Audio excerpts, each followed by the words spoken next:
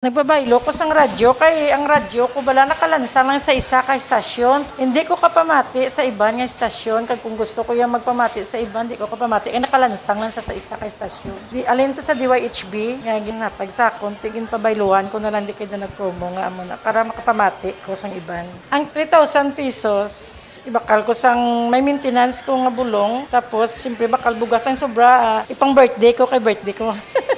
Oo, sobra gid. Ako niya ba, naga-driver lang niya. Ako ya sa sulod ng sambalay. Basta radyo, Bombo. Number 1. Number 1 ang Bombo radyo.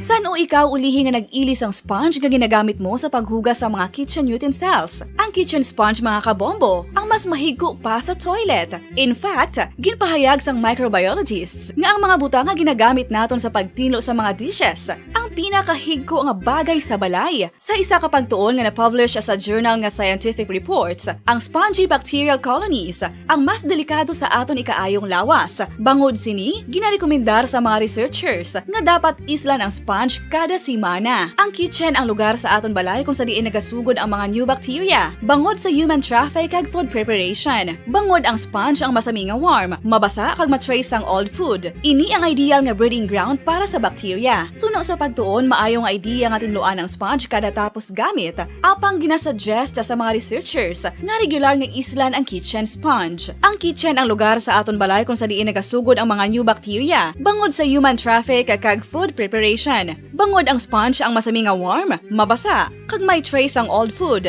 Ini ang ideal nga breeding ground sa para sa bacteria. Suno sa pagtuon, maayo nga idea nga tinluan ang sponge kada tapos gamit, apang ginasuggest sa mga researchers nga regular nga islan ang kitchen sponge. Isa ka bala sa may hinuptanan nga ido, mangin responsable nga dog owner. Bilang nagapanag-iyas ang ido, siguraduhon nga ang mga ini ang regular nga nabakunahan batok sa rabies. Ipaidalom ini sa mandatory registration. Siguraduhon nga hindi ini manginlayaw o kon magsigilagaw o kon libot sa mga kalye o kon sa anuman nga mga public places. Imo man responsibilidad nga mapag-groom ang mga ini, matagaan sa bastante nga pagkaon kag shelter. Responsibilidad mo bilang pet owner nga gastuhan ang anuman nga gastuhon medikal sa tion nga makakagat ang imo ido. Rabies is preventable. Mangin responsable nga dog o kon pet owner.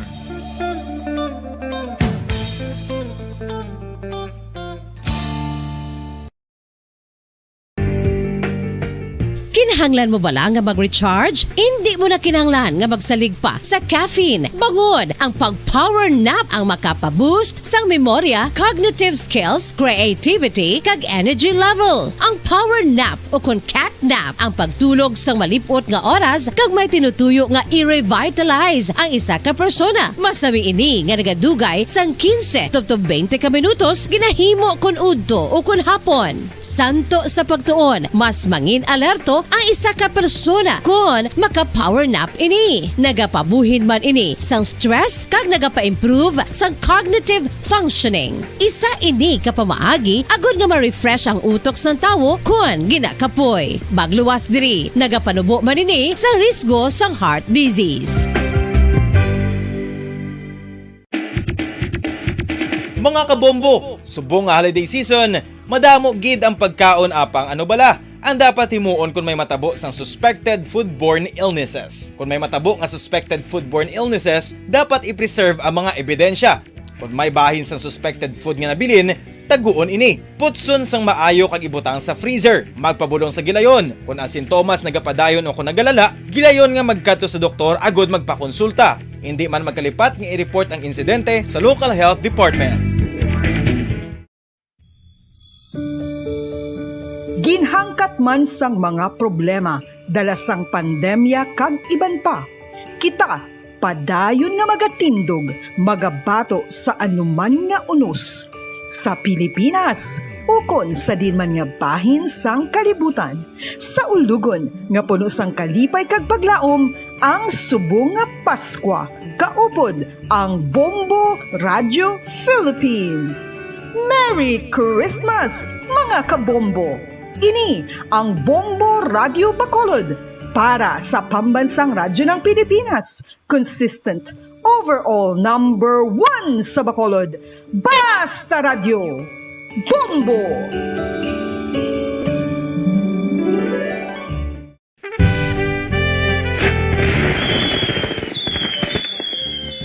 Paano ang mangin safe batok sa mga palupok? Delikado ang paggamit sang palupok. Tanan nga klase sang palupok ang ginadumilian sa mga bata. Magpalayo sa mga taho o kun lugar nga may nagapalupok. Hindi magpulot sa mga wala naglupok nga mga palupok. Ini tuman kadelikado. Magpabulong gilayon kung ikaw ang nalukpan. Mga pahanumdum nagikan sa Bombo Radio Philippines. Basta Radio Bombo!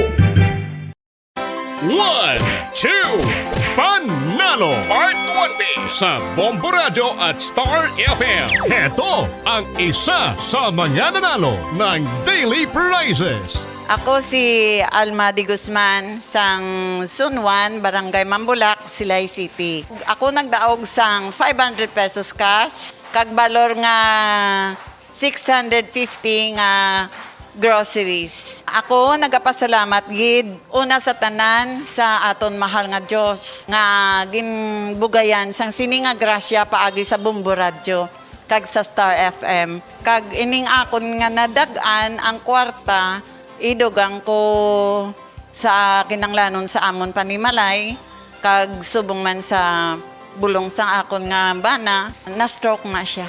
Pagkatapos, dugang jutay nga kapital sa ako negosyo man para nakadugang-dugang. Kamo nga mga utod ko, nga ara dira, nagapamati, kag nagalantaw sa Bombo Radio, ginaagda ko man kamo magpasakop sa sining ilang nga promo, nga dako nga bulig ini para sa aton nga kinahanglanon. Kag sila nagapadayon sa gihapon, basta Radio Bombo, number 1. Number 1 ang Bombo Radio.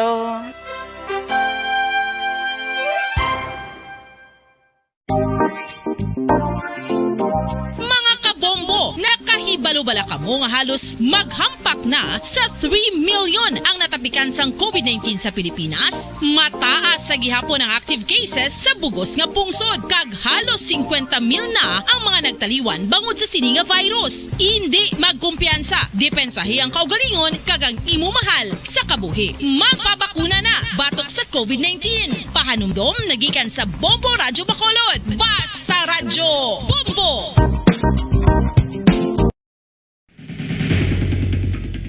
Ang food safety ang nagagarantiya nga ang pagkaon hindi makatugas ang anuman nga halit sa consumers o kung makakaon sini, samtang ini ang ginahanda o kung nakaon. May ara man sa ginatawag food and waterborne diseases o kung grupo sa mga balatian, tugas ang anuman nga infectious o kung non-infectious agents. Ang mga masunod ginakabig common causes ng food and waterborne.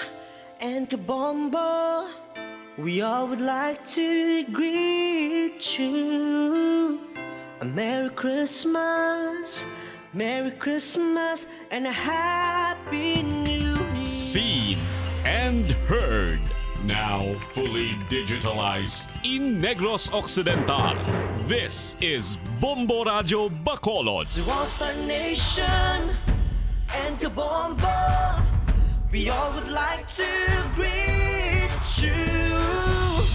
A Merry Christmas.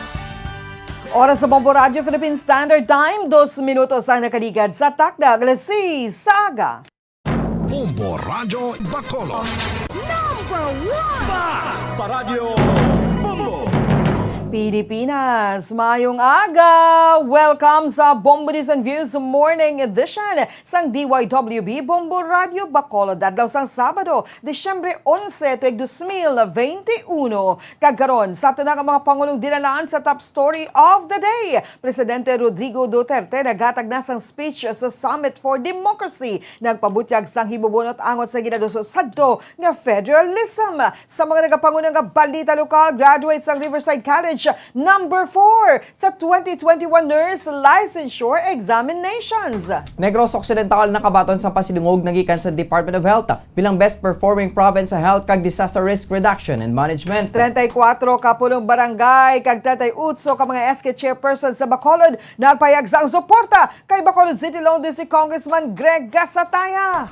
Motorcycle rider patay matapos makabunggo sa 10-wheeler truck sa barangay Mandalagan, Tinalikdan nga gabi. Sa mga nagapanguna nga balita national, petitioners batok sa anti-terror law mag-file sang motion for reconsideration sa Korte Suprema. Portugal, ginlakip naman sa Pilipinas sa red list countries. 5 kadugang nga travelers na gikan sa South Africa na locate na sang Department of Health. Temprano pa nga paghatag sang booster shots ginakonsiderar sa Department of Health. Sa mga nagapanguna nga balita international, US President Joe Biden nagtawag sa presidente sang Ukraine sa tunga-tunga sang tensyon batok sa Russia. Pila ka bahin sang Australia, naka-eksperyensya sang wildfire kaglapnagon nga pagbaha. Sa balita sa negosyo, Japanese Financial Business Group nagapati nga magasanyog ang ekonomiya sang Pilipinas sang 6.5% sa 2022. Balita sa inang pang, WBC World Bantamweight Champion Nonito Donaire Jr. kag makasupo nga si Raymart Gabalio nagpakita sang respeto sa pre-fight conference. Sa balita sa entertainment, Miss Universe Bahrain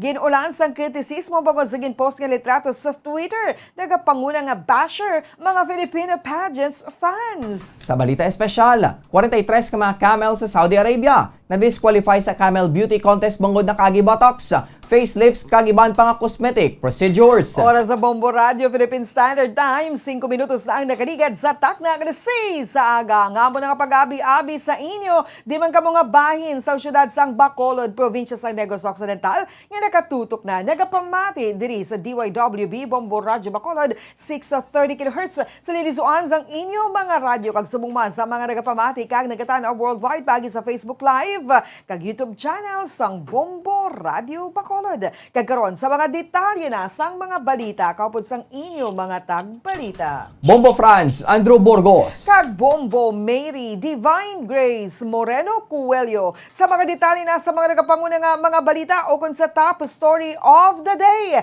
Ginpakamalaot ni Presidente Rodrigo Duterte ang kakulang sang suporta sang Kongreso siya kampanya kung campaign promise sang tuig 2016 nga magtukod sang Federal System of Government pinakabulan antes sini magbiya sa pwesto. Siya nga speech sa Summit for Democracy ang gina-host ni US President Joe Biden. Gipanindugan ni Duterte nga tinutuyo kon tadi sa iyang federalism project nga mas mapasangkad pagid ang democratic participation sa Pilipinas.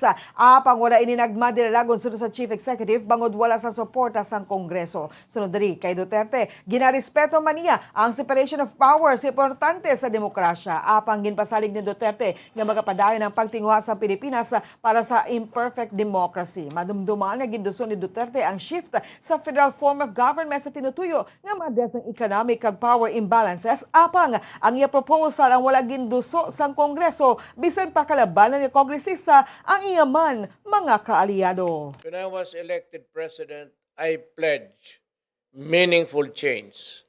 I aspired for a government that really works for the Filipino people, especially the poor and the marginalized. Hard but necessary reforms needed to be made. Deep wounds of divisions needed to be healed, and stark inequalities needed to be redressed. All difficult undertakings, but we did what we could and should. My government worked to give the Filipino people the basic means to lead a life of dignity. This entails creating jobs, safeguarding peace and security, and instituting social safety nets. We have made significant headways, especially in economic expansion, but COVID-19 struck and reversed many of our hard-earned gains. My government also sought to broaden democratic participation through federalism, but my constitutional project did not get Congress support. So be it. I respect the separation of powers vital to democracy. Ang kabahin sang mensahe ni Presidente Rodrigo Duterte sa Summit for Democracy. Oras sa Bombo Radio Philippine Standard Time, 8 minutos ang nakaligad sa takna ng sa isaga. Sayro kita sa mga detalye na sa mga nagapanguna nga balita lokal. Nalakip ang graduate sang Riverside College diri sa syudad sang Bacolod sa top 10 sang 2021 Nurse Licensure Examination subong nga bulan sang Disyembre. Sa resulta sang pasinawan nga ginpagwa sang Professional Regulation Commission kagabi, City si Aya Hana Balyares Samiliano ang kaupod sa anong ka mga examinees nga number 4 sa top 10 nga mayara sang 87.80% nga rating. Nagpanguna naman ang graduates sang Silliman University sa Dumaguete City, Negros Oriental sa licensure examination. Si Kiara Bell Arrante Pobladora ang nakakuha sang 89.40% nga rating. Pinakamata sa 6,086 ka mga examinees nga nakapasar sa pasinawan nga ginhatag sa Manila, Baguio, Cagayan de Oro, Cebu, Davao, Iloilo, Coronadal, Legazpi, Lucena, Pagadian, Rosales, San Fernando, Tacloban, Tugigaraw, kag Zamboanga sa mga semana sang bulan sang Disyembre. Nagpakador naman Sanday Francine Beatriz Liao Cruz nagikan sa Southfield International School and Colleges, kag Natalie Joyce Mariano nagikan sa Medici D. Makati College Incorporated nga may 88.80% nga rating.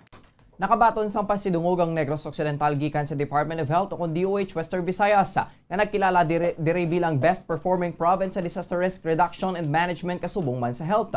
Suno kay Negros Occidental Governor Eugenio Sibong Lacson, ang pasidungog o kunang pagpasidungog sa Negros Occidental ang ginpatigayon kadungan sa 2021 Regional Awarding of Partners and Stakeholders. Pahayag sang gobernador nga nakita sang Department of Health Region 6 ang mga programa sang Negros Occidental na toy sa disaster kag health responses. Ginalantaw man ni Lacson nga dako ang contribution sa gintukod nga 911 hotline sa nabaton nga pagkilala. Gindayaw sang gobernador ang Negros Occidental Provincial Disaster Risk Reduction Management Office o PDRRMO sa pagpanguna ni Dr. Zifar Gerhard Kailian. Naibaluan nga ang 911 hotline ang operasyonal na sa sulod sang masobra isa ka tuig, kag ang 911 center ang nahamtang sa Panaad Park and Stadium kasubong man ang PDRRMO office. Aminado naman ang gobernador nga dako ang nanginbulig sang hotline, ilabi na sa bayan sang pagresponder sa disaster events, medical cases kag mga aksidente. Pasalig ni Lacson nga magapadayon pa ang madasig nga pagserbisyo sang probinsya. Panumdom sa gobernador nga prioridad sa karon sang national government amo ang improvement sang kada probinsya. Samtang ginalantaw naman ni Lacson nga ang pagpasidungog sa probinsya na may kaangtanan sa health management ang bangod sa nangin pagresponder sa mga inibatok sa COVID-19. Over the years, pakita natin ang response ng mga responders natin, especially ang Departamento ng Disaster Risk Reduction Management Office, ang pag-improve sa services na ating gina-offer sa mga Negrosanon. And now, specifically now, we have our own 911. Katapos na pa, na para sa Nabatian si Negros Occidental Governor Eugenio Sibong Lacson. 34 sa mga punong barangay kag 38 ka mga sangguniang kabataan chairperson sa Bacolod City ang nagpahayag sang pagsuporta kay Lone District Congressman Greg Gasataya sa re-election bid bilang kongresista sa palabuton nga 2022 elections. Ini sa piyak sa hindi paghangpanay sa kongresista kag zanay partido sini nga Grupo Progreso inabi kay Bacolod City Mayor Evilio Ping Leonardia. Madumduman nga una na nga nagpahayag ang alkalde nga wala na nagapati ang Grupo Progreso sa pagdeklarar ni Gasataya nga neutral candidate. Bago nagapati ang mga ininga sa piyak sang kompirmasyon, mayra inigihapon sang ginadampigan sa piyak nga bahin nang inhugot naman sa panindugan ni Gasataya nga siya ang neutral apang bukas sa mga luyag magsuporta sa iya. Suno kay Congressman Gasataya, sadto pa man masami na ininga nagapatawag sang fellowship dinner kaupod sa mga opisyalis sang tag sa local government unit kung sariin sa ila naging paghinunanon personal mismo ang ginpahig sa mga opisyal ang ila pagsuporta samtang ang iba naman ang wala nakatambong ang nagpahig man sa paagi sa pagpadala sang mensahe. Madumduman ang Bacolod City ang ginabugusan sa 61 ka mga barangay kani masobra sa tunga sini ang nagpasalig na sang pagsuporta sa kongresista apisar sa hindi maay nga relasyon sini sa incumbent mayor. Mas may naman nga SK chairman ang nagpabutyag sang pagsuporta kag iban pa sa kag iban sa mga ini ang nagseparar sa panindugan sa mga punong barangay. More than half sa mga punong barangay all over the Bacolod. And may ibang pa na nagtawag like sa ako today, may nagkalab ko ng pila kanilo na nag-signify gidas nagsuporta sila sa aton. From time to time, request ko ni sila na maka-dinner, maka-istorya, maka-tungkuanay kami. And in that dinner, nag-signify sila sa ila sininga support sa aton. Si Bacolod City Lone District Congressman Greg Gasataya. Hindi pa subong makapatigayon ng Commission on Elections sang uplan pangkakasa sa mga election materials nga nakalansang sa mga poste sang kuryente kag puno sang kahoy.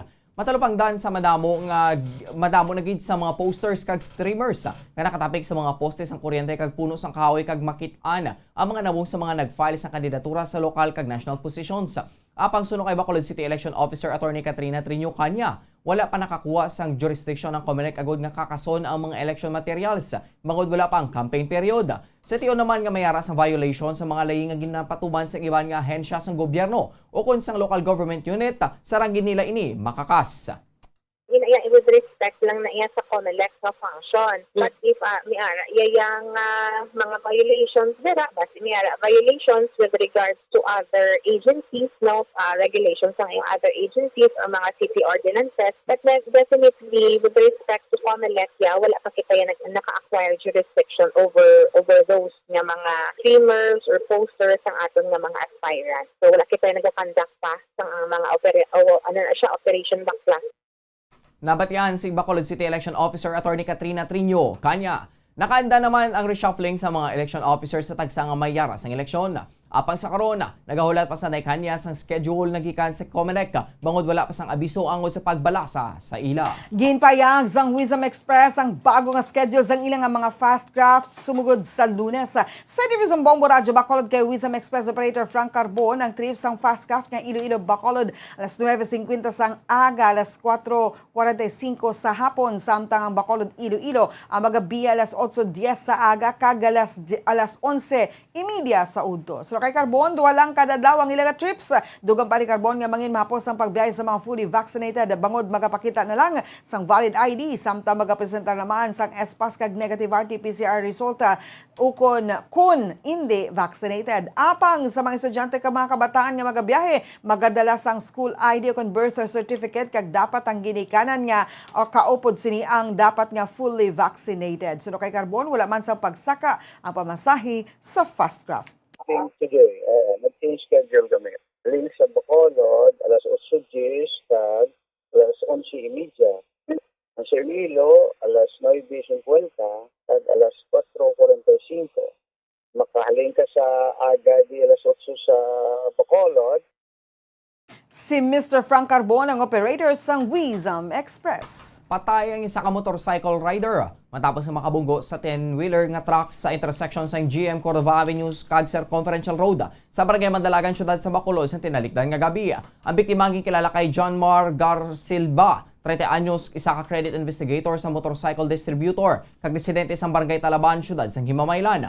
Ang biktima ang nagikan sa isa man ka pagtililipod sa Barangay Mandalagan kag masugat kung tadi sa iyang nobya sa terminal nga bago man nag-abot gikan Cebu. Suno kay Police Major Richard Fajarito, Station Commander sa Bacolod Police Station 3, posible nga badasing ang pagpadalagan ni Gar Silva. Rason nga ini ang naglapaw sa intersection kag nakabunggo sa 10-wheeler truck nga kargas o nga nagakargas ng tubo padulong sa norte nga ginamaneho ni Arnel Alunan, 32 anyos, residente sa Hacienda San Baldomiro 2, Banwa sa Bursa. Nagkapati ini nga bangod pangayaw si Gar Silva. Posibleng hindi sinisunado ang dalan rason nga naglapaw ini sa intersection imbes nga maliko patuo. Nagangkod sang samad sa ulo ang biktima kag ini ang gintunaan sang iyang kabatayon.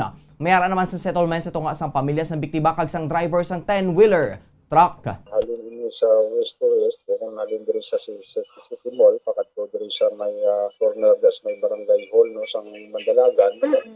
Diretso ini siya. No, way sa kaliko tani makadto ini siya sa pakadto na mansiningan. Nagdiktarik ini siya sa piyak nga nga side sa kalsada.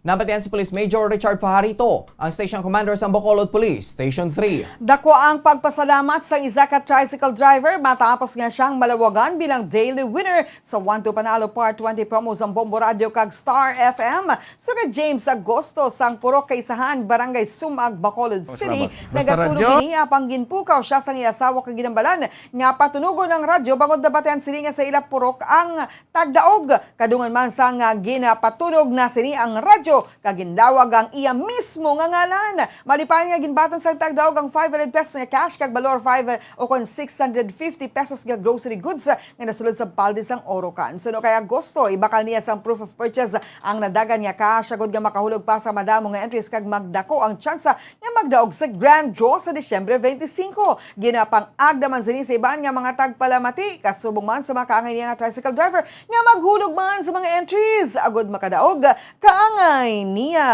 Una nga daw.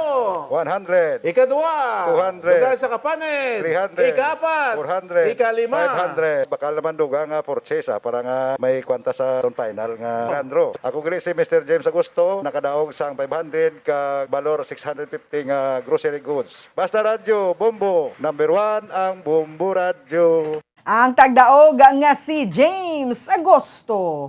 Para sa katapusan nga balita lokal, dako ang pagpasalamat sa isa katagpasakop sa special project sa Bombo Radyo. Matapos nga babaylawan na gid man ang ilang radyo nga nakalansang sa isa lang ka istasyon. Sa Manuela Layos, sa Purok Mabinoligon, Barangay Handumanan, Syudad sa Bacolod, ang ilang radyo nga nakafix lang sa DYHB. Dako man ang napagpasalamat ni Layos nga magluwas nga nabayluhan ang iyang radyo. Nakabato pa inis na temprano ang pamaskwa nga 3,000 pesos nga cash. Ang kwartang igadugang naman sini sa pambakal sang bulong sang iya Iloy kag makadala sang pasalubong para sa iya nga bata. Dako naman nga kalipayan sa Iloy sinibangod makapamati na ni sa luyag pamatian nga istasyon. Nagahandumanan. Kindala mo din radyo mo? Nga aman? Kay nakalansangan sa isa ka stasyon, DYHB. Dugang ko baka sang bulong sang Iloy ka, sir. Salamat gali sa Bombo Radyo. Kag sa radyo nga makapamati ng akon Iloy sang iban nga station. Nabatyan nagpabaylo sang radyo nga si Luwela Layos. Oras sa Bombo Radio Philippine Standard Time, 19 minutos nang nakaligad sa takda alas 6 aga. Bantayan sa pagpanumbalik sang Bombo News and Views Morning Edition, mga detalye na sa mga nagapangunang nga balita national, international, kagiban pa diri sa gihapon sa DYWB Bombo Radio Bacolod. Bombo Radio Bacolod. Number 1! Basta Radio Bombo! Yari na ang isa sa nakapabaylo kag nakabaton sang brand new radio set with AM and FM band. Kag cash, nagikan sa Bombo Radio Bacolod.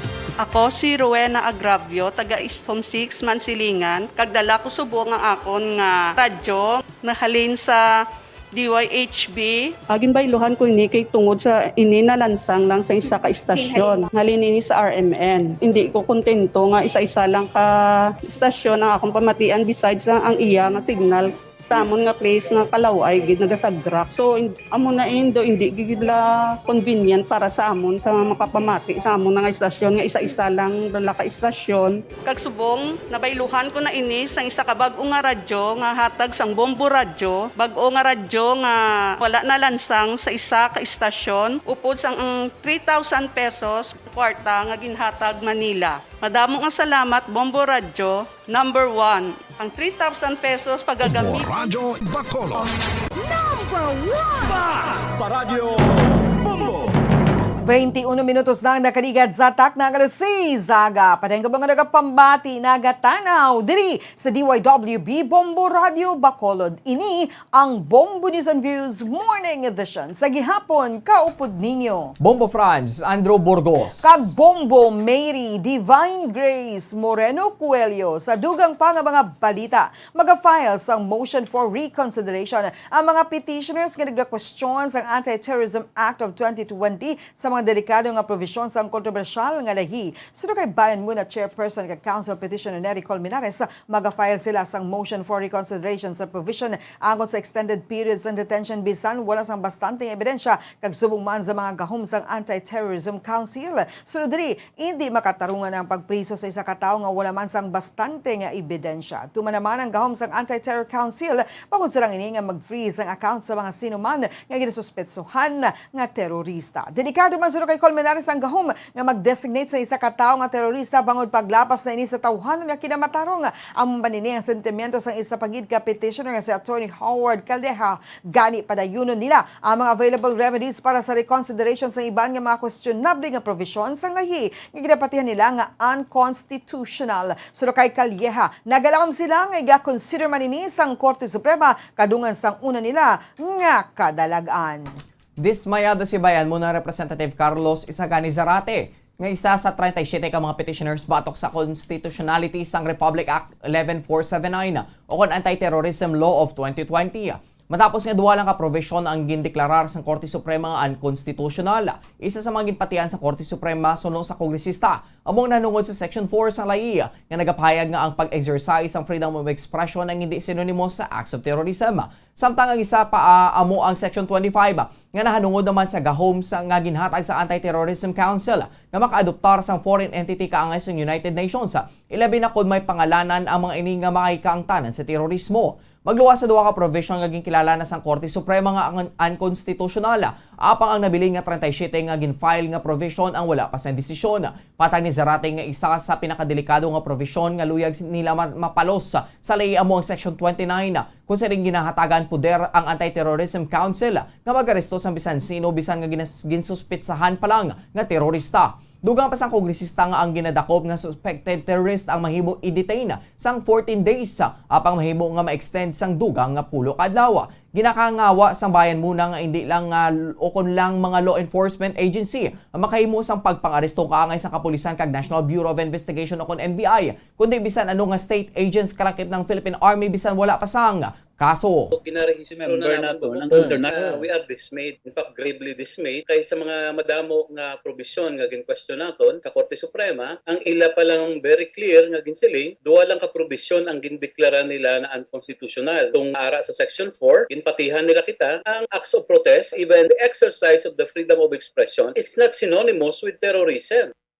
Nabatian si Bayan Muna Party List Representative Carlos Isagani Zarate. Ginalantaw sa Bayan Muna Party List nga mahimo naghulat pasang facial challenge o kung actual case ang Korte Suprema rason nga duha pa lang ang ginpagwa nga sabat gikan sa 37 kang ginapilar nga provisions sa Republic Act 11479 o kung Anti-Terrorism Law of 2020. So kay Bayan Muna Representative Carlos Isagani Zarate, isa ka libo kung 1,000 pages ang nasabit ka desisyon kalakip na ang separado nga mga opinyon. Ginalantaw sa kongresista nga mahimo sa iban nga mga ginapil nga provision nagapangita pa sa aktual nga kaso ang Korte Suprema. Apang ang Bayan Muna may consensus na nga sa tiyon nga mapagwang desisyon magafile girayon ng mga inisang motion for reconsideration. Patay ni Zarate nga hindi pwede nga pabayan lang ang lahi bangod dako ang risgo sini sa kinamatarong sang mga tawo. Ginalantaw sang kongresista nga kaangay ginapanugutan lang nga magbalik ang Pilipinas sa madulom nga maragtas sang panahon ni late President Ferdinand Marcos Sr.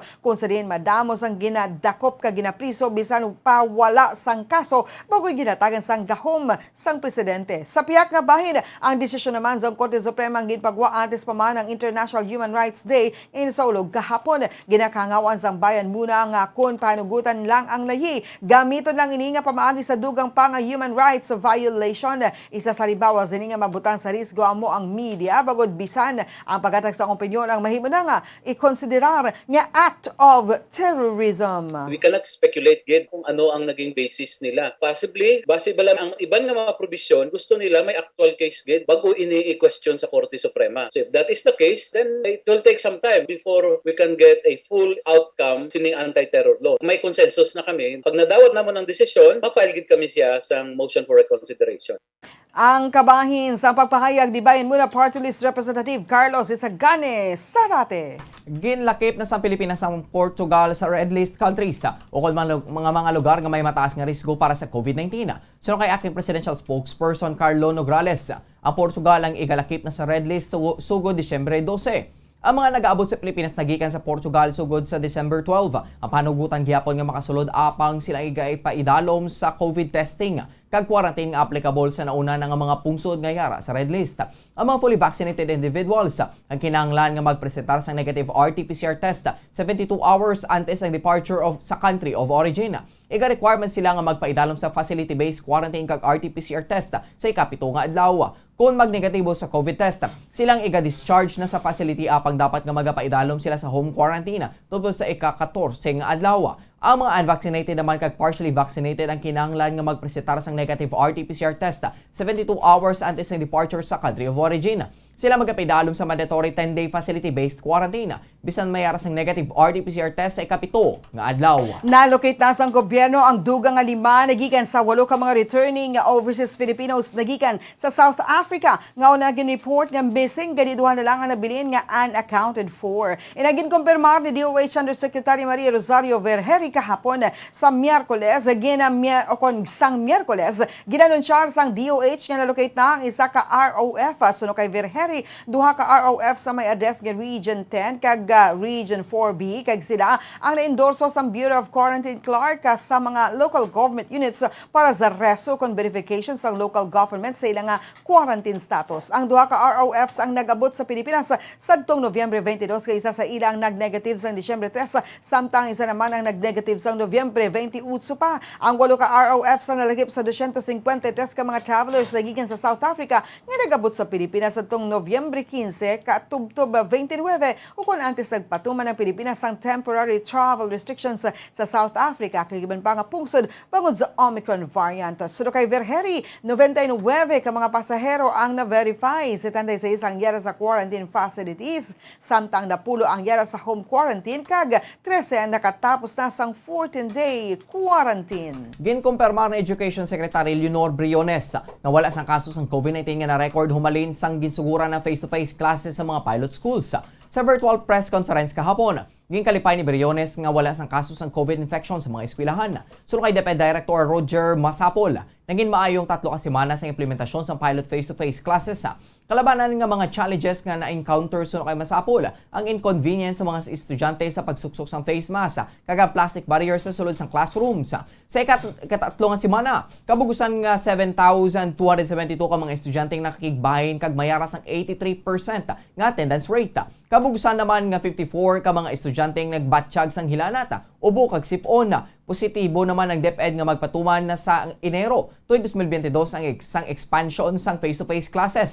Sulong kay DepEd Assistant Malcolm Garma, igakonsiderar na sa ang pagdugang sang iban nga mga grade level kag mas malabang nga class hours matapos ang pilot implementation subong nga Disyembre. Kag sa katapusan na nga balita national, ginakonsiderar sa Pilipinas nga panubo na lang sa 3 ka bulan ng interval period sa tublukan sang booster shot batok sa COVID-19 ang isa ka fully vaccinated individual. Sa Department of Health Secretary Francisco Duque III, ang fully vaccinated individual subong ang mahimo nga matublukan sang booster shot, makaligid ang 6 ka bulan para sa pila ka brands ang bakuna samtang 3 naman ka bulan para sa Janssen vaccine. Pero kay Duque, magasunod sila sa vaccine expert panel angot sa bentas ang temprano papagatag sang booster shots. Madumduman nga sang Nobyembre 17, ginsuguran sa Pilipinas ang inoculation sa booster shots sa mga healthcare workers. Samtang ginsuguran naman sa Nobyembre 22 ang inoculation sa mga senior citizens kag immunocompromised individuals. Sugod Disyembre 3, ginsuguran man sang gobyerno ang pag-administer sang booster shots sa tanan nga fully vaccinated adults. Oras sa Bombo Radio Philippine Standard Time, 30 minutos sa nakaligid sa takda nga sa Izaga. Sa kita sa mga detalye na sa nagapanguna nga balita international. Sa Estados Unidos, gintawgan ni US President Joe Biden ang iyang counterpart sa Ukraine, si President Volodymyr Zelensky, bilang kabayan sa nagapaday nga effort nga ma-diffuse ang tensyon bangod sa military build-up sa Russia sa borders ng Ukraine. Ang pag-istoryahanay ni Biden kag Zelensky ang natabo pila ka adlaw matapos nga nagsapol Sunday Biden kag Russian President Vladimir Putin pagi sa video conference ko sa din. Nagpanawagan ng US President kay Putin nga magamit sang diplomacy agud nga mapataho ang tensyon batok sa Ukraine kung sila ang magapakatubang sa mabugat nga economic sanctions. Sa statement na gibagwa ni Zelensky, kinpahayag sini nga ginpahibalo siya sa presidente sa Estados Unidos angot sa content sa iyang negosasyon kay Putin. Nagdiscuss man sila sang posibleng format sa pagresolba sang conflict sa Donbas kag natalakay man ang course of internal reforms sa Ukraine. Sa pungsod Australia, kapit nga natural disasters ang ginatubang sa Australia kahapon matapos nga maglungtad ang wildfire sa West Coast. Samtang may lapnago naman nga pagbaha sa nasilangan nga bahin sang kontinente kadungan sa madamol nga pagulan. Matapos ang pila ka semana nga tuman kainit nga panahon, ginlabon sa kalayong western tourist spot sa Margaret River nga kilala o kon nga kilala nga iya nga fine wine kag big surf. Wala sang balay nga nahalitan kag napilasan sa insidente apang nakita ang tuman kadamol nga aso sa kahawaan. Gipatuman naman sang isang emergency warnings kag nag-evacuate ang mga residente. Tuman naman kadamol ang pag-ulan sa piyak nga bahin sang kontinente sa Pacific Coast. Suno sa Bureau of Meteorology, may nagporma nga low pressure center sa southern na New South Wales coast nga nagdala sang madamol nga pag-ulan kag pagbaha. Pila ka rural regions nga sa nabagatnan sang Sydney ang ginbubuan sang 21 centimeters nga kadamulon nga ulan sa nakaligan nga 24 oras. Kag sa katapusan na nga balita international, ginpayag sa isa ka Cebuana nga supervisor sa restaurant sa isa ka hotel sa Turks and Caicos Islands, Atlantic Ocean, ang kinalain sang pagselebrar sang Pasko sa isla kung ipaanggid sa Pilipinas. So kay Amy Marie, ang Bombo correspondent sa Turks and Caicos Islands, pito na ini katuig ginagapuyo sa isla kung zariin masobra 3,000 man ng mga Pilipino nga nagapuyo. So sa Cebuana nga OFW, mabatsagan gid gihapon nilang Pasko nga kaangay sa Pilipinas pagod mayara man sila sang Filipino community sa isla gani nagapatigan sila sang Christmas party. Payag sila nga hindi kaangay sa Pilipinas nga month-long ang selebrasyon sang Pasko sa Turks and Caicos Island. Kinaselebrar lang ini sa Disyembre 25 kag wala Manila ginasugata ang Pasko sa pagulat sang Christmas Eve. Hindi man bongga ang pagselebrar sa mga lokal sa Christmas season, hindi kaangay sa Pilipinas nga tuman kabugana sa ginaluto para sa selebrasyon. Hindi lang madula sa lamesa sang mga ini ang ham kag turkey. Apag wala man sang makabig nga prutas nga masami makita sa isla kun Pasko. Sa Disyembre 26, nagapatigan man sang Mascano Parade ang isla. Nga ginapatigan sa sentro o kon nga makabig tourist area kung sa din madamo sa mga street foods kag local foods kag products nga makita kag mayara man sang festivities nga nagapakita sang local dances sa isla. Isa sa pinakakilala nga pagkaon sa Turks and Caicos Island amang conch nga isa ka size sang sea snail kung sa din mahimo maluto sa nangarisari nga pamaagi. Celebrate lang sila during Christmas Eve and Christmas Day. Kasi sa atin, di ba, it's very a long month of celebration. Yes. Dito, mafe-feel mo lang siya pag parang 1 week to go na lang Christmas. Diyan mo pa sila maano na magsa-celebrate ng Christmas. Hindi rin sila gano'ng kabongga mag-celebrate ng Christmas compare sa ating mga Pinoy. Ang kabahin sang pag-istorya ni Bombo International Correspondent Amy Marie, direkta sa Turks and Caicos Island. Para sa aton nga business news, ginpayag sa Japanese Financial Service Group nga numura kahapon nga ang Philippine economy ay mahimo nga magsanyog sang 6.5% sa 2022 kag mahimo makabalik na sa pre-pandemic level sa fourth quarter sa masunod nga tuig. Ang forecast ang mas manubo sang sa consensus sa 6.8% kag ang target range sang gobyerno nga 7 to 9%. Suno kay numura Chief ASEAN economist Yubin Paracueles, ang ilang forecast nga 6.5% ang bangod sa mahina nga panugod subong nga tuig kasubong man bangod sa ang Pilipinas sa nagikan pa sa pagpatikayan sa mga lockdowns. Dugang pa sini nga may impact man sa economic recovery sa Pilipinas ang mahinang election spending kag manubo nga vaccination rate kundi panggid sa iban nga pungsod.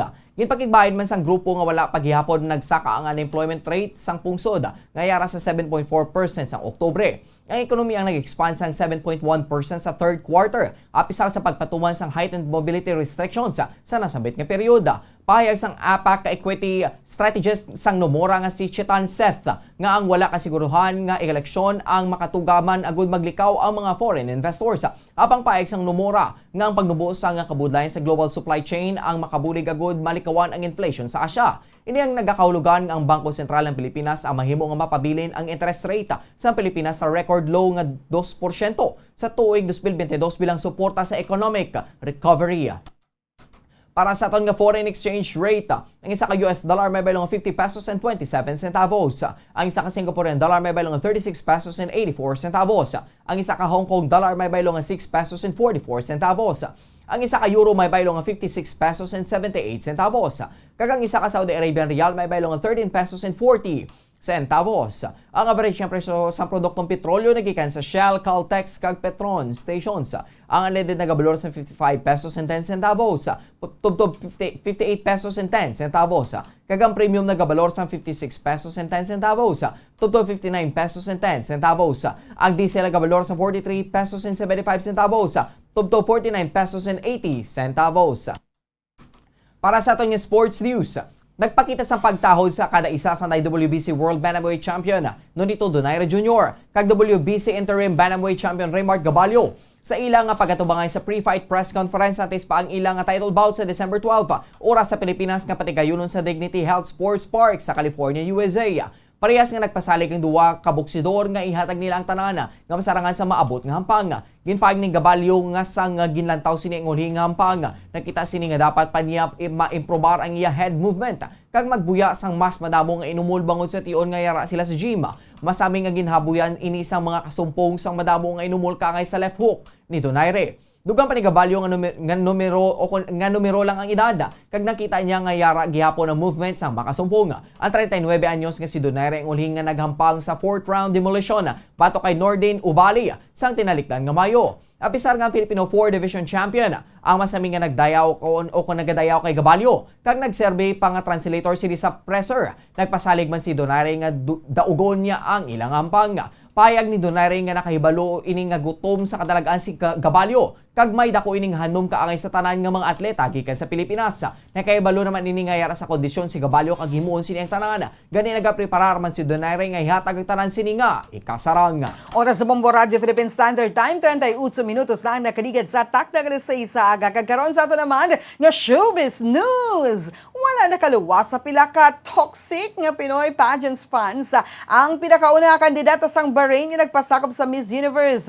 Ang 25 anyos nga Zemanar Nadim Jess Diani. Sa Instagram sang kandidata kahapon, ginpakigbahay ni Diani ang isa ka litrato nga kaupod ang kaparehas nga mga kandidata sa Miss Universe 2021. Sa mga litrato, kaupod ni Miss Universe Bahrain sa Miss Universe Bolivia na Heme Yukin, Miss Universe Chile Antonia Cristal Figueroa, kag Miss Universe Czech Republic Carolina Kakisova. Sa litrato, kangay nga hindi pa handa si Diani nga makuha sa litrato, pagod wala man lang ini makayuhom kag wala nagporma bilang beauty queen.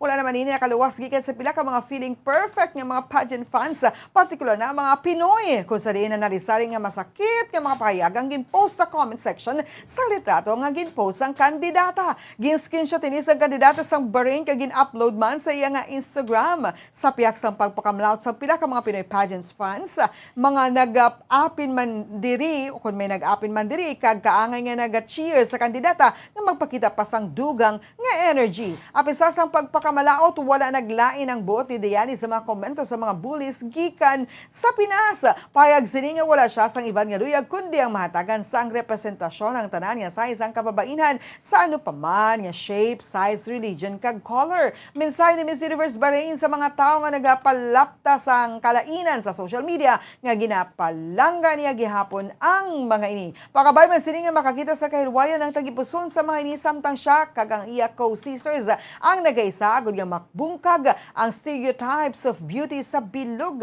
nga kalibutan. Apesar nga nakabaton ni sa mga masakit nga tinaga, nahibog gyapon sa kandidata nga magtagalog kabag hambal nga palangga niya ang kababayan nga Pilipino. Si Diani mo ang pinakauna nga taga Bahrain nga maga-intra sa Miss Universe kag ginang napili sang ilang nga pungsod nga maga-presentar sa pageant sini o kon sini lamang sang Nobyembre 29. Para sa ating nga Bombo Health News, kasaron o kung sa karon nga may ginapangtubang nga pandemic, importante nga halungan gid ang ikaayong lawas.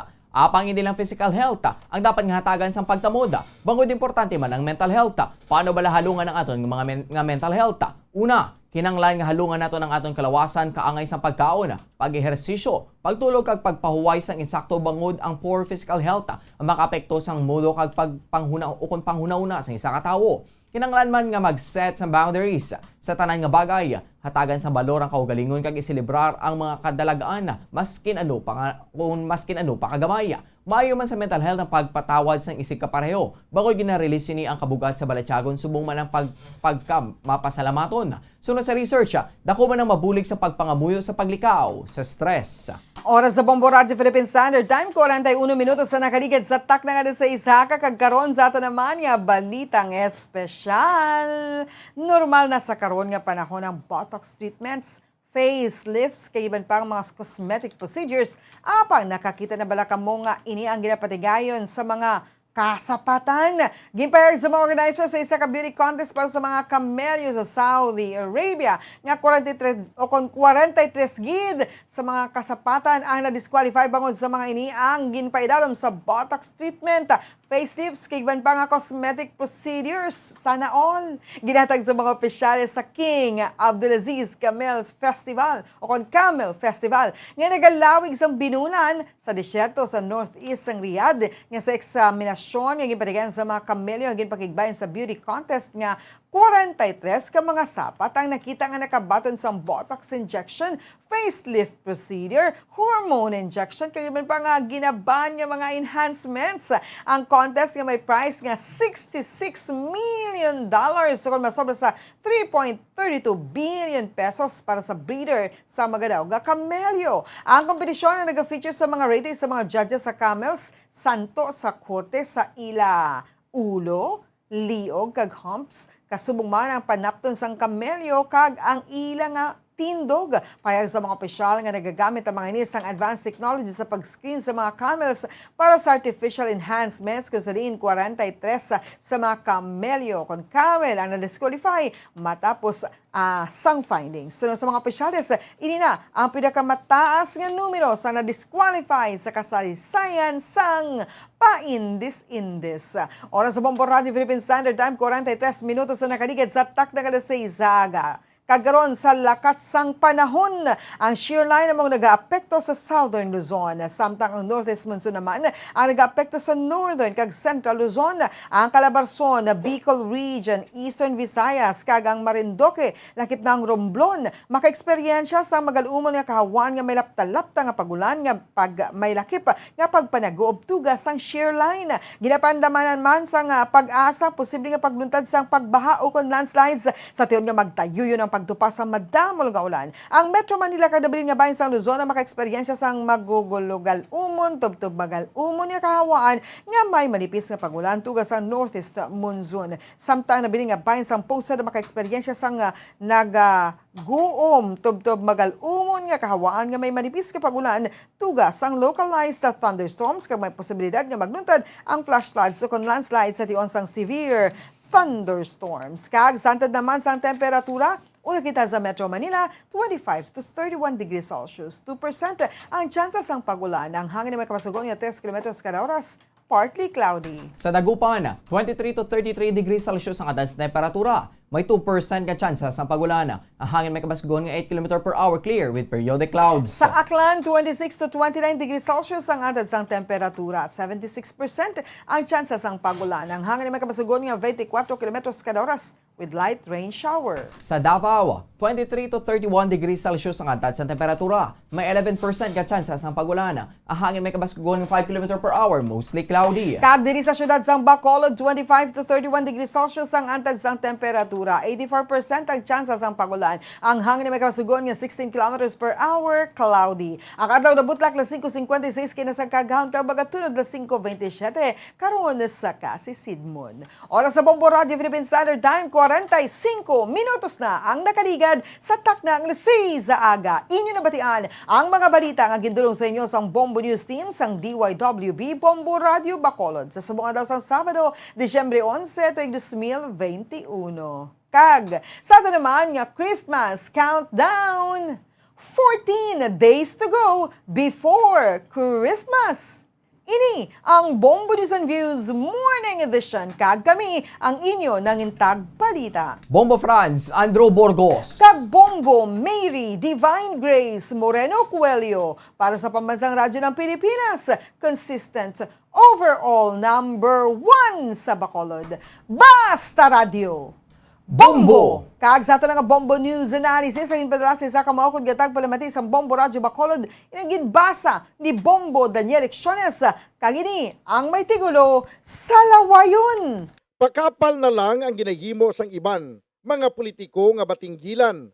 Sa ila temprano nga pangampanya, ginalapas ang kasuguan, ginabaliwala. Traditional nga Christmas tree nga yara sa puluyan, sa karon bisan diin mo na lang makitaan, bangod sa mga campaign materials nga ginatakod sa mga kakahuyan, mga nagaigpat na lang nga mga suga ang kulang. Halin pa man sang nagliligad sang kumilik ini ang ginadumilian, Bangod ini ang makatuga sang kalitan. Kag sa tiyon na sang kampanyahanay, mayara ginadesignar nga lugar agud nga ang campaign materials diri ihalay. Apang tungod hindi pa campaign period subong, kumilik ang wala pa sang gahom, wala pa sila sang kinamatarong, agud nga ini ang pagahukson. Sa mga politiko nga sa sini nga mga materialis nagapanag-iya, sundon ta kuntani ang layi nga sa ato nagadikta. Kung kamo numero 1 nga salawayon, base sa mga katawan kamo ang pagasundon. Ang ini nga panguna-una kapananawan ang ginpadala ni Filimon Agravante sa Barangay Mansilingan, Bacolod City. Sa mga tagpalamati sang Bombo Radyo Bacolod, pwede man kamo magpadala sang inyo panghuna-huna kag pananawan sa Bombo News and Views Morning Edition. Care of DYWB Bombo Radyo Bacolod, CBS Development Corporation Building, Lacson Street, Mandalagan, Bacolod City. O kung pinaagi man sa email address sang Bombo Radyo Bacolod, bombo_bacolod@bomboradyo.info. Bombo Radyo Bacolod. Number 1! Bas Paradyo Bombo! Yari na ang isa sa nakapabaylo kag nakabaton sang brand new radio set with AM and FM band. Kag cash, nagikan sa Bombo Radyo Bacolod. Ako si Arlene Ruiz, taga Kalong-Kalong Zone 1, Bacolod City. Nagbabaylo ko sang radyo, kay ang radyo ko bala nakalansang lang sa isa ka estasyon. Hindi ko kapamati sa iban nga estasyon, kag kung gusto ko yung magpamati sa iban, hindi ko kapamati. Kaya nakalansang lang sa isa ka estasyon. Alin to sa DYHB, nga ginatag sa akon, tigin pabayluan ko na lang di kayo na nag-promo nga amo na, para makapamati ko sang iban. Ang 3,000 pesos, ibakal ko sang may maintenance ko nga bulong, tapos siyempre bakal bugas ang sobra, ipang birthday ko kay birthday ko. Oo, sobra gid. Ako niya ba, naga-driver lang niya, ako ya sa sulod ng sambalay. Basta radyo, Bombo. Number 1. Number 1 ang Bombo radyo.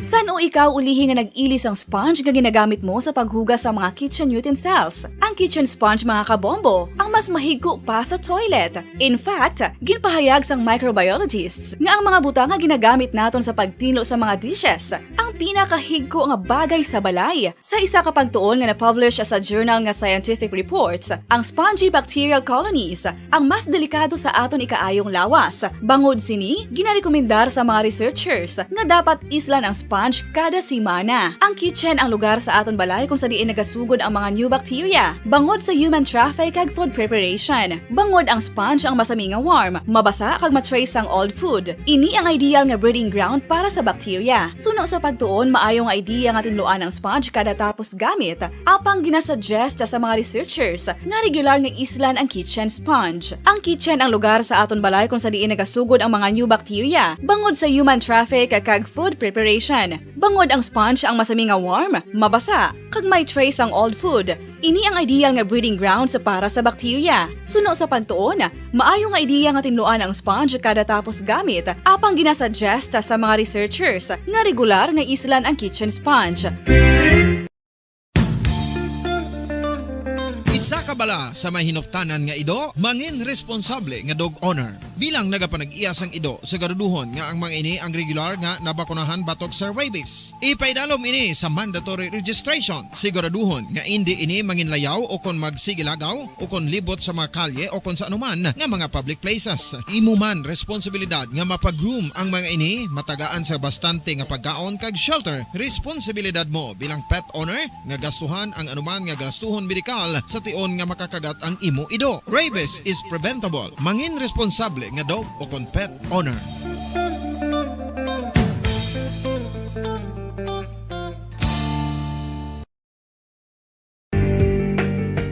Kinahanglan mo bala nga mag-recharge? Hindi mo na kinahanglan nga magsalig pa sa caffeine. Bangod ang pag-power nap ang makapaboost sang memorya, cognitive skills, creativity, kag energy level. Ang power nap o kon cat nap ang pagtulog sang malipot nga oras kag may tinutuyo nga i-revitalize ang isa ka persona. Masami ini nga nagadugay sang 15 to 20 ka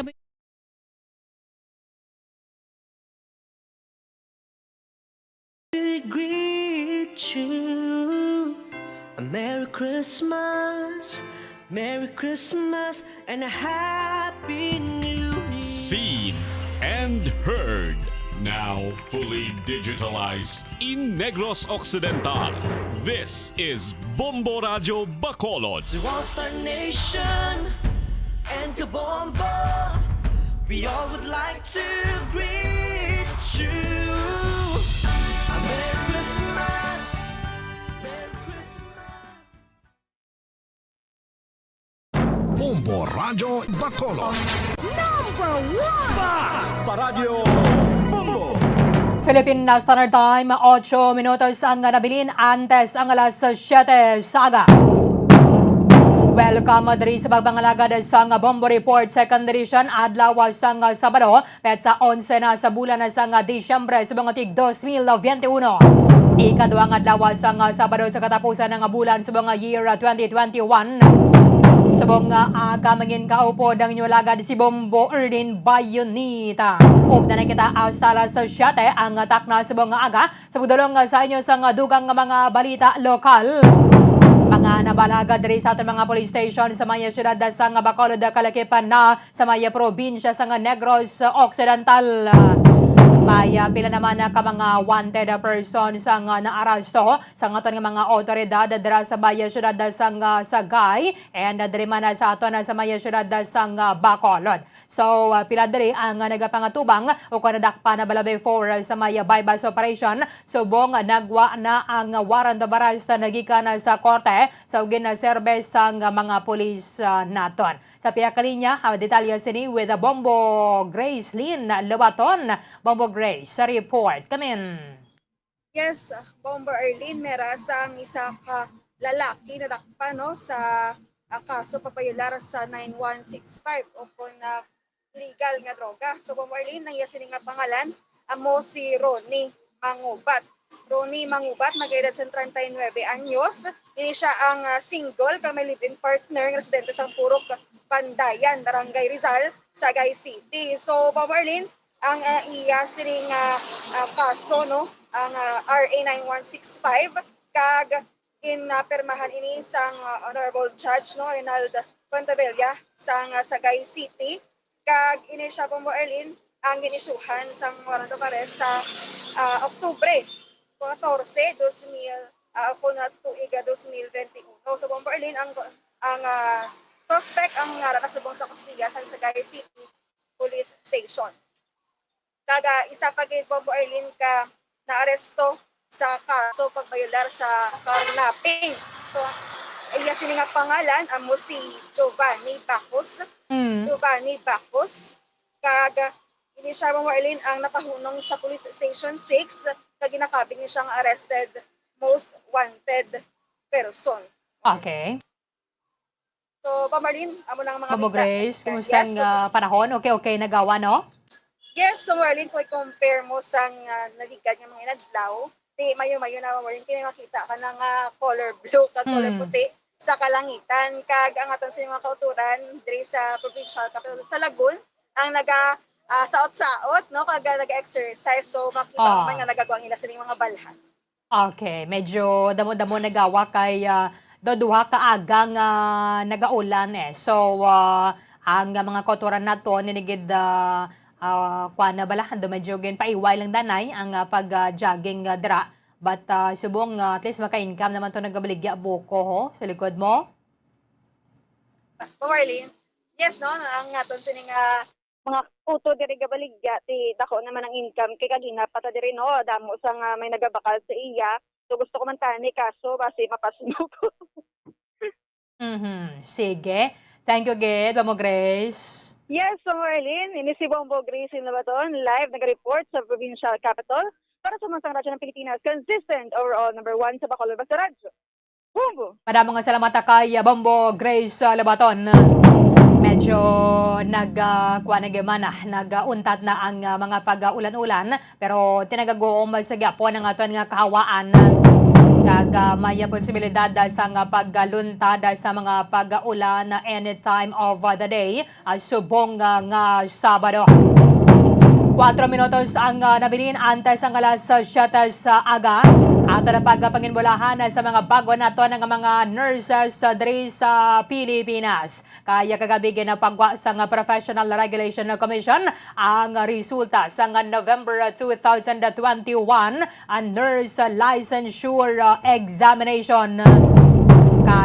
Kabagusan ng 6,086 ang mga examinees ang nakalampuwas and naging maninalag-on na dari Banwa. Sila ang nakapasara sa nasambit ang pasinawan.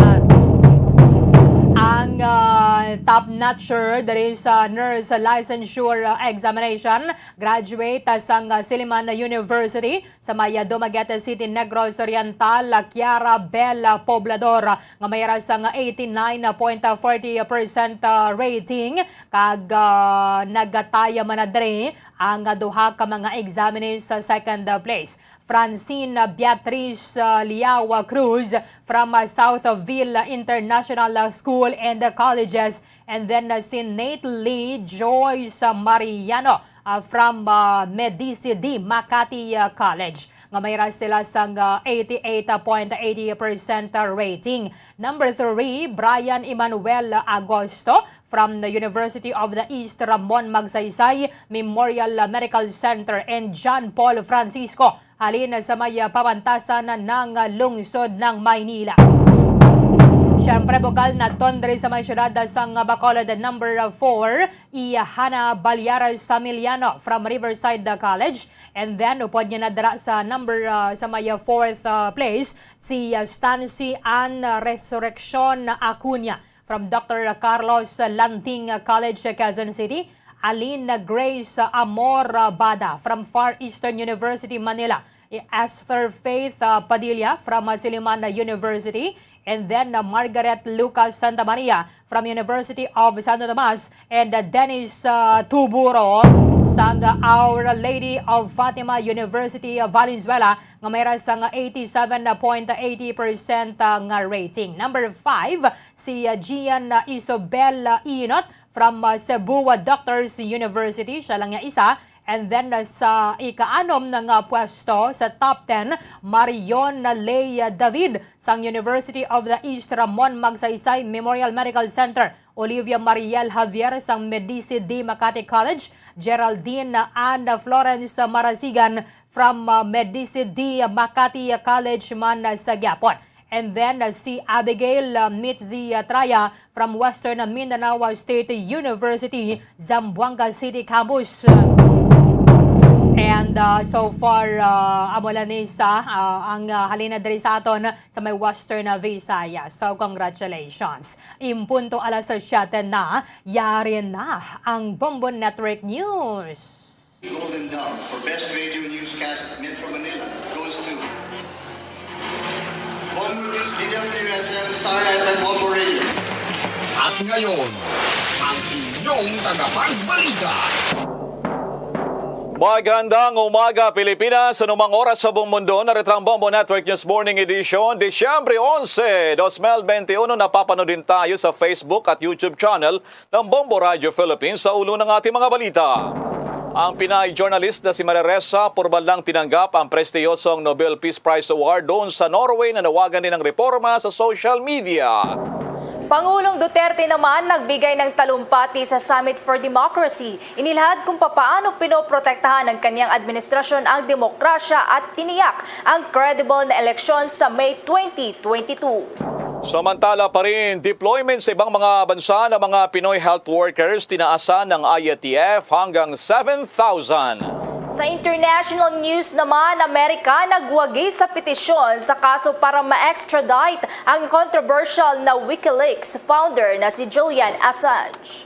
Sa sports balita naman, ang weightlifting at larong boxing hindi na raw isinama ng International Olympic Committee sa 2020 at Olympics. At sa entertainment news naman, pamilya sa Cebu ni Miss Universe Philippines Beatriz Luigi Gomez excited na sa pagrampa ng kanilang anak sa Miss Universe sa Israel. Mula sa Bombo News Center Makati, ako po ang inyong kurman, si Bombil Maracol. At ako naman si Bombo Everly Rico. At ngayon sa detalye ng ating mga balita. Mga kabombo, ka-Star Nation, doon muna sa ibang bansa, dahil sa formal na pong tinanggap ni Dmitry Muratov at Pinay journalist na si Maria Ressa ang kanilang Nobel Peace Prize doon po naman sa Oslo, Norway. Sa mensahe ni Muratov na inalay niya ang kanyang nakuhang pagkilala sa mga mamahayag naman doon sa Russia. Si Muratov ay editor-in-chief ng Russian newspaper na Novaya Gazeta na nanalo noong 2021 habang si Maria Ressa naman ay co-founder ng online news na Rappler. Itinuring kasi ng gobyerno ng Russia ang mga mamahayag kasama mga human rights defenders at mga non-governmental organizations bilang mga foreign agents o kalaban ng bansa. Kaya malaki daw ang ginampanang papel nitong si Dmitry doon po naman sa news organization sa bansang Russia. Samantala, ang Pinay journalist naman na si Maria Ressa ay nanawagan din ng pagbabago sa social media platforms. Sinabi nito na mahalaga ito para matigil na ang pagkalat ng tinatawag hate and violence sa social media. Ang dalawang journalist ang siyang unang mamamahayag na nakatanggap ng award mula magwagi si Karl von Ostrowski na nagwagi noong 1935 pa na hindi na natanggap ng personal ang award matapos mapatay sa Nazi concentration camp. Narito pang talumpati naman ni Maria Ressa doon sa bansang Norway. Our greatest need today is to transform that hate and violence. The toxic sludge that's coursing through our information ecosystem, prioritized by American internet companies that make more money by spreading that hate and triggering the worst in us. In less than 2 years, the Philippine government filed 10 arrest warrants against me. I've had to post bail 10 times just to do my job. Last year, I and a former colleague were convicted of cyber libel for a story we published 8 years earlier at a time the law we allegedly violated didn't even exist. All told, the charges I faced could send me to jail for about 100 years. But the more I was attacked for my journalism, the more resolute I became. I had firsthand evidence of abuse of power. Truth and ethical honor intersected like an arrow into this moment where hate, lies, and divisiveness thrive. How can you have election integrity if you don't have integrity of facts? That's the problem facing countries with elections next year. Among them, Brazil, Hungary, France, the United States, and my Philippines, where we are at a do-or-die moment with presidential elections on May 9th. 35 years after the People Power Revolt ousted Ferdinand Marcos and forced his family into exile, his son, Ferdinand Marcos Jr., is the front-runner for president. And he has built an extensive disinformation network on social media, which Rappler exposed in 2019. It's literally changing history in front of our eyes. Ted, I didn't know if I was going to be here today. Every day, I live with the real threat of spending the rest of my life in jail because I'm a journalist. Yan pa rin ang talumpati kagabi doon sa bansang Norway sa pagtanggap ng Pinay journalist na Maria Ressa ng prestiyosong award. Doon pa naman sa kanyang tauna naman na pagbibigay nitong Nobel Peace Prize laureate doon po naman sa bahagi ng Oslo, Norway. Sa iba pang mga balita, si Pangulong Rodrigo Duterte nagbigay ng intervention sa Summit for Democracy at inilad niya kung paano ba pinoprotektahan ng kanyang administrasyon ang demokrasya sa bansa. May pag-uulat si Bombo Raymond Tinazo.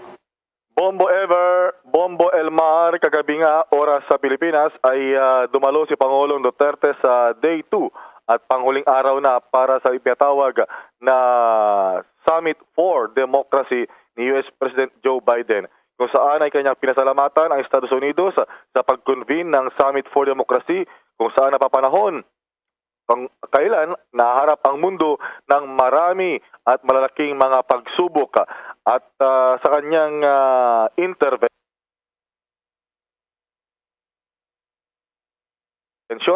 ay sinabi ng Pangulong Duterte na ang Pilipinas ang kauna-unahang republika sa Asia na naging lumaban para sa demokrasya at kalayaan.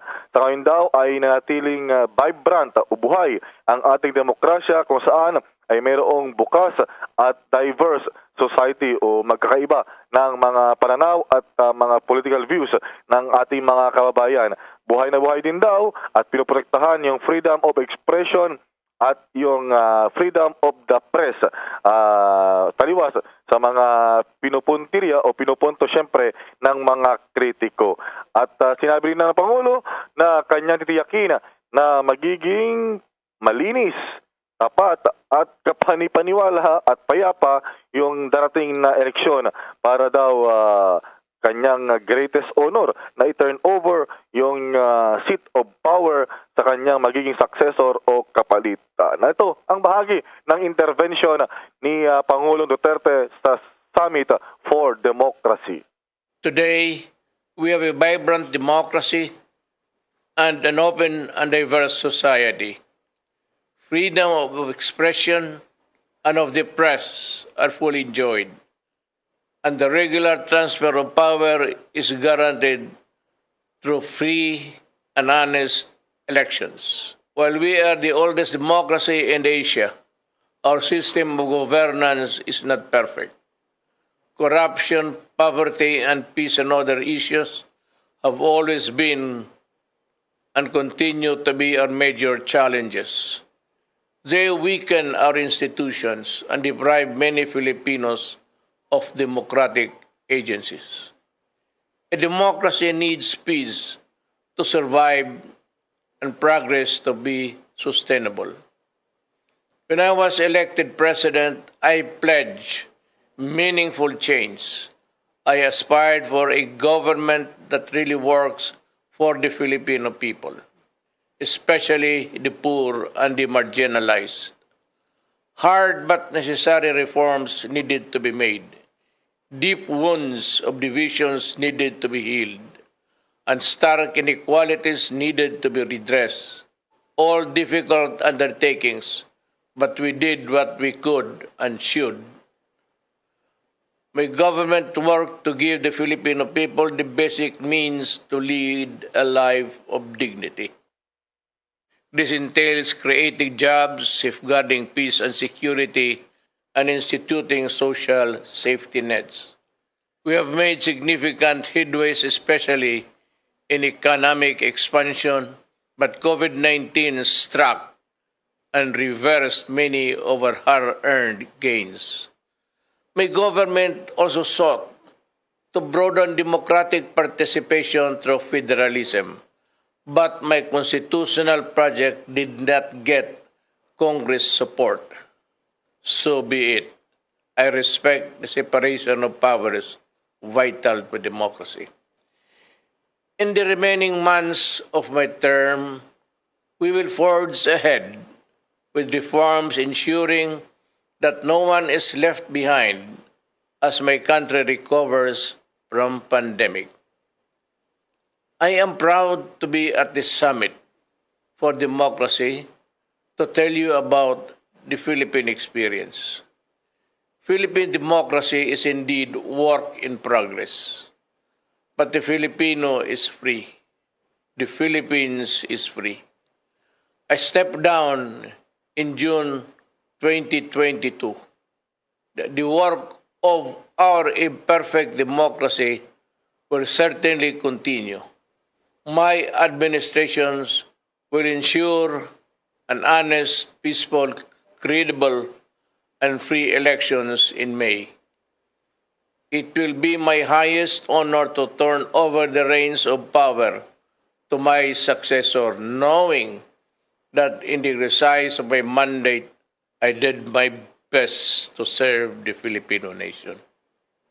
Bombo Elmar, Bombo Ever, yung naging intervention ni Pangulong Duterte sa harapan ni US President Joe Biden at nasa 100 pa na mga world leaders minus China at Russia. Bombo Elmar? Okay, Bombo Raymond, isa sa pinaka-highlight siguro dito, yung pagtiyak ng Pangulo, yung peaceful turnover ng power kung siya bumaba na sa pwesto. Bombo, that's something kasi yun ang sagisag ng demokrasya, Bombo Raymond, na maayos at credible kung sakaling papalit ang isang administrasyon, hindi yung magpapahaba ng kanyang panunungkulan na Bombo Raymond. Tama ka dyan, Bombo. Ito yung tinatawag na ultimate exercise of democracy, yung free elections, Bombo Elmar, dahil dito talaga malalaman yung boses at kagustuhan ng ating mga mamamayan. Sabi nga, yung the power reigns or resides within the people. So yan nga, yung kumbaga parang sa etymology, yung salitang Griego, diyan yung democracy ay the power of the people, Bombo Elmar. So sa election talaga, yung ultimate exercise nito. Bobo Raymond, may napupuna dito yung ilang mga kritiko. Hindi raw isanama sa isang daang mga bansa rito sa Summit for Democracy yung China at Russia. Anong nangyari at hindi isinama sa listahan ni US President Joe Biden, pero ang Pilipinas special at kasama rito sa summit na ito, Bombo Raymond? So, Bombo Elmar, yung China kasi hindi democratic country, communist, maging yung Russia rin, hindi rin ganon ka-democratic yung kanilang ways of governance, Bombo Elmar. Pero marami rin kasing mga, kumbaga, nag-mitsa nito sa Russia at US kasi meron silang, kumbaga, may conflict sila o hindi pagkaunawaan, lalo nung, diba, sa usapin sa Ukraine. So, kumbaga, galit na galit dito yung US, yung aggression o yung balak na aggression yata ni Vladimir Putin ng Russia sa Ukraine. At the same time, yung mga online hacking, spying, so marami sila. Ganon din sa trade war naman nila doon sa China. So maraming mga compelling issues na parang hindi pumasok doon sa qualification o panlasa ni US President Joe Biden para imbitahan itong dalawang leader ng Russia at ng China, Bombo Elmar. Talaga palang controversial din tong summit na imbitasyon ni US President Joe Biden. Maraming salamat, Bombo Raymond. Tama ka dyan, talagang kontrobersyal. Inamin din nga ng mga organizers na doon lamang sa pagpili sa choice ni Joe Biden ay kontrobersyal na yung mga pinili niyang mga lalahok na bansa. Lalo pat si Pangulong Duterte ay isa doon sa mga napili at nagbigay pa ng kanyang intervention o mensahe. Para sa Bombo Network News, Bombo Raymond Tinazo nag-uulat para sa pambansang radyo ng Pilipinas, Basta Radyo, Bombo! The Vote 2022 Campaign Trail Update. Hanggang ngayon ay nag-aantay pa rin umano si Senator Bongo kung sino ang iiendurso ng Pangulong Duterte bilang presidente sa halalan sa taong 2022. Itinanggi rin nito na pinili na ng Pangulong Duterte si Manila Mayor Isko Moreno bilang kanyang kandidato. Muli rin namang nagpaliwanag ang senador kung bakit hanggang sa ngayon ay hindi pa siya naghahain ng kanyang dokumento sa Commission on Election para mag-withdraw. Ayon sa kanyang mas inaatupag muna niya sa ngayon ang ipaintindi sa mga supporters niya ang kanyang naging desisyon na pag-atras. Muli rin siyang umapila sa mga supporters na tanggalin na ang kanyang mga tarpaulins. Samantala naman sa patuloy na panliligaw ng mga presidential aspirants, tinungo ng tambalang Senador Ping Lacson at Tito Soto ang ilang lugar sa lalawigan ng Cebu. Ayon sa dalawa, mas nakapokus sila ngayon sa panliligaw na makuha ang suporta ng mga botante at hindi ang mga lokal na opisyal. Agaw pansin din ang pagkipagharap nila sa Cebu businessman at dating GSIS chief ng presidente noon na si Winston Garcia na kapatid din ni Cebu Governor Gwen Garcia. Kung malala, ilang mga presidentiables na rin ang pabalik-balik ng Cebu. Samantala si Vice President naman Leni Robredo ay nilatag naman niya ang kanyang mga labor agenda. Ang kanyang 4 na minuto na promotional video ay tinawag na hanap buhay para sa lahat kung sakaling pala rin siyang manalo. Ang tambalang Marcos Sara Duterte ay patuloy naman ang pag-ikot sa mga lugar ng Calabarzon kung saan huling tinungo ang ilang bahagi ng Cavite. Sa kabilang dako, ang pamilya Pacquiao naman naghahanda raw sa ika-43 birthday celebration ng senador sa December 17 na yan. Gagawin nila yan sa kanilang bahay sa General Santos City. Ayon kay Jinky Pacquiao, isasama na rin nila sa mga sorties ang kanilang mga anak para dagdag hatak daw sa mga botante. Agaw pansin naman sa COMELEC ang isinusulong ng grupong Coalition for Life and Democracy. Ito ay makaraang maghain ng petisyon ang koalisyon sa COMELEC na ipagpaliban daw ang halalan sa susunod na taon dahil nga sa COVID-19 pandemic. Hiling ng grupo na ilipat ang halalan sa Mayo ng taong 2025. Sinabi pa ng grupo na sumulat na rin sila sa Kongreso para umapila na magpasa ng batas na magpapaliban sa general elections. Kabilang din sa kanilang kahilingan ay i-extend ba ang mga opisyal hanggang magkaroon daw ng halalan sa taong 2025. Una nang binigyang diin ng COMELEC na tuloy ang halalan sa kabila na ng bansa ay mayroong krisis sa coronavirus lalo na at nagawa rin ito sa ilang mga bansa. Samantala naman sa ibang balita, mga tinaguriang political caravan at iba pang mga possible super spreader events, iakyat na rin itong kanilang apila. Lalo ng grupo po ng DILG doon sa IATF dahil sa sunod-sunod daw ng mga paglabag ng mga kandidato at mga supporters. May mga detalye pa si Bombo Dennis Samito. Ipaubaya na ng Department of Interior and Local Government sa Interagency Task Force for the Management of Emerging Infectious Diseases o IATF ang usapin ng mga paglabag ng mga kandidato sa social distancing lalo na sa panahon ng may mga karaban at iba pang political events. Nanawagan nga itong si Interior Secretary Eduardo Año sa Commission on Elections na sana'y bumalangkas na rin ng mga dapat na ipatupad, higpitan at ipagbawal sa panahon ng mga kahalintulad na aktibidad lalo na pag nagsimula na yung campaign period. Kung maalala, Bombo Elmar, Bombo Ever, naglabas ng initial guidelines ang COMELEC ngunit hindi naman nangyayari sa mga nakalipas na aktibidad. Isa nga sa umagaw ng pansin ay ang malalaking caravan ng mga kandidato kung saan nagsiksika na at nagmistulang new normal ang kalagayan ng mga motorista at iba pang mga nakikibahagi sa mga aktibidad ng naturang mga politiko. Layunin umano nito na maingatan ng publiko sa panibago na namang pagkalat ng sakit, hindi lamang COVID kundi iba pang posibleng magkaroon ng problema lalo na't nananatili pa rin ang virus sa ating bansa. Ayon kay Secretary Año, nababahala siya na magkaroon pa ng mga spreader events ng mga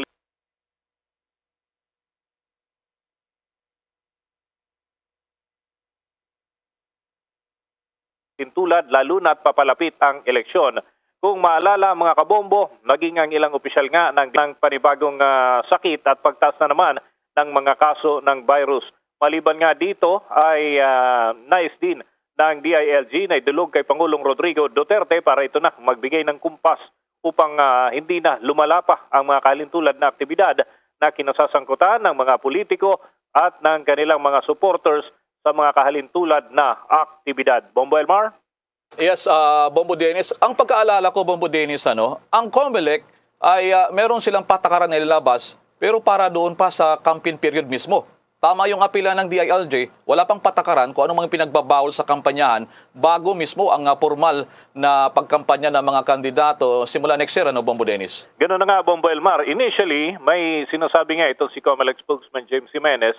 Sabi niya ay saklaw pa ito ng mga law enforcement bodies kagaya ng mga pulis, mga lokal na opisyal, yung pag-implement ng distancing at iba pang mga pag-iingat sa ganitong panahon, Bombo Elmar, dahil hindi pa naman saklaw ng COMELEC hanggat hindi pa nagsisimula ang campaign period.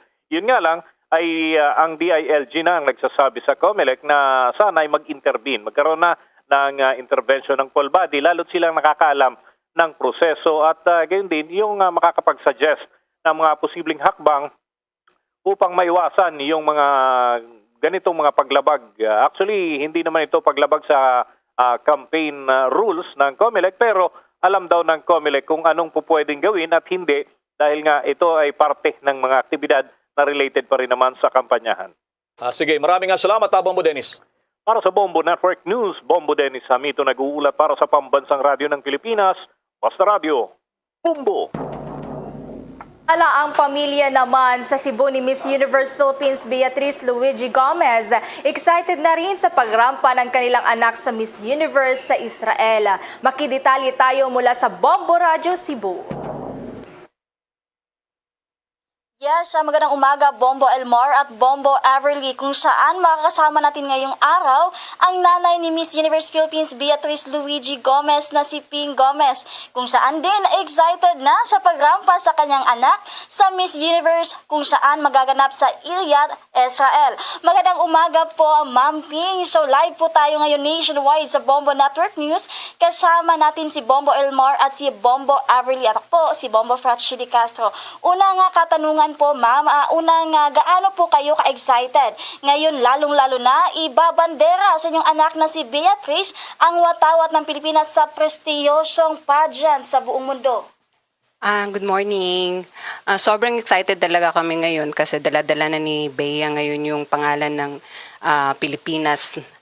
Dati-dati kasi yung name lang ng school niya, tapos yung city natin, Cebu. Ngayon, buong bansa na talaga yung dinadala niya. So, pressured pero excited na rin kami. Sana ma-enjoy niya yung journey niya doon sa Iliad ngayon. Okay po, pangalawa nga katanungan. Kailan at paano po nagsimula si Mama Beatrice sa mundo ng mga pageants? Last 2015 pala, nag-decide siya na mag-join ng Miss Mandaue. Tapos, nanalo siyang second runner-up. So, mula nun, parang nag-decide siya na mag-stop na sana siya ng sumali ng mga pageants. Kaso, mga 5 years later, may sa kanya na sumali ng Binibining Cebu. Tapos nanalo naman siya. Tapos hinihikayat naman siya na sumali ng Miss Universe Philippines at nanalo na naman siya. So, ganun yung nagsimula.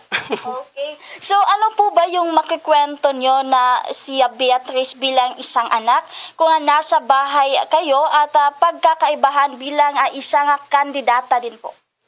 Si Bea, sa bahay, normal lang siya, walang hangin sa ulo. Ginagawa niya yung kung anong mga gawaing bahay, pwede ko siyang utus-utusan. So wala siyang ere sa hindi niya inisip kung sino siya. Basta sobrang bait talaga ni Bea, napaka-humble, tsaka mahilig siyang tumulong sa ibang tao. Okay. So aside po sa pagsasali niya sa pageant, so ano pa po yung kinahihiligan ni Miss Bea? Si Bea, mahilig siya sa mga animals, lalo na sa mga pusa. Tapos marami siyang activities Mahilig siya sa sports. Varsity player siya dati sa volleyball. Mahilig siya sa swimming, sa martial arts. Ngayon shooting naman. So kahit ano na lang mapapasukan sa isip niya, yun na lang yung niya, sports. Basta dami niyang activities ngayon So, mensahe na lang po kay Miss Bea sa kanyang pagrampa sa Miss Universe pageant sa Israel. Sinabi ko na kay Bea na sana wag lang siyang tumigil sa pagdadasal. Enjoy lang siya doon, wag siyang masyadong ma-pressured. Kasi ang sabi niya sa akin, medyo pagod na siya.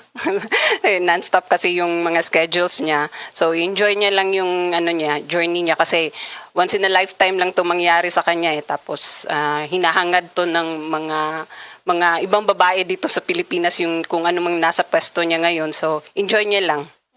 Bombo Elmar, Bombo Everly, meron po ba kayong dagdag na katanungan? Alright, bago kay Bombo Everly, Bombo Fritz, magandang umaga dyan at kay Miss Ping Gomez. Sa ngayon, I understand ngayong oras, as we speak, Miss Ping, ay nagkakaroon yata ngayon ng pagrampa, ang tawag dito, preliminaries as of this moment. Anong nakuha niyong impormasyon, ngayong araw to sa schedule ng inyo pong anak kay Miss Bea, ma'am? Bombo Elmar, kasi kaninang dito sa Pilipinas, mga 1:30 AM kanina, kaya nga wala akong masyadong tulog. Pinanood ko siya. May may gown at saka swimsuit competition. Preliminary competition pa lang po 'yon. So, nakita ko yung mga niya, okay naman po. Sana nga po ma-consider siya kasi ang kasi dito, top 16, top 10, tapos top 5. So sana makapasok siya kung ng Diyos sana. Wow. Yun po. Okay. Good luck. Yes, Bombo. Ang aking partner si Bombo Everly. Bombo Everly, baka may tanong po kay Miss Ping Gomez. Go ahead, Bombo Everly. Yes, magandang umaga po sa inyo, Miss Ping Gomez. Sa ngayon po ba, may naikwento na rin po sa inyo si Miss Beatrice sa kanyang naging journey so far since nag-umpisa na nga rin po itong preliminary competition sa Miss Universe, Miss Ping? Yes po. Ang last naming pag-uusap kasi, sabi lang niya na sobrang hectic ng schedule niya. Everyday talaga. Marami siyang activities, maraming endorsement. So, sobrang busy niya po na halos 2 oras na lang daw yung tulog niya. So, ngayon, andun naman, nakikita naman namin siya. Visible naman yung sa mga socials niya. Nakikita ko naman na enjoy niya yun. So, parang na lang, yun nga po, parang enjoy na lang niya yung niya doon. Ginagawa niya doon ngayon. Okay. Yes, Bombo Everly. Okay. Ang tanong ko na lamang, so from here on, Miss Ping, sa linggo, anong asahan pa ng mga schedule ng mga beauties sa Israel? At least para mabangan natin yung mga fans nitong si Miss Bea ay mag-abang talaga hanggang Lunes. At sa Lunes, anong oras ba talaga yung live na pagrampa dito ng pambato ng Pilipinas sa Mamping? Bombo Elmar, yung sa pagkakaalam ko po, 7 a.m. yata sa Monday magsisimula doon, yung coronation night doon. So, yun, inaabangan namin po lahat yun dito. Okay, kami rin naman dito sa Bombo Radio Philippines ay talagang aabang din at mag-abang din sila sa mga updates sa mga social media at mga platform ng Bombo Radio. Tututukan po natin ang ating pambato na si Miss Beatrice Luigi Gomez. At sa pang tanong ko rito, ma'am, yung pressure kay Miss Bea, ramdam ba niya? Kasi ang dami na natin, ilang beses na tayo nagkampiyon dito, tinanghal na pinakamagandang dilag sa buong universe. Paano tinatanggap yung pressure na to, Miss Ping, kay inyong anak po, si Bea? So far po, may 4 na tayong Miss Universe. So, yung panghuli natin si Miss Catriona, last 2018. Syempre, may pressure naman po.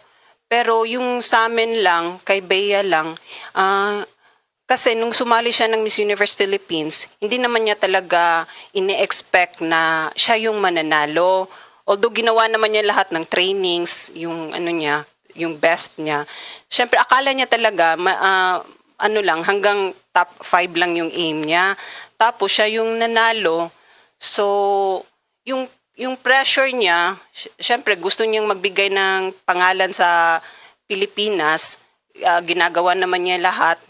So, yun, pinipray na lang namin na sana makapasok siya. Sana siya yung manalo. Pero, since 82 countries din yung sumali, yun, ginagawa na lang niya yung dapat niyang gawin. Yun po. Malaking bagay po na makapanayam kayo this very early morning, Miss Ping. Maraming salamat po. Back to you, Bombo Friche. Yasha, salamat po Ma'am Ping sa inyo nga pagpapayag sa imbitasyon dito po makausap live nationwide sa Bombo Network News. Hiling po namin ang panalo ni Miss Beatrice Gomez. So yun lang po ang latest dito Bombo Elmore at Bombo Everly, ang ating pakigpanamayam ng nanay ni Miss Beatrice Luigi Gomez na si Ping Gomez.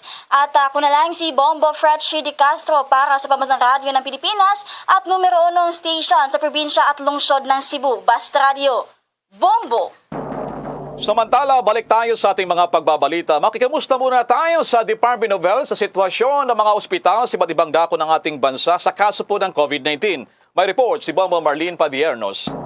Tuloy nang bumubuti ang sitwasyon ng mga ospital sa Pilipinas sa gitna ng banta ng COVID-19. Ayon kay Department of Health Undersecretary Leopoldo Vega, na mula noong huling linggo ng buwan ng Nobyembre ay bumaba na ang mga natatanggap na transaction calls kada araw ng One Hospital Command Center. Aniya, umaabot sa 485 hanggang 500 transaction calls kada araw ang natatanggap ng kanilang kagawaran sa unang bahagi ng buwan ng Nobyembre, na bumaba naman sa 77 76 hanggang 86 na mga tawag kada araw sa pagpasok ng buwan ng Disyembre. Karamihan rin anya sa mga tawag na kanilang natatanggap ay mga non-COVID related concerns tulad na lamang ng emergency referrals, financial assistance at marami pang iba. Mga panahong last week of November and December, nakikita po natin bumabagsak na talaga yung calls, no? At saka hindi lang yung itong calls, ito tinatawag naming transaction calls kasi kailangan talaga malaman kung anong kailangan ng pasyente at marirefer sila at matawagan yung mga hospital o kaya quarantine facility. So ito yung mga transaction calls.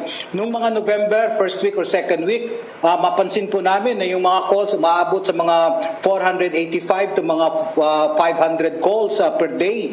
Transaction calls yon. Pero ngayon itong December, pag-apak ho, mga December 3, bumababa na ho kami sa mga 76 to 86 calls per day. So mapapansin natin na talagang bumababa na yung one hospital command transaction calls at saka alam namin na talagang yung new cases ng COVID-19 ay talagang nagdi-decrease. At pangalawa naman, yung mga tawag ho sa One Hospital Command ay kadamihan na rin ho kung hindi COVID pero yung mga non-COVID ho, yung mga emergency referrals sa mga hospitals o saka yung mga pasyente na nangangailangan ng special procedures kagaya ng cobalt sa Heart Institute, sa Heart Center o kaya sa mga dialysis. So nagkakaiba na po yung mga tawag ngayon at saka napansin na rin po namin marami na rin tawag kung saan sila makakuha ng financial assistance lalong-lalo na pag na-admit sila sa mga hospitals. Batay aniya sa datos ng One Hospital Command Center, 62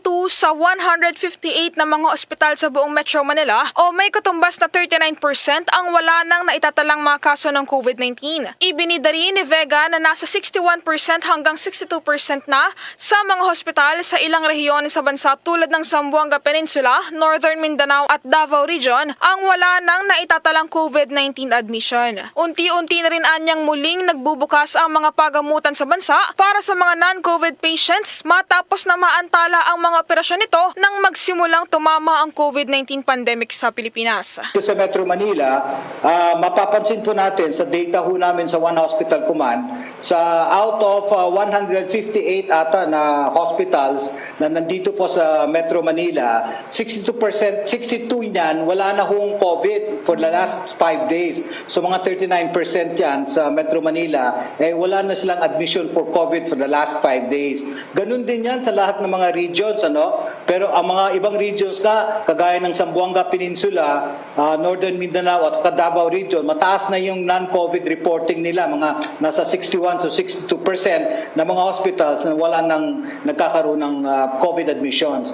Ang hospitals ngayon ay dahan-dahan na nagbubukas, lalong-lalo na sa mga elective operations na talagang na-postpone nung panahon ng COVID at saka nagbubukas na rin sila sa mga non-COVID na nangangailangan talaga lalo na sa mga emergency at mga kailangang urgent surgical operations. Ipinaliwanag din ng Undersecretary na sa kabila ng bumababang kaso ng nakamamatay na virus sa bansa ay patuloy pa rin ang magiging operasyon ng mga pagamutan bilang paglaban sa COVID-19 depende sa pagtaas at pagbaba ng kaso nito sa Pilipinas. Umpisa pa nitong pag-allocate ng mga beds para sa COVID, napag-usapan na namin sa lahat ng mga hospitals na parang accordion ang principle. Kung maraming COVID talagang mag-i-increase sila to 30% to 50% of their allocated beds to COVID.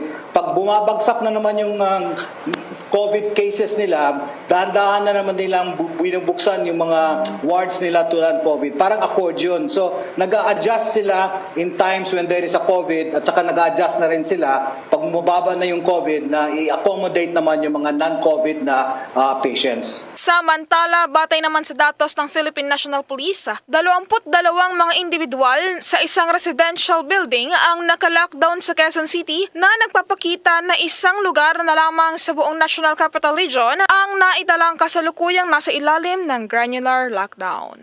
Para sa Bombo Network News, ako po si Bombo Marlene Padiernos, nag-uulat para sa Pambansang Radyo ng Pilipinas, Basta Radio, Bombo! Sa iba pang mga balita, iniimbestigahan na ng Civil Aviation Authority of the Philippines ang pagbagsak ng Cessna plane sa El Nido, Palawan. Matagumpay na nailigtas ng Philippine Coast Guard ang piloto nito at mekaniko sa karagatang bahagi ng barangay Tiniguban, Palawan. Base sa inisyal na investigasyon, nagkaroon ng problema sa makina ang nasabing Cessna 206 type private plane na pag-aari ng AeroHub. Ang may dala itong kahon na naglalaman ng 25 kilo ng isda ang nasabing eroplano. Galing sa San Vicente Airport sa Palawan ang eroplano at patungo sana ito sa Sangley Point Airport sa may Cavite, subalit nagkaroon ito ng problema. Samantala, tuluyan ng na-decommission ng Philippine Navy ang dalawang warship nito na BRP Miguel Malvar at BRP Magat Salamat. Sinagawa ang decommissioning ng Captain Salvo Pierre, Naval Base sa Heracleo, lungsod ng Cavite. Sinabi ng Flag Officer in Command Vice Admiral Adelos Bordado, ang pagretero ng mga lumang barkong pandigma ng bansa ay para magbigay daan sa mga darating pang bagong barko ng Pilipinas sa ilalim ng modernization program. Itinuturing na pinakanaluma sa buong mundo ang nasabing dalawang barko na ginawa pa ng US Navy ng World War II, 1940. Naipisa kamay ito sa Pilipinas noong Abril 1976 sa magitan ng Vietnam. Ipinagmalaki naman ngayon ng Department of Education na hanggang sa ngayon ay nasa zero COVID-19 infections pa rin ang halos 300 mga eskwelahan na kasali sa pilot implementation ng face-to-face classes na nakalipas na 3 linggo. Iniulat naman ni DepEd Director Roger Masapol na ang attendance rate sa week 1, 2, and 3 ng face-to-face classes ay naitala naman sa 82%, 83% at 82%. Ilan umano sa mga estudyante na nag-absent ay nakaranas ng ubo, sipon at trangkaso. Sa ngayon, anya, isang eskwelahan lamang ang nagpatupad ng lockdown at ito ay ang Zambales kung saan una nang nag-positive si COVID-19 ang ilang mga teachers matapos ang antigen test bago ang face-to-face classes noon pang Nobyembre 15. Samantala, isa naman sa prestigyosong universidad sa Metro Manila ang ipinasilip sa Bombo Radio Philippines ang unang araw ng kanilang face-to-face classes sa kanilang nursing classes. Tara, samahan niyo ako sa aking special report sa pagbisita natin sa pamantasan ng lungsod ng Maynila sa Intramuros. Narito ang aking report. Sumabak na ang ilang mga university at colleges matapos ngang palawigin pa ng Commission on Higher Education at ng IATF ang pilot implementation ng limited face-to-face classes sa lahat na ng kurso sa ilalim ng Alert Level 2, kabilang na dyan ang Metro Manila.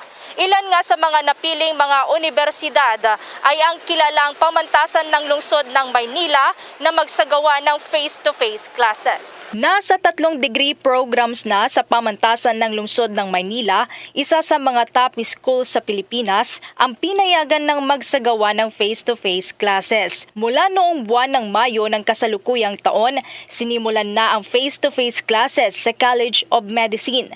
Sumunod noong buwan ng Nobyembre ang College of Physical Therapy at ngayong buwan naman ng Disyembre ang College of Nursing. Sa pagbisita ng Bombo Radio Philippines News Team nitong linggo, inalam namin kung ano ba talaga ang ginagawa nilang mga pag-iingat. Personal naming nasaksihan ang ilang piling graduating nursing students na agad sumabak sa return demonstration na eksakto sa unang araw pa lamang ng kanilang pagbabalik sa face-to-face classes makalipas ang halos 2 taon na online classes mula nang tumama ang COVID-19 pandemic sa Pilipinas. Isa si Yuel sa first batch ng nursing students sa pamantasan ng lungsod ng Maynila na napili para sa face-to-face classes. Para sa senior nursing student na si Yuel, sobrang napakahalaga ang pagbabalik ng limited face-to-face classes lalo na at siya ay isang graduating student. Iba pa rin kasi talaga kapag may hands-on experience kumpara kapag itinuturo lamang online. Well, personally sobrang saya ko kasi after more than a year of online classes, nakabalik na rin sa face-to-face, and nursing being a highly skill-based na course, sobrang laking opportunity and syempre learning opportunity na makabalik and makapag-handle ng actual skills, makapag-perform ng skills. sobrang important siya for me bilang graduating student kasi after nito wala na boards na lang, tas wala nang ibang preparations para ma-hone yung skills, wala nang ibang pagkakataon para ma-learn yung mga skills na ulit na yun. So itong face-to-face, actually ngayon katatapos na namin ng isang skills na demonstration. Iba yung learning kapag ginawa mo siya hands-on, pag pre-practice mo siya, tapos merong magko-correct sa tabi mo, kaysa dun sa natututo through videos. So, it's a great opportunity na mas matuto pa lalo. Hindi rin natakot si Yuel na sumalang sa face-to-face classes dahil maliban sa fully vaccinated na siya ay kumpiyansa din ito dahil mayroong maayos na implementasyon ng health protocols. Actually, personally ako, hindi ako nagkaroon ng fears kasi bilang nursing student, nakita natin yung epekto nung unang-una yung vaccination, and lahat ng attendees ngayon is fully vaccinated. And then yung health protocols na nailatag ng university administration together with the college administration, very detailed, and down from physical distancing, of course, yung minimum health and safety protocols until dun sa pagsuot ng PPE, nakita natin na provided. Sinabi naman sa Bombo Radyo ni Professor Lynette Cleto, ang COVID-19 Task Force ng pamantasan ng lungsod ng Maynila dumaan sa health screening ang lahat ng estudyante na kasali sa in-person classes. Mayroon ding nakahandang isolation room at sariling ambulansya ang pamantasan ng lungsod ng Maynila sakaling mayroong mamonitor na may sintomas ng COVID-19. Ang health screening namin, a day before the students will come to the site, meron po kaming tinatawag na health declaration na ginagawa po na pinifilter po ng University Health Services namin together with CTF, COVID Task Force ng PLM. One day prior sa pasok nila, they need to fill it up, and then they're going to submit it to the UHS or University Health Services, and then the University Health Services will just give them a feedback if they are allowed to go inside, aside from submission of their fully vaccinated card. So aside from the health declaration, may mga markings po kami, what we call the foot traffic. Doon lang po sila pwedeng dumaan, and every time we have a footbath, every time na magpapasok sila sa building, there is a corresponding footbath, and then meron kaming foot traffic. And then every room got an alcohol dispenser. Pag in po nila, prior for going in, mag-alcoholize sila. Pag lalabas sila, mag-alcoholize din po. We have one entry and one exit doors. Corresponding lang po doon. Hindi po sila pwedeng magsalubong. Pagpasok natin dito sa isa sa mga classroom para sa BS Nursing dito sa pamantasan ng lungsod ng Maynila, makikita natin dito sa may bungad pa lamang, sa may disinfection area, may nakalagay na mga alcohol para dito mag-disinfect yung mga estudyante. And makikita rin din natin na meron pang mga nakalagay na mga notice para maobserbahan ang social distancing. And makikita naman natin yan mga kabombo dito sa itong mga upuan dito, mayroong 1.5 meters na distansya sa bawat isa.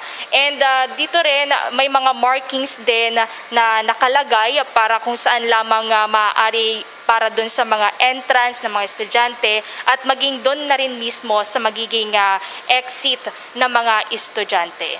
Limitado lamang sa 3 oras ang klase at mayroong 30 minuto na interval sa bawat batch para sa disinfection.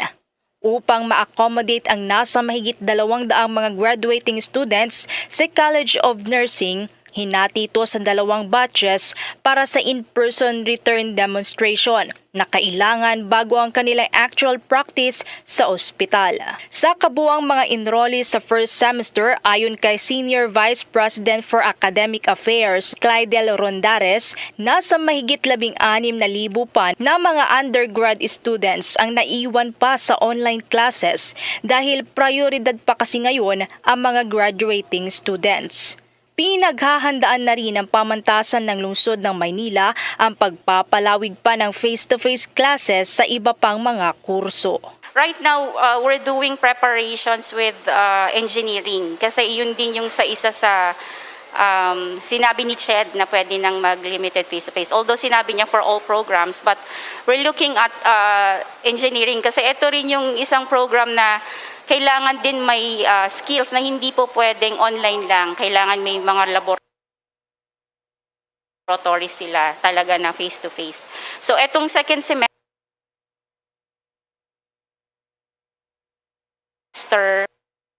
we're looking at siguro around 300 students ng engineering na mapa-limited face-to-face. Base sa datos ng Commission on Higher Education, umaabot sa 172 na higher education institution na ang pinayagan na magsagawa ng face-to-face classes sa buong Pilipinas. Ayon kay CHED Chairman Prospero de Vera, generally ay naging ligtas ang pagpapatakbo ng face-to-face classes mula nang simula noong buwan ng Enero sa medicine courses at nasa less than 1% lamang ang naitalang COVID-19 infection. Pagdating naman sa vaccination rate sa mga higher education personnel, sa pinakahuling datos nasa 82.45% ng mga faculty sa mga universidad ang bakunado na mula ng payagan ng pagpapabakuna sa mga essential workers noong buwan ng Abril. Samantalang nasa 45.9% naman sa mga estudyante ang bakunado na mula noong Oktubre 15. Sa panahon ngayon na tayo ay nasa pandemya, napakalaga na magkaroon ng proper training ang mga estudyante na kumukuha ng kursong medisina upang maihanda sila sa hinaharap para matulungan ang ating bansa sa paglaban sa COVID-19. Target nga ng Commission on Higher Education na palawigin pa ang pagsasagawa ng face-to-face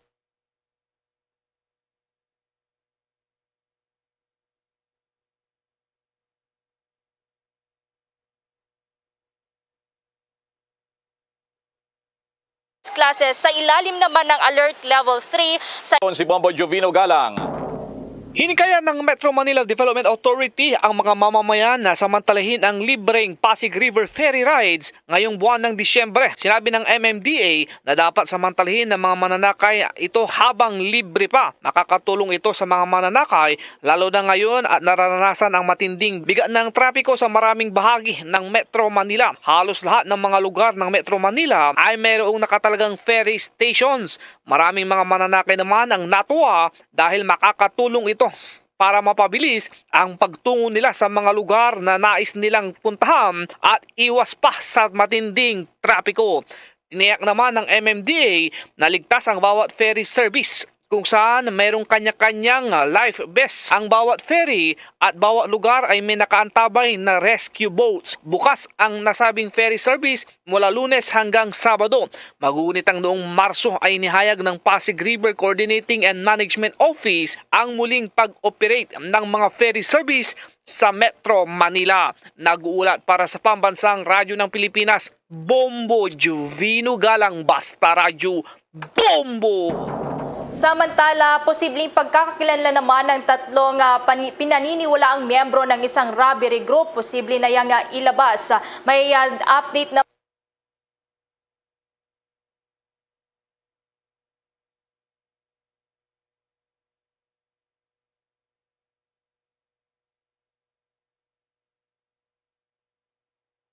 naman dyan ang Bombo Radyo Baguio. Patuloy ang verification ng mga otoridad sa pagkakakilanlan ng tatlong barilan sa mga pulis sa La Trinidad, Benguet kahapon ng hating gabi. Sa progress report ng pulisya, nakuha mula sa unang bangkay na nakasuot ng puting sweatshirt at jogging pants ang isang keypad cellphone, wallet na naglalaman ng rider card na nakapangalan kay Michael Loreto. Nakuha din sa unang bangkay ang dalawang official receipt mula Land Transportation Registration Office at isang traffic citation ticket na pawang nakapangalan kay Marvin Velasco Almeida. Nakuha din mula sa ikalawang bangkay na nakasuot ng light brown na jacket, gray shirt at faded black maong pants ang isang wallet na naglalaman ng iba't ibang ID cards na nakapangalan kay Bart Maria Nino Puno Bartolo at ilan pang cards at assorted official receipt na nakapangalan naman sa iba't ibang individual. Ayon sa pulisya, kahawig ng ikalawang bangkay ang nasabing ID cards na nakapangalan kay Bartolo. Nakuha din mula sa ikatlong bangkay na dead on arrival sa pagamutan ang isang keypad cellphone at isang folding knife.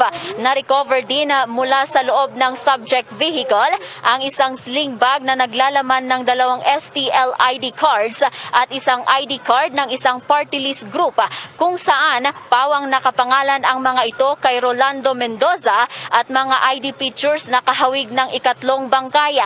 Nakuha pa sa loob ng subject vehicle ang iba't ibang kagamitan, damit, 2 plate numbers at isang envelope na naglalaman ng iba't ibang mahahalagang dokumento. Sa ngayon ay dinala na sa Metropolitan Funeral Homes dito sa Baguio City ang bangkay ng 2 kalalakihan na nasawi sa mismong shootout area habang nananatili sa morgue ng Benguet General Hospital ang bangkay ng pangatlong bangkay na dead on arrival sa pagamutan. Isinasailalim na rin sa ballistic examination ang 3 high-powered na caliber 45 pistol na nakumpiska mula sa 3 suspek.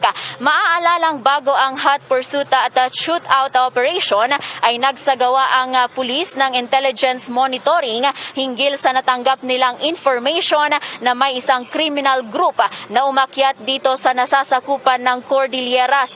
2 beses naman na nakatanggap ng tawag ang mga pulis mula sa mga concerned citizens sa La Trinidad hinggil sa presensya ng isang pulang sedan na paikot-ikot sa kanilang lugar sa 10 oras ng gabi.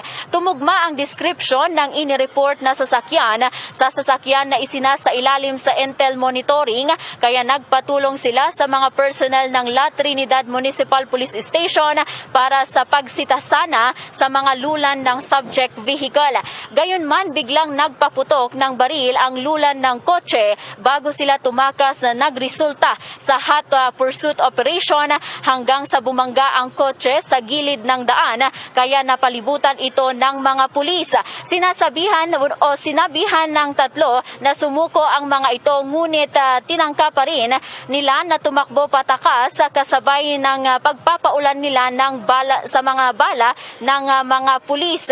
Gumante ang mga pulis na nagresulta sa agarang pagkamatay ng 2 ng mga suspek habang dead on arrival naman sa pagamutan ang ikatlong suspek. Yan ang ulat mula dito sa Bombo Radyo Baguio, Bombo Janice Dennis para sa Pambansang Radyo ng Pilipinas at consistent number 1 dito sa Baguio City, Basta Radyo. Bombo! Bombo Janice, since may na-recover dyan na mga kanilang kinulimbat ba yan, ibang mga IDs, natukoy na ba dyan ang kung sinang huling na biktima nitong tinaguriang robbery hold-up karnaping group na yan na Bombo Radyo Baguio? How's that, Bombo Janice? Oo. Bombo Elmar, sa ngayon ay sinasagawa pa ang verification yung naging biktima nitong carnapping, Bombo Elmar. Sige, ingat kayo dyan sa napakalamig na Baguio City. Si Bombo Janice Dinis sa Bombo Radyo Baguio. Mga karagdagan naman pang mga balita, mga pribadong ospital sa Western Visayas tuluyan ng kumalas sa partnership sa PhilHealth matapos ngang hindi nabayaran ang nasa higit kalahating bilyong pagkakautang. May report ang Bombo Radyo Iloilo. Ikinalungkot ni Iloilo City Mayor Jerry Tranyas ang desisyon ng mga pribadong ospital sa Iloilo na hindi na mag-renew ng kanilang Philippine Health Insurance Corporation o PhilHealth Accreditation kasunod ang hindi pagbayad ng ahensya ng reimbursements ng medical facilities. Sa panayam ng Bombo Radyo kay Mayor Tranyas, sinabi nito na ilang beses na niyang kinausap ang PhilHealth kaugnay sa milyong pisong unpaid claims hanggang sa sinampahanan niya ng kaso ang ahensya dahil pa rin sa kabiguang magbayad. Ngunit ayon sa alkalde, kahit ano pang gawin nito, hindi nagbabayad ang PhilHealth at nagtataka sa kung saan napupunta ang binabayad ng mga empleyado buwan-buwan. Napag-alaman na simula Enero 1 sa susunod na taon, hindi na magre-renew ng PhilHealth accreditation ang St. Paul's Hospital, Iloilo Doctors Hospital, Iloilo Mission Hospital, The Medical City Iloilo, Medicus Medical Center, Qualimid Hospital Iloilo at Metro Iloilo Hospital and Medical Center Incorporated. Napag-alaman na nasa 545 million pesos claims ang hindi pa rin nababayaran ng PhilHealth sa nasabing mga healthcare institutions as of August 31, 2021. Balita mula dito sa Bombo Radyo Iloilo. Ito si Bombo Ayan Gahete para sa Pambansa Radyo ng Pilipinas. Consistent overall number 1 sa Iloilo. Basta Radio, Bombo! Bombo International News. Nagwagi ang korte sa Amerika sa apela nila sa korte ng United Kingdom ukol sa extradition kay WikiLeaks founder Julian Assange. Ang nasabing apela ng US Court noong Enero ay kinontra ang pahayag ng korte sa UK na hindi maaaring ma-extradite si Assange dahil nga sa problema sa kanyang mental health. Nagbigay kasi ang Amerika ng katiyakan na hindi magiging mahigpit ang paghawak nila kay Assange kapag naipasa kamay na nila ito sa kanila. Hindi anya kagaya noon ito na nasa UK na nagtangka na magpakamatay. Ayon kay Lord Chief Justice Lord Burnett na naniniwala silang katiyakan na ibinigay ng Amerika. Pinaghahanap kasi ng Amerika si Assange matapos na isa publiko ang ilang libong mga classified documents mula noong taong 2010 hanggang 2011. Tinawag naman ni Stella Morris ang fiancé ni Assange na ang desisyon ng korte sa UK ay delikado at naligaw ang landas kaya nakatakda nitong iapila ito. Bombo Sports News. Agaw pansin ang naganap na face-to-face ng mga Pinoy champions na sina WBC Bantamweight World Champion Nonito the Filipino Flash Donaire at wala pang talo na kababayan din si interim WBC Bantamweight Champion Raymart Gabalio. Sa kalagitnaan kasi na press conference, may bahagi na nahirapang mailahad sa salitang Ingles si Gabalio at nakapagbisaya pa ito. Sinalo naman ni Donaire ang sasabihin ni Gabalio at nagmistula siyang interpreter. Sa naturang tanawin ay natuwa ang ilang international press at organizers sa ginawa ni Donaire. Ang All-Filipino Showdown ay magiging main event bukas sa Carson, California. Ang future Hall of Famer na si Donaire ay pinganak sa Bohol nga at lumaki sa Jensan, habang si Gabalio naman ay nagmula sa Pulomolong, South Cotabato. Narito ang face-to-face press conference doon sa California, Gabalio versus Donaire. Need to be like what you call this? Oh, no. Like kanang dagan ay kanang di lang bantayan ba? He's saying that there not just the left hook. The respect they have with each other. Nonito Donaire's translating for his opponent. I've never seen anything like that in my life. Go ahead, continue with the translation. So he's saying that it's not just the left hook that he needs to look out for. I also have other arsenals that are that to look out for as well. Not just the left hook. Unbelievable. He's trash talking himself. Nonetheless. Yan ang magkababayan, maglalaban bukas sila ang babandera sa buong mundo bukas. Parehas Pinoy Champions. Samantala, nakasama naman sa initial sports program ng 2020 Games sa Los Angeles ang skateboarding, sports climbing at surfing. Ang nasabing mga sports na unang ipinakilala sa 2020 Tokyo Olympics ay kabilang sa 28 sports na lalaruin sa 2020 Los Angeles Olympics. Hindi naman kabilang sa 2020 Olympics ang weightlifting, boxing at modern pentathlon. Paliwanag ng International Olympic Committee, may mga kriteria na dapat tugunan na nasabing mga sports sa 2023 Olympics para sila ay makasama. Magunitang nasangkot ang weightlifting at boxing sa kontrobersya gaya ng korupsyon, pinansyal at pamumuno, kaya pansamantala muna nila ang hindi sasama daw ang naturang dalawang sports. Bago tayo magtapos ang Bombo Radio Philippines po nag-imbita sa lahat sa buong mundo, sama-sama pa rin tayong manalangin. Narito ang Oratio Imperata. Merciful and compassionate Father, we come to you in our need to seek your protection against the COVID-19 virus that has disturbed and even claimed lives. We ask you now to look upon us with love and by your healing hand, dispel the fear and sickness and death, restore our hope and strengthen our faith. We pray that you guide the people tasked to find cures for this disease and to stem its transmission. We thank you for the vaccines developed made possible by your guiding hands. Bless our efforts to use these vaccines to end the pandemic in our country. We pray for our health workers that they may minister to the sick with competence and compassion. Grant them health in mind and body, strength in their commitment, protection from the disease. We pray for those afflicted. May they be restored to health. Protect those who care for them. Grant eternal rest to those who have died. Give us a grace in these trying times to work for the good of all and to help those in need. May our concern and compassion for each other see us through this crisis and lead us to conversion and holiness. Grant all these through our Lord Jesus Christ, your Son, who lives and reigns with you in the unity of the Holy Spirit, God, forever and ever. Amen.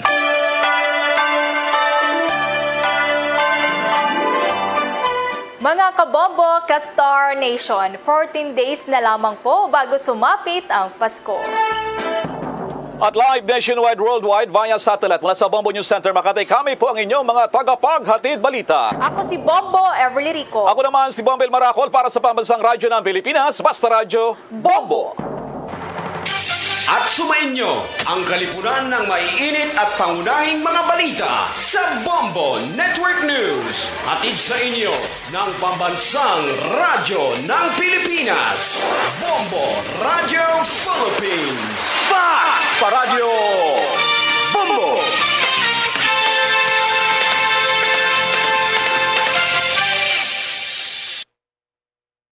To All-Star Nation and Kabombo, we all would like to greet you. A Merry Christmas, and a Happy New Year. Seen and heard. Now fully digitalized in Negros Occidental. This is Bombo Radio Bacolod. To All-Star Nation and Kabombo, we all would like to greet you. A Merry Christmas, Merry Christmas. Bombo Radio Bacolod. Number 1! Basta Radyo, Bombo. Philippine Standard Time at 3 minutos sa nakaligad sa takna ng alas 8 sa aga. Welcome diri sa pagbangalagad isang bombohanay big time adlaw sang Sabado petsa 11 sa bulan sang Disyembre sa bangtig 2021. Ikaduha na ning adlaw sang Sabado sa katapusan ng bulan sa mga year 2021. 14 días na lang gid ang nabilin na banwa antes ang adlaw sang Paskwa. Ato na pag-welcome sa ato ng mga suking mga taga-palamati diri sa maya syudad sang Bacolod, probinsya sang Negros Occidental, sa bilog ng Negros Island, sa bilog man ng Western Visayas. Saan nga man nga bahin sang kalibutan nga nakatutok na pinaagi sa Facebook Live kagad sa YouTube account sang Bombo Radio Bacolod. Welcome diri sa pagbangalagad sang Bombohanay Big Time. Sabong aga mangin kaupod ang inyo walagad si Bombo Erdin Bayonita. Upda na kita sa San Wava Media ang atak na sabong aga. Sabong sa inyo sa mga balita lokal, mga balita nasyonal, mga balita sa luwasang pungsod, sabong mana mga balita sa batagas ang hinambang kagabalita sa artista. Karon sa mga balita subong man mga tubeko nga mangin sentro sa ngatan nga talakayan subong nga aga sa mga balita nasyonal. Si President Rodrigo Duterte nagpasalamat kay US President Joe Biden sa pag-host sang Summit for Democracy. Kagabi oras diri sa aton sa Pilipinas, nag-deliver sang speech ang aton nga Chief Executive and ginapasalig kanyang padayon ang ining pagatingwa sa aton nga gobyerno para nga mas mapabilin pa ang demokrasya. Pero nagpahayag diri ang presidente nga wala kuno nakalambuwas ang madugay na niya ginadusok nga federal system of government tungod man sa kakulang sang suporta sang Kongreso. Pero ginarespeto man sang presidente ang separation of powers.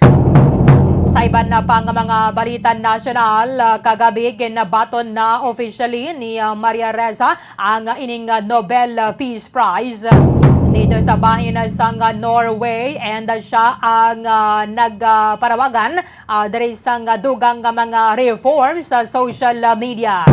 Kadungan sang pagbaton sang veteran Filipino journalist sang award.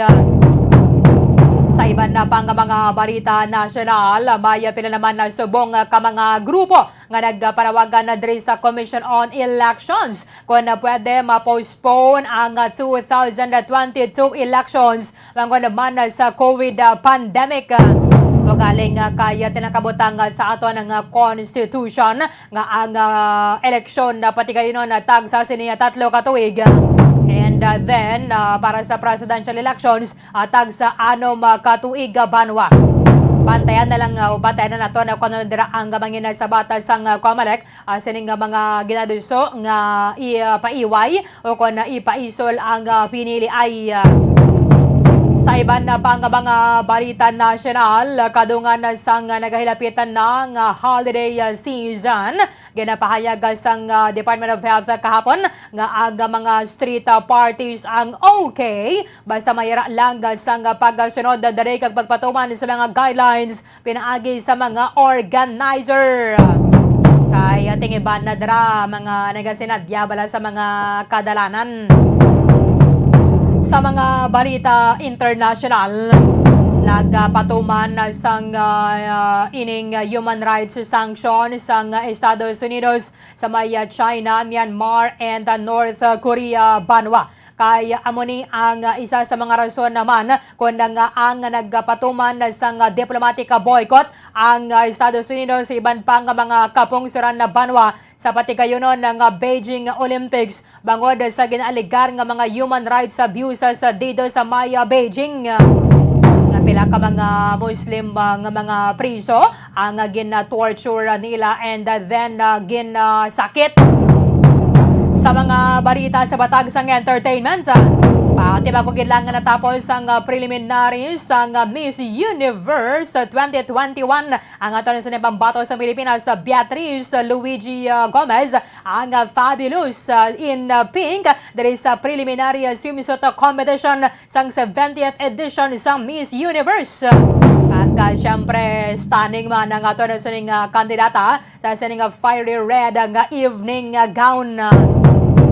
Ipalilita na karon na sa inyo hanga ato na sa nga pambato sa Pilipinas si Beatrice Luigi Gomez sa mag-compete dito, and then kapag usan ng 80 ka mga kandidata masaksihan ninyo ang coronation sa Disyembre 13 sang aga mga alas 8 diri sa ato na oras sa Pilipinas. Sige, sa mga balita lokal, mga balita diri sa aton sa may syudad sang Bacolod, probinsya sang Negros Occidental, mga resource person sa mga nakaupo naton sa mga aga diri sa aton nga palatuntunan. Ang aton Philippine National Police syempre nagalunsyar na sang oplan na ligtas sa Kapaskuhan samtang nagahilapit ang pagsaulog naton sa adlaw sang Pasko. Hasta na ni sa bagong tuig banwa kadungan naman sang panawagan ng kung na pwede ipaiway lang ang paggamit sang palupok. And dapat sa mga vendors dira nakaproseso gid sang mga requirements para nga makabaligya kag dapat dira lang gid sa mga designated area. Ibalot na karon sa report ni Bombo Gracelyn Lobaton. Kasunod sa pahayag kagabi ni President Rodrigo Duterte nga siya ang nagakanugon na kontani na sining wala na duso banwang federal system of government nga maning isa sa mga signature campaign ni President Rodrigo Duterte sa tuig 2016. Siyempre, tayo napaburad man yung kontani sa mga negosyante because kung yara kita, mayroon sang or mangin federal na ang sistema sa ato ng gobyerno. Mas dako ang kantidad sa buwis sa magamit per region na banwa, and then hindi na mo nakadako ang remit na ton sa National Treasury. Ibalot na karon sa report ni Bombo France Andrew Burgos. Siyempre, ang paglagaw naton sa mga naglain-lain nga bahin sa kalibutan. Kadungan sa ngata ng Christmas around the world segment diri sa Bombo Radio Philippines. So bonggang nga aga, magalagaw naman kita dito sa Maya, Mozambique. Isa man sa mga mayara sang kaso sang Omicron na variant. Bati check nato na kung paano sila mag-celebrar sang adlaw sang Paskwa. Kaya nagapangalugayawan na kita ginadalan na mo na kamo sa mga nagkalain-lain ng bahin sang kalibutan.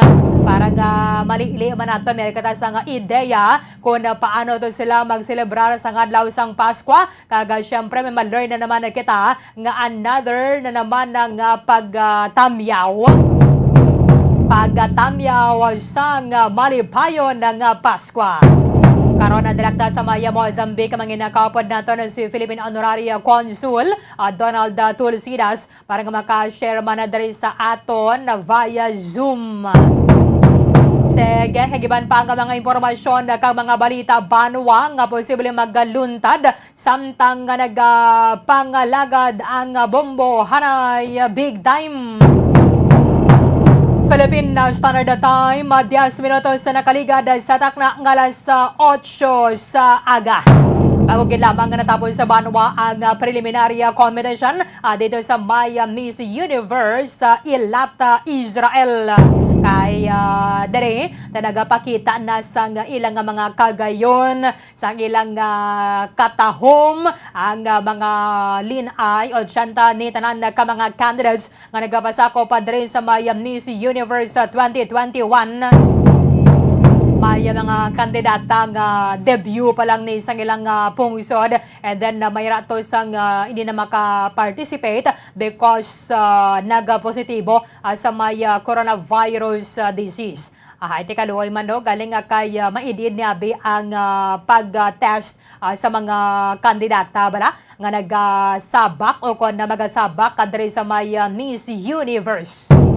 Si Beatriz Luigi Gomez, syempre kung makita ninyo sa sining video, amo ni ang ginasuksok sang aton ng kandidata, si Beatriz Banwa, and she was stunning sa one piece nga pink during the swimsuit competition Sabado asang aga oras diri sa aton sa Pilipinas. Grabe man ang pagpamalakpakan ni Marian Rivera, isa sa mga judges dito sa may Miss Universe 2021.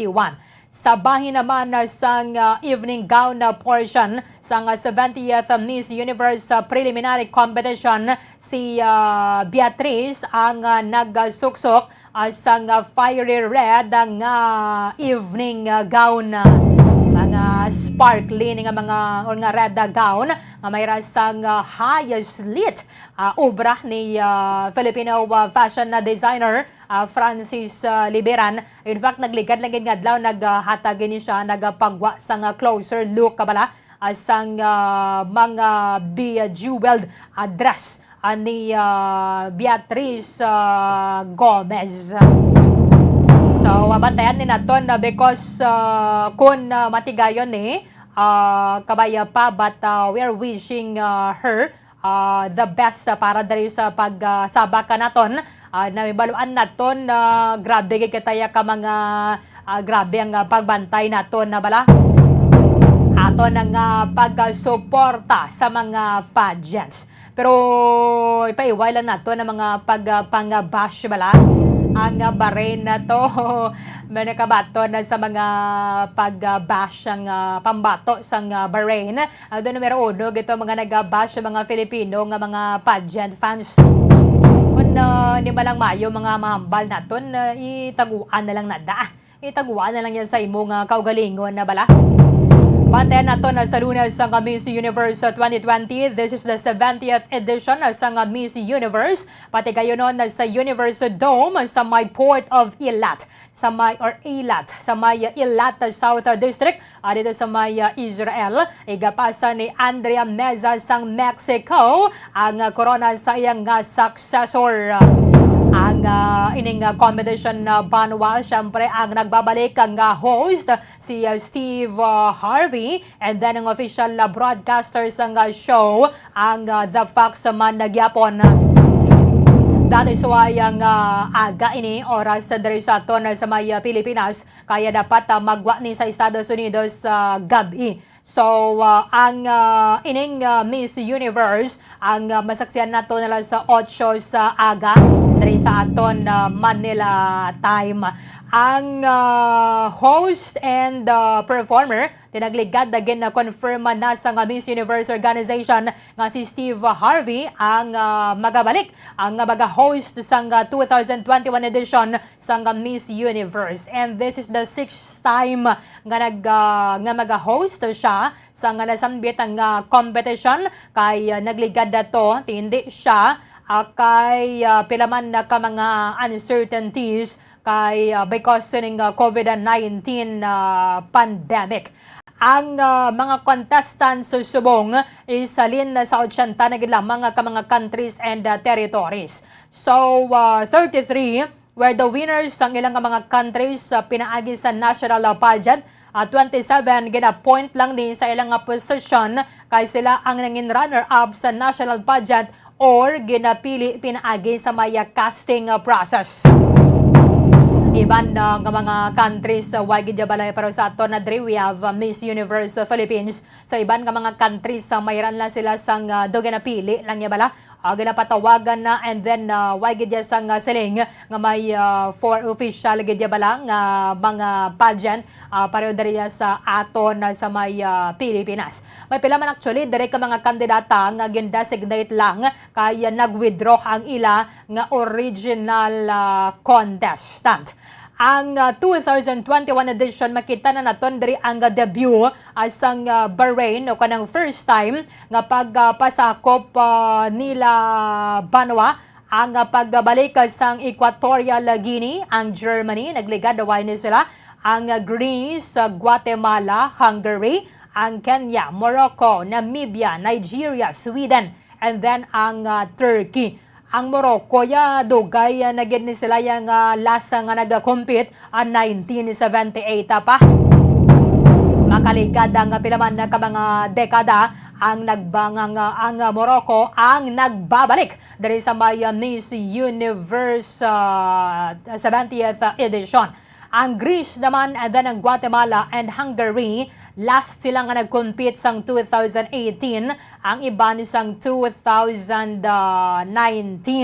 Ang Barbados, Belize, Indonesia kag Malaysia nag-withdraw na lang ni sila sa may competition kay mayara sang travel restrictions and other issues related to COVID-19 pandemic. Ang Myanmar and then ang Uruguay mag-withdraw man for undisclosed reasons. That is why ang 80 na lang agad ka mga kandidata, 80 na lang ka mga lin ay ang nabilin.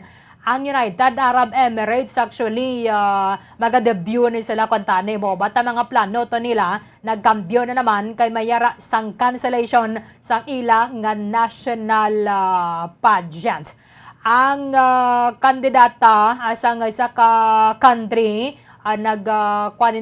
nag-positive sa may COVID-19 after arriving and then nagindala sa may isolation hotel sang gobyerno.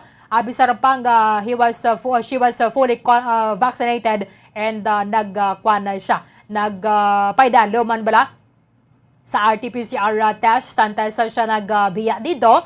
However, pagabota sa may Israel, ay siya ang nag-positibo diri sa may COVID test banwa. So, hindi na siya maka-intra diri sa may sa may ano ni siya sa yan isang isang France, si Clemence Botino ang hindi makatambong diri. But gin-authorize naman to siya actually nga mag-rejoin sa may competition. So wala tulatan ni naton kay may mga national costume na ni basikon buwas sa aga. Amo naman ng mga masaksihan na naton kay subong or subong nga kaagahon. Amo na ni nagpakita na dito sang kakatahom nila kag ang kaayo nila sa pagrampa. Ang mga kandidata sa entablado, suksok ang ila sa nga mga evening gown, and then ang one piece nga swimwear nila. So, mayara dari sa mga special awards. Siyempre, we have the Best National Costume, Miss Congeniality, ang Spirit of Carnival Award na kuha na ni sang The Bahamas, and then ang Social Impact Award na kuha na sang Chile. Siyempre, yara sa Selection Committee, Miss Mariana Rivera, Filipino actress and model, yara man Lori Harvey, American model, bata man siya actually sang host nga si Steve Harvey. Adriana Lima, Brazilian model, and then iba na pa. From Puerto Rico, si Miss Universe India 2015, Urvashi Rotella, araman dara sa mga panel of judges. And American-Israeli actress Rena Sofer Atoman, and Miss USA 2019, and si Rina Moore, Miss Universe 1976. Sige, pangamuyuan ni naton ang pagkasabak sang aton nga kandidata Beatriz Luigi Gomez sa Miss Universe 2021. Pilaman na ka mga Bombo correspondents naton from Israel. Ang excited naman kag todo suporta sa pagkasabak sa aton nga kandidata, kag syempre ang espiritu ganda sang moral support naton. Na siyempre nagpabilin sa pagkasabak ni Gomez sa sining 70th edition sa Miss Universe sa Universe Dome sa may Port of Eilat sa Eilat South District, Israel. 22 minutos na nakaligada sa takna ng alas 8 sa aga. Pagbalikan naton na siyempre pagpanglugayawan naton sa naglain-lain ng bayan isang kalibutan para sa aton nga Christmas around the world. Radyo Bacolod. Number 1! Basta Radyo Bombo. Bombo Radyo Bacolod. Number 1! Basta Radyo Bombo. Yari na ang isa sa nakapabaylo kag nakabaton sang brand new radio set with AM and FM band. Kag cash, nagikan sa Bombo Radio Bacolod. Ako si Arlene Ruiz, taga Kalong-Kalong Zone 1, Bacolod City. Nagbabaylo ko sang radyo, kay ang radyo ko bala nakalansang lang sa isa ka estasyon. Hindi ko kapamati sa iban nga estasyon, kag kung gusto ko yung magpamati sa iban, hindi ko kapamati. Nakalansang lang sa isa ka estasyon. Alin to sa DYHB, nga ginatag sa akon, tigin pabayluan ko na lang di kayo na nag-promo nga amo na, para makapamati ko sang iban. Ang 3,000 pesos, ibakal ko sang may maintenance ko nga bulong, tapos siyempre bakal bugas ang sobra, ipang birthday ko kay birthday ko. Oo, sobra gid. Ako niya ba, naga-driver lang niya, ako ya sa sulod ng sambalay. Basta radyo Bombo, number 1. Number 1 ang Bombo Radio.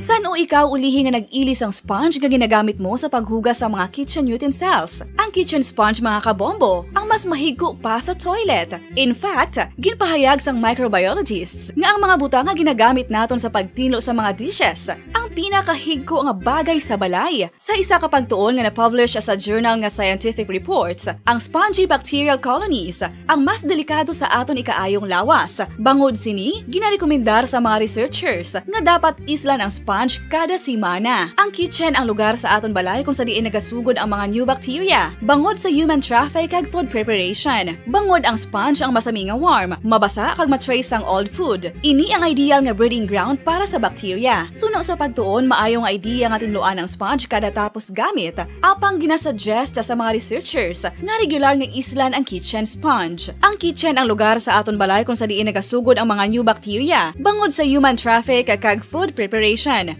Bangod ang sponge ang masami nga warm, mabasa, kag may trace ang old food. Ini ang ideal nga breeding ground para sa bakterya. Suno sa pagtuon, maayo nga ideya nga tinluan ang sponge kada tapos gamit, apang ginasuggest sa mga researchers nga regular nga islan ang kitchen sponge. Isa ka bala sa may hinuptanan nga ido, mangin responsable nga dog owner. Bilang nagapanag-iyas ang ido, siguraduhon nga ang mga ini ang regular nga nabakunahan batok sa rabies. Ipaidalom ini sa mandatory registration. Siguraduhon nga hindi ini manginlayaw o kon magsigilagaw o kon libot sa mga kalye o kon sa anuman nga mga public places. Imo man responsibilidad nga mapag-groom ang mga ini, matagaan sa bastante nga pagkaon kag shelter. Responsibilidad mo bilang pet owner nga gastuhan ang anuman nga gastuhon medikal sa tion nga makakagat ang imo ido. Rabies is preventable. Mangin responsable nga dog o kon pet owner.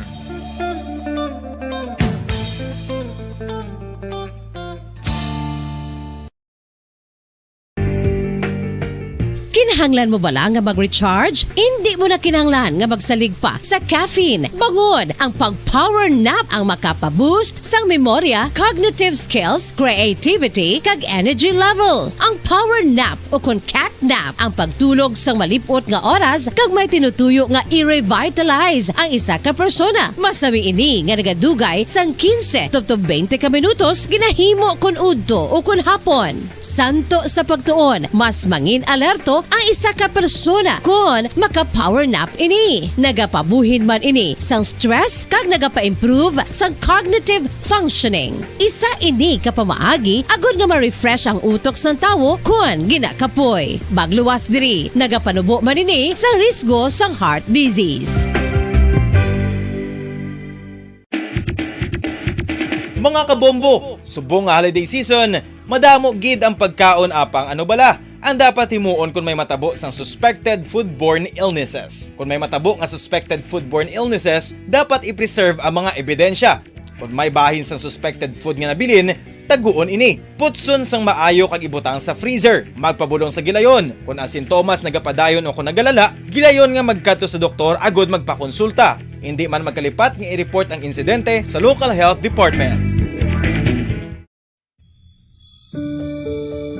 Ginhangkat man sang mga problema dala sang pandemya kag iban pa. Kita padayon nga magatindog, magabato sa anuman nga unos. Sa Pilipinas, ukon sa dinman nga bahin sang kalibutan. Sa ulugon nga puno sang kalipay kag paglaom, ang subong nga Paskwa. Kaupod ang Bombo Radio Philippines. Merry Christmas, mga kabombo! Ini ang Bombo Radio Bacolod para sa pambansang radyo ng Pilipinas. Consistent, overall number 1 sa Bacolod. Basta Radio! Bombo!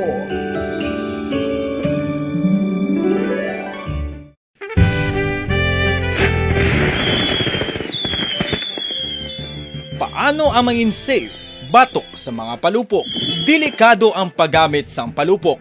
Tanan nga klase sang palupok ang ginadumilian sa mga bata.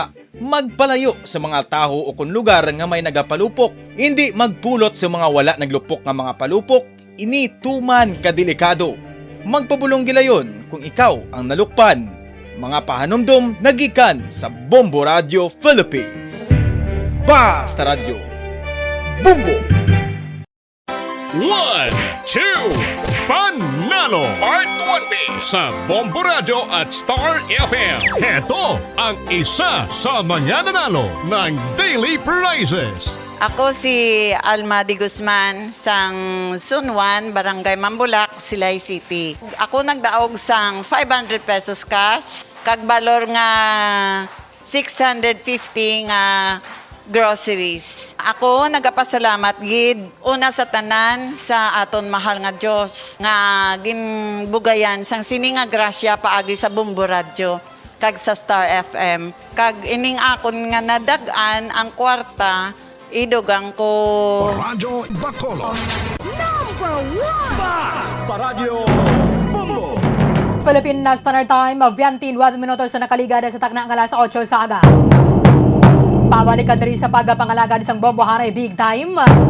Siyempre, Pregna, dala namon na kamo sa mga nakalain-lain ng mga kapungsuran worldwide para nga ma-check naton ang ilang mga selebrasyon, mga tradisyon, kadungan sa pag-celebrar sa adlaw sa Pasko. Sa mga aga, libot naman na kita dito sa may Mozambique, Banwa. Sa bahin sa Mozambique, parang makali man na kita sa sining mga tradisyon sa pungso dito sa may East Africa, ang Mozambique. Bombo Radio Philippines presents Christmas Around the World, as shared and told by our Bombo International News Correspondents.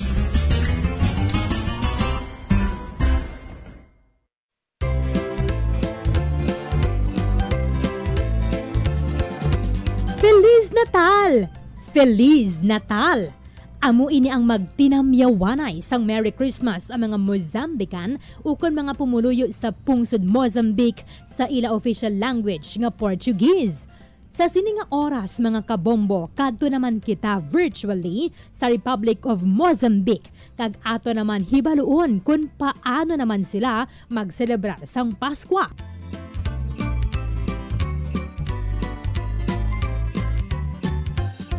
Well, ang Mozambique o kon Republic of Mozambique o kon Republika de Mozambique sa Portuguese, isa ka pungsod nga na-situate o kon nahamtang sa Southeastern Africa, kagyara sa palibot sini ang Indian Ocean. Ang mga kapungsuran sang Tanzania, Malawi, Zambia, Zimbabwe, Eswatini kag South Africa. Ang kapital sang Mozambique amo ang malapad nga syudad sang Maputo. Base sa latest nga population sang sining nga pungsod, nagadangat ang mga pumuluyo sa Mozambique sa masobra 32 milyones. Kag ang ila klase sang panggobyerno amo ang Unitary Dominant Party, semi-presidential, constitutional, ukon constitutional, ukon republic. Kagang ila presidente nga nagapungko karon amo si Felipe Jacinto Nyusi, kagang ila prime minister amo si Carlos Agostino do Rosario.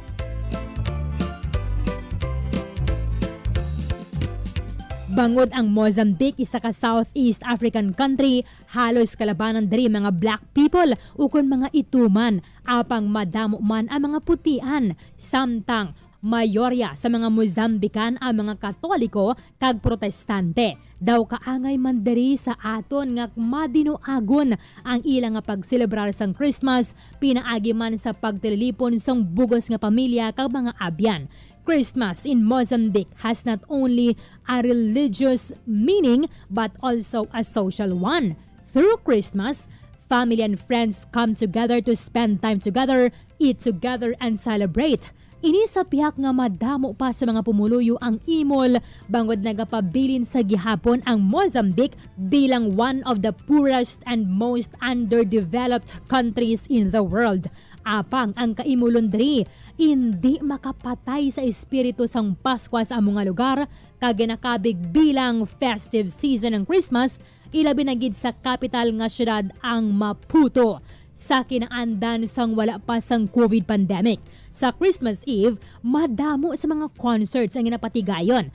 Parties, music, kag mabatian ang pagsinadya, pinaagi sa pagkinanta, pagsinaot sa mga pamilya.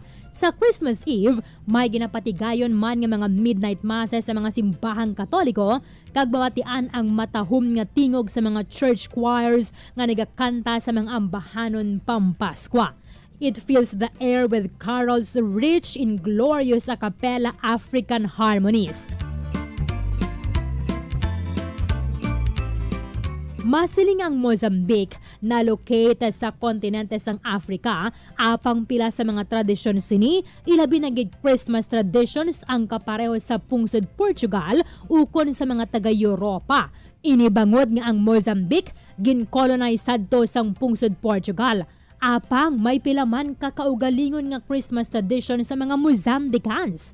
Antes pa man sila magtinamyawanay sang Feliz Natal o kon Merry Christmas sa Disyembre 25, nga isa ka holiday kag ginakabig man bilang family day, nagagreet na sila sa isa kag isa sang buwas festas ukon happy holidays sa tunga-tunga pa lamang sang bulan sang Nobyembre.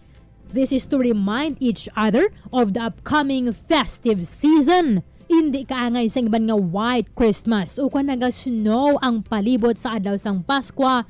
High summer naman sa Mozambique bangon sang tropical climate zones. Tuman ka init bangon sang global warming. Amo ini ang rason kung nga madamo man sa mga foreign tourist ang naga-celebrate sang ilang Paskwa dito. Ilabi na gid mga travelers gikan sa iban nga mga kapungsuran nga tuman ang snow sa sini nga mga tinion agod lamang magpainit-init sa adlaw sang Paskwa kag bag-ong tuig.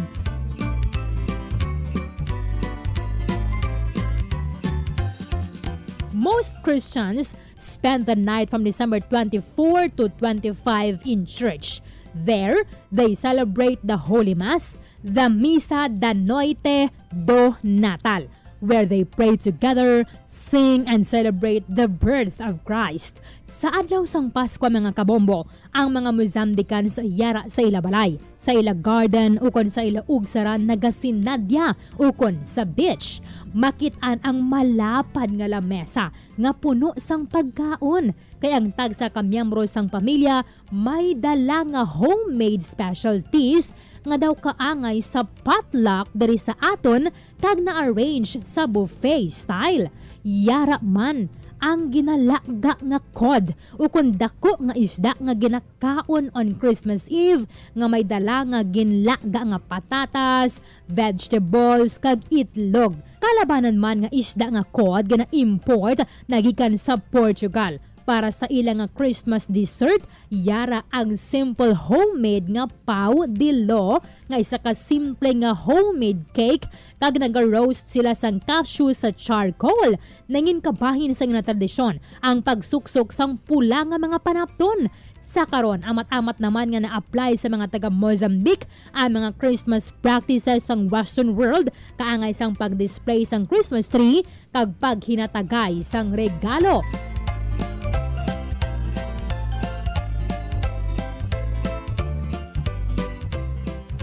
Saliwat, Feliz Natal! Feliz Natal! Ukon Merry Christmas! Ini ang pagtinamyawanay sa mga Mozambicans sa adlaw sang Paskwa. Sige, Feliz Natal sa liwatan! Amo niya nga pagatamyaw sang Merry Christmas dito sa may Mozambique sa language nila ang Portuguese. Sabong actually kadamo gid ang mga kapungsuran ng mga naga-worry bala bangon naman sa ning presensya kaga impact sang Omicron na variant and syempre hindi gid diri makasalbar ang Mozambique isa man sa mga underdeveloped pa nga mga country dito sa may East Africa. Kay ang ining holiday season amo na ni kuntani ang time nila para sa pag kalipay man balasang tourism sector. Kaya kadamo sang mga nagapadulong didto nga mga turista. So mayara sang travel ban nga ginapatuman sa may Mozambique kag syempre banda pa nga mga miyembro sang Southern African Development Community nga ginalakipanda sang 16 ka mga pungsod. Ang mga tourism managers and mga executives dito sa may Mozambique, actually tamo gid ginalauman nila tani mo ang pagbaha sang mga bisita at the time of the holiday season kag syempre ang Christmas kag New Year. Pero tilain na ang sitwasyon subong bangod naman sa may COVID-19 pandemic. Siling ganit rin ni Nuno Kelhas, ang chairman sa Private Sector Commission for COVID-19 sa Confederation of Economic Associations. Ang sitwasyon na gani makaapekto gid sa may recovery asang tourism sector kay may sang high level of cancellation of reservations and postponement sa mga travel by tourists kag sa mga businessmen. Ang dako nga bahin sang foreign investment sa may Mozambique ang nagikan sa European Union, sa United States and then South Africa. Ang restriction sa ngani pwede mag-contribute sa retraction sang investments and contraction of the flow of economic activity dito sa may Mozambique. Pero man lang adriya sa aton kaya nakabawi-bawi na ang aton ng sektor sang turismo o galing kay ti ang iban sini Banwa may mga ginadugang naman na kita ganimo sa may red list. Ang pinakauli kapon na Italy and then ang Portuguese. So, mga travelers ang nagaling na dito sa may nasambit ang pungsod, kinanglan na gid magpaidalom sa may RT-PCR test 72 hours prior sa ilang departure and then mapaidaloman sa may facility-based quarantine pag-abot diri sa may Pilipinas. Sa sining pagdamo na naman sang kaso, syempre ang flow of travel both for tourism and business naka-record na kuntani sang clear recovery hasta na sa third quarter sang 2021 kay nagsaka na ni kuntani sang 14% kung ikumparar sa third quarter sang 2020 nga ang mga kapungsurante syempre magid gapo nagabaton sa mga turista. Dari sa aton sa may Pilipinas, ang Philippine National Police sa Banwa nagapatuman na kag nagalunsyar na sang Oplan ligtas sa Kapaskuhan. Amo maning isa sa mga pahanumdama sa aton sa Negros Occidental Police Provincial Office. Dari sa report ni Bombo Grace Labaton kay syempre ang mga Pilipino kitang mga katawhan ang gina-remind agad nga dapat i-make sure naton nga ligtas ang aton nga Kapaskuhan. Si Bombo Grace Labaton meron sang statement coming from Negros Occidental Police Provincial Office kagabi halin na pamansa nga tinalikdan ng mga inadlaw. Siyempre tamo na ni masaksihan na naton sa mga areas dere nga mayara sang mga Christmas lanterns competition, patahom-tahom sang Christmas parol. Kaga syempre tang kaluwasan gid naton. Hindi naton na dapat pag ibutang sa alang-alang kaya parang happy ang aton nga pagsugata sang bag-ong tuig. Ang mga autoridad naton isa gini sa mga ginaduso nila ang paglabot na naton kuntani sa herd immunity because sa sining paagi at least mapatyagan na naton ang normal na ang sitwasyon. In fact, kung hapon na balalin mga alas 4 hasta na gid mag alas 7, perte na kaguto ka sa trapiko. No, yara na nato na batyagan ang Christmas rush. Teka na mo nabi sa mga nakabaton sa mga kaayuhan. Siling nila namin man ako na temprano pa makabaton isang kaayuhan. Kaya kung anong punteriya mo balang nga baklo natin sa bakala mo na. Sa mga mall sa ganin, dali sa may reclamation area, halos sa kadadlaw, nagadabo na gina mga shoppers. O galing hindi man natin mabasol mga kotoran natin, giti nahidlaw na mo. Nahidlaw na. Kag bisa na paano nakabangon-bangon naman nagawa sang sa 13th month pay kag bonus nga nabaton naton nalikdan nga mga tinuig tinalikdan naging nga tuig 2020 because may pila ka mga negosyo nga sirado bala sa sulod sang pila ka bulan, so no work no payment din mga empleyado timabuhin man sa 13th month pay nimo nga mabaton. Because ang proseso or ang method sa pag-isip na naton sa 13th month pay is your total salary sa amo ng tuig divided by 12. So kung sa 2020, walo lang bika bulan ng imo yung pagtrabaho, ang sweldo mo nga na for the 8 months, i-multiply, i-tiningobon, i-sum up, and then i-divide mo sa 12 months. So that is your 13th month pay. Pero tisubong yung 2021, kung kompleto, gidya ang 12 ka bulan nimo nga pagtrabaho, Kaga wala gawas ang mga absent sa bala. Bati tiba gid Bombolits no. Bombolits niya when absent mo. Kuha na yan tayo tama na ka pisan nga empleyado. O tikon 12 gid ka bulan ng imo yang pagtrabaho. And then why ka lang yung nag-report sa duty sa naka-vacation leave ka o ka naka-schedule der no nang tawag niyo der naka-forced leave, ang imo yang mabaton is kompleto gid ya. So, tikon na nagabaton na kadara taga 30,000, 30,000 kada bulan, 30,000 gid ang mabaton nimo as 13th month pay. Pero mas happy pagid mga empleyado kon ang imong kompanya, especially sa mga pribado kag pampubliko, mga opisina sang gobyerno, mayara sang 14th month pay. Kag mayara pagid sang Christmas bonus. Ang Christmas bonus sa aton is mandated by law, yara lang na sa discretion kag kabubuton sang kompanya. Kamo sana ang Oplan Ligtas Kabaskuan sang Philippine National Police, Bombo Grace Lobaton sa report. Kamen. Arlene.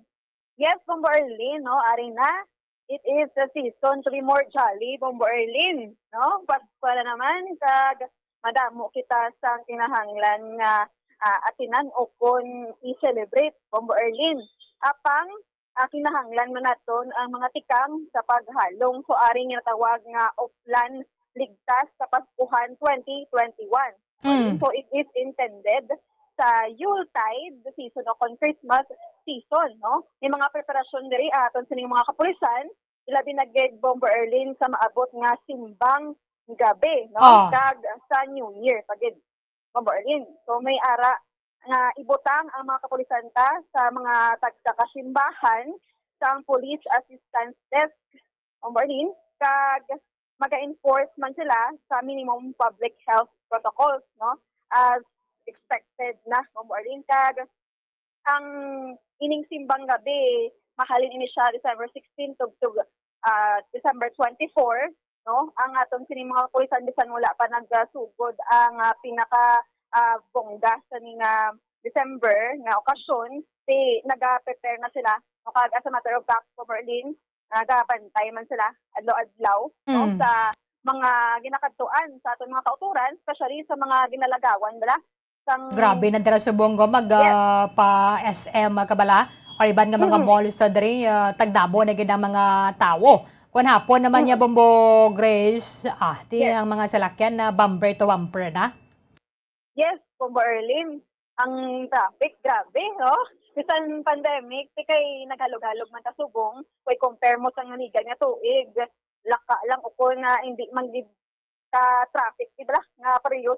Subong so ara pa lang kita sa ika-11 nga adlaw sang December. Lumapil mo na kay Bombo Erlin ang tawag na December 25 o kon highlight pala sang amo ni nga bulan. So Bombo Erlin, may ara kita nga mga kapulisan ang na-designate na nga daan, sabihin man sila nga bahin sang syudad sa Bacolod o kung sang probinsya, no, sang Negros Occidental. So kuan tatahayag ang spokesperson o kung deputy spokesperson sang Negros Occidental Police Provincial Office regarding sa ila nga preparasyon. So lakip na diri Bombo Erlin ang mga regulation and control, no, sa pag-usar sang firecrackers kag other pyrotechnic devices, no?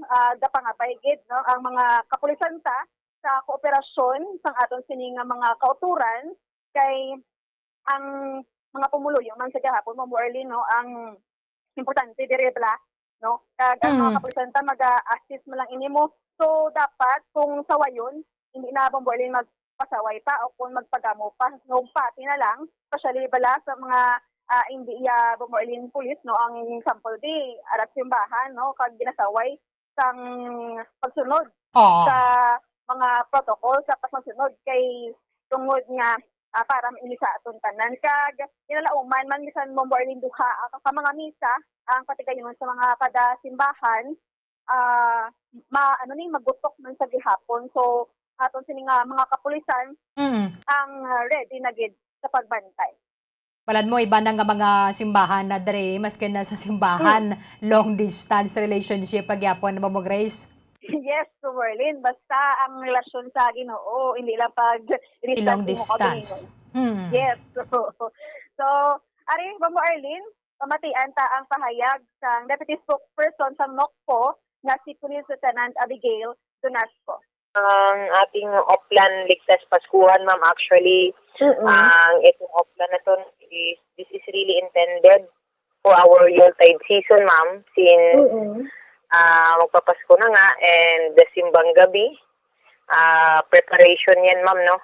Yes. Ang paglalagay natin ng police assistance desk in every churches at ang ating pag-i-enforce ng ating minimum public health safety protocols natin, and as well ang sa simbahan din natin, no, ang capacity po ng pwedeng magsimba on those dates from 16 to 24 if I'm not mistaken.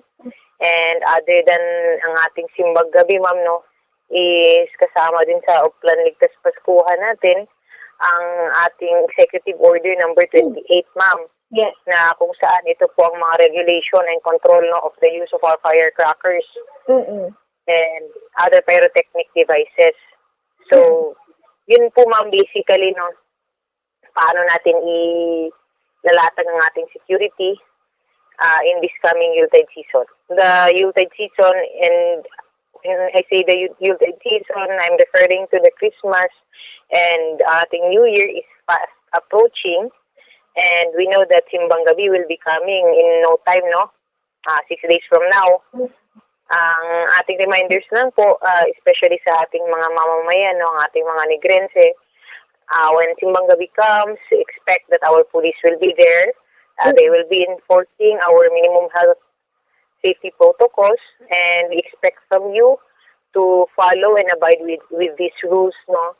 Since we are here, ang task po natin is to promote the peace and order of Negros Occidental.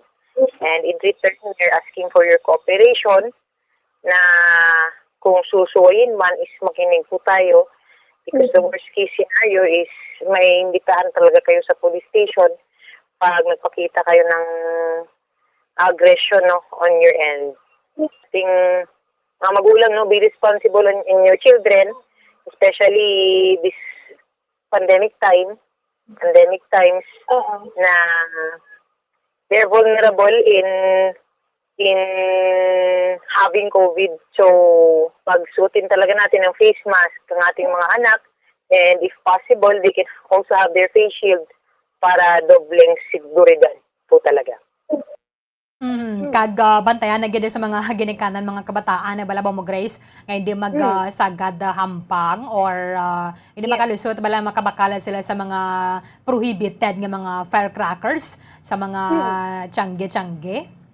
Yes, Berlin sakto gina ka dito bala sa New Government Center nagligad nga mga inadlaw Berlin mera sa mga kabataan nga nagkaladula ngayon lang kay ang mga kapulisan ta ang ka-alerto malang, so nabalik man sa ila-ila mga kabataan, so haligid sa mga may dala nga mga kabataan. Damo na nga dana sa mga nag-banding bala adra sa may Bacolod Governmental Center. So mansig halong lang gid kita. Sige, Bombo, Grace, ma-check na to na sa may bitaw ang mga pagdirihir man nila sa may dalagan sa trapiko kay amo na nimo asta na ni mga 20 or asta na gigan ni 24 because nakabato na mo. No, Bombo Grace? Yes. Nakakalaban na nakabato na. Bombo Grace, temprano pa ni. No? May bilin pa? Mera pa pong Berlin Very good. Hindi Ang kilala. pakampante. Kilala mo to nag-open account dahil kunos dalong. Oo. Masin sa makasat aside ka lang mga sa kalibod okay naman Okay naman ako Berlin basta importante may bilin sa dosong tuig kay budlay man modaan. Budlay mawada, no? Iba na maski nung bakal kortina dire ka mga beddings kay kanami ko na sugata ka sang bago nga tuig bago man mga gamit mo bala minsan mga hiligdaan mo lang na dira ka para makakuan man kita. Nami manaton nga pahuway. Sige, thank you gid Bombo Grace. Yes, Berlin ini si Bombo Grace din labato nag-report para sa pambansang radyo ng Pilipinas, consistent, overall, number 1 sa Bacolod, basta radyo. Bombo! Sige, maraming salamat kay Bombo Grace Labaton.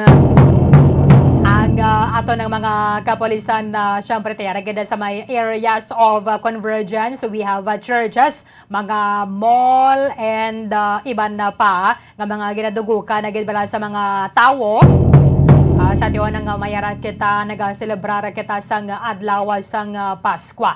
Siyempre, isa na dira sa mga panumduman sa katon nga mga otoridad, ang hustuhan lang nga bala nga kadamuon or kantidad sa nga kwarta, amo na ang dalon naton. Sa paglakat naton, kung napila lang dira nga kinanglan mo, ti amo lang na ang dalon. Parang malikawan naton, bala diri ang pang-biktima asang mga malaing elemento sa aton nga sosyedad. Kaya ti ang iban amo bala na ginabantayan na nila. And then malikawan lang nato ng pagasuksok sang mga taga-damo gid balang nga mga alahas. Ato niya apil man lang ni nato na kung mayra man lang kita dira sang cash na mag-withdraw na lang agad. Especially kung mga nag-shopping nga bala. Kaya para matagan man naton sang konsiderasyon ang iban nga mga shoppers nga kalaba bala sang pila, kalaba sang linya, and then ma-swipe ka lang. Naga-consume sang oras. Ti kung may kadala man lang kita cash, mas maayo gid, parang fair man para sa tanan, kag hindi magdinugay gid kay iba na dra mga nagasunod sa inyo, nagaugtas bala. Nagaugtas kay kapoy nga daan sa kada tindog, o dason na ginasundan mo kadugay pa kay ga-swipe. O da may kwan man kita, meron man kita sa nga kailwayan, pero kung may cash man lang, may malabayan ka man lang dira nga ATM, di mas mayo madalagi kita sang cash. Okay, kaga syempre sa mga ginikanan na bantayan ginaton mga kabataan sa mga prohibited nga mga firecrackers kay amo na ning kada tuigan ng reminder sa aton sang Department of the Interior and Local Government sa Philippine National Police and sa Bureau of Fire Protection. Siyempre, ginadumilian sa Gyapon, Watusi, Piccolo, ang Pop-Pop, ang 5-Star, Plapla, Lolo Thunder, mga Giant Bawang, Giant Whistle Bomb, Atomic Triangle, large size nga Judas Belt, may mga goodbye dilima pa. Ay nano na lang ganito goodbye yan kagida ko no makalusot bala ang mga firecrackers manufacturers why na sila yan naghimo sang mga prohibited kaya nagapaydalo man sila sa mga training before ang pagasugod sang pag-manufacture. However, tingiba na drabla mabakal lang pulbora kag magubraw-bra sang magubraw-bra sang palupok ang tama gidya ka tunog ang lupok. Di kon maswertehan kadara tapos kagid. Basi kon magpalamungol okay lang palamungol kadara. Pero kon madulaan ka pa sa mga kamumuo, delikado gid. Speaking sa iba ng mga kapungsuran na yara na sa piyak nga linya, ang aton sa nga Bombo correspondent and syempre mag-share sa aton sa mga aga sang Christmas dito sa may Mozambique. Joining us this morning via Zoom, Donald Tulsidas from Maputo, Mozambique. Hi, sir. You are live over Bombo Radio Bacolod. I am happy to talk to you again. Good morning, sir. Hi, very good morning. How are you? Nice. Yes, sir. It's a long time no here, and I'm so happy to talk to you again this morning. What's the time there in Mozambique now? Yeah, we are going approximately 3 a.m. We are almost 6 hours ahead of your time. 6 hours. You are 6 hours ahead. Okay. Thank you, sir, for being up this very early this morning just to share your Christmas traditions for us here in the Philippines. Are you still our Philippine Honorary Consul? Yeah. Okay. I'm still the Honorary Consul of the Philippines. Mm-hmm. With Okay. a lot of work here. Yeah. And we have a number of Filipinos working in Mozambique. Yeah, it is something not too easy to count. As we have some inbound of Filipinos like Siemens working for companies, especially on the fishing ships of Taiwan and Chinese and South Korean fishing on our Indian Ocean, our coast. But the number fixed in Mozambique is around. We're going to up to 1,000, even more, Uh-huh. and it's still increasing the number. But most of the OFWs, are they land-based? Yes, they are in land and in different areas of development. Mhm. Some teachers, some others working in other companies like bakeries, uh, factories, industries, and so on. Mhm. But have you visited the Philippines, Donald? Yeah, I mean, many times I've been there, but since the Many COVID, times. I'm staying here. Mhm. Yeah, my But last time was in 2000, 2 years ago, when the COVID began. uh-huh. Yeah, I leave Manila on February, and March the COVID starts. Yeah, Uh-huh. spreading. But have you been Mhm. here in Bacolod City? No, I would love to. Actually, it's very famous city. I'm planning to, because my trip to the Philippines is always busy in Mhm. meetings, and I never had holidays to the Philippines. I Mhm. see people enjoying very much, but I never. I have to look at me for next time, next opportunity to combine a job and some Mhm. entertainment, and as a tourist. And I will visit Bacolod for sure. Yes, sir. Is in agenda. You should you should tour Bacolod because people here are always smiling because we are the city of smiles of the Philippines. I hear about that. I'm excited to visit you. Aha. Sure. Sir, how's the weather now in Mozambique? Well, we are in summer, but Okay. as you know, consequence of the effects of the challenge.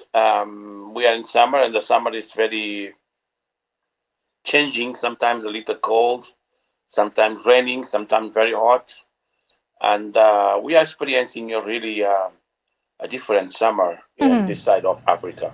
Aha. But Okay. this is summertime. Yeah, sure. And of course, the challenge of the Omicron variant. Come again, sir. The challenge of Omicron variant is also there. Yeah, yeah, it's true. Uh, we are facing difficulties in many ways, and one of the difficulties is I will start by the neo COVID, Yes. the neo variant, the Omicron. It's in Mozambique, but honestly, it's not so much as people think. It's not so much as people. There is a lot of the media is doing exaggerating. No, I'm not saying in the Philippines, but in European side, Mhm. exaggerating, and we feel quite disappointed with that attitude by cutting the flights and the connections and so Oh. on, the restrictions. The variant is not so well. We don't feel so impacted yet. Maybe it will come, maybe not. But we do have some cases already in Mozambique, Mhm. but there is no deaths, and most of the people, the plan of vaccination have started along the year, and we did accelerated on vaccination. I even took my people, my citizens, Filipinos, for vaccination, and we are under control. And if there is people with the Omicron, they feel, but very far, not too strong, not very aggressive, and we see no reason like, for example, Portugal is our country, European who colonized us. The first thing they did, they closed the flights, Yes. and they will start after tomorrow again Uh-huh. because they see no reason to to keep like that. Like we are in a very critical. We are not critical. We faced the last COVID, um, and we beat. The city of Maputo is now very relaxed. Mhm. There is some like 20 cases only in the whole country. Well, I consider that as a good number and out of risk. Yes, so I cannot see that as too dangerous. Uh-huh. Okay. The community of the Philippines, they are fine, they are good, they're doing normal life. Of course, they are very conscient about the prevention. It's Uh-uh. always the mask and uh, and uh, and respecting distance as always. But we are good. We are Mhm. good. We are okay. Okay. Is this hurting your tourism sector? It is one of the problem. It is Uh-huh. when you lock the borders. We have wonderful beaches. We have a lot of not like not as the Philippines because you have amazing places, Mhm. but we have some islands where most of the European people come to enjoy. Uh, we have the national parks for our where people can enjoy and see our animals, Mm. leopards, the elephants, and so on. Uh-huh. And this is all practically paralyzed, and people cannot come. People are scared, and the media makes people very scared. I feel that it's normal. People, anyone can come today Mhm. and enjoy our tourism. They can have a nice beach. They can go to see the animals. One of the good things we have in this side of Africa, especially Mozambique, is that people can enjoy the both side of tourism, Uh-huh. synergetic tourism and sun and beach. Mhm. And we have all these Unfortunately. products ready, Uh-huh. but with that information, it cuts our economy drastically. Mhm. Unfortunately, the Philippines included Mozambique in our travel ban list Yeah. Uh, because of the you Omicron. know, Philippines is is a country that I am very focused, not as the honorary consul only, but strategical as the business man I am, to try to push the Philippines to Mozambique in terms of agreements on tourism and in other investments. Mhm. Uh, Philippines is badly needed in Mozambique. Okay. That's what I'm trying to push as the also as the honorary consul, based on official issues with the government to government, and we are moving ahead in some actions. We had a group of Philippines who visited Mozambique 2 years ago. Mhm. 3 years ago, together with the DTI, Department of Trade Industry of the Philippines. And this year, we have been already. I met the Minister of Transportation and Communication of Mozambique. I expressed the, the interest of the Philippines to cooperate with Mozambique. Automatically, the minister approved that the first group. I'm very happy to that. I Uh-huh. can announce on the radio for the first time. He approved it that a group of Mozambicans visit the Philippines to meet the the partners and to organize with the Secretary of the Transportation and also the the sea transportation, Mhm. communication, airlines for this. For after all, when the Philippines is ready to receive the delegation, Okay. they'll come immediately. It's Uh-huh. already. Uh, At least that's good news. so this it's just like a beginning of the presence of the Philippines is very needed in Mozambique. Why?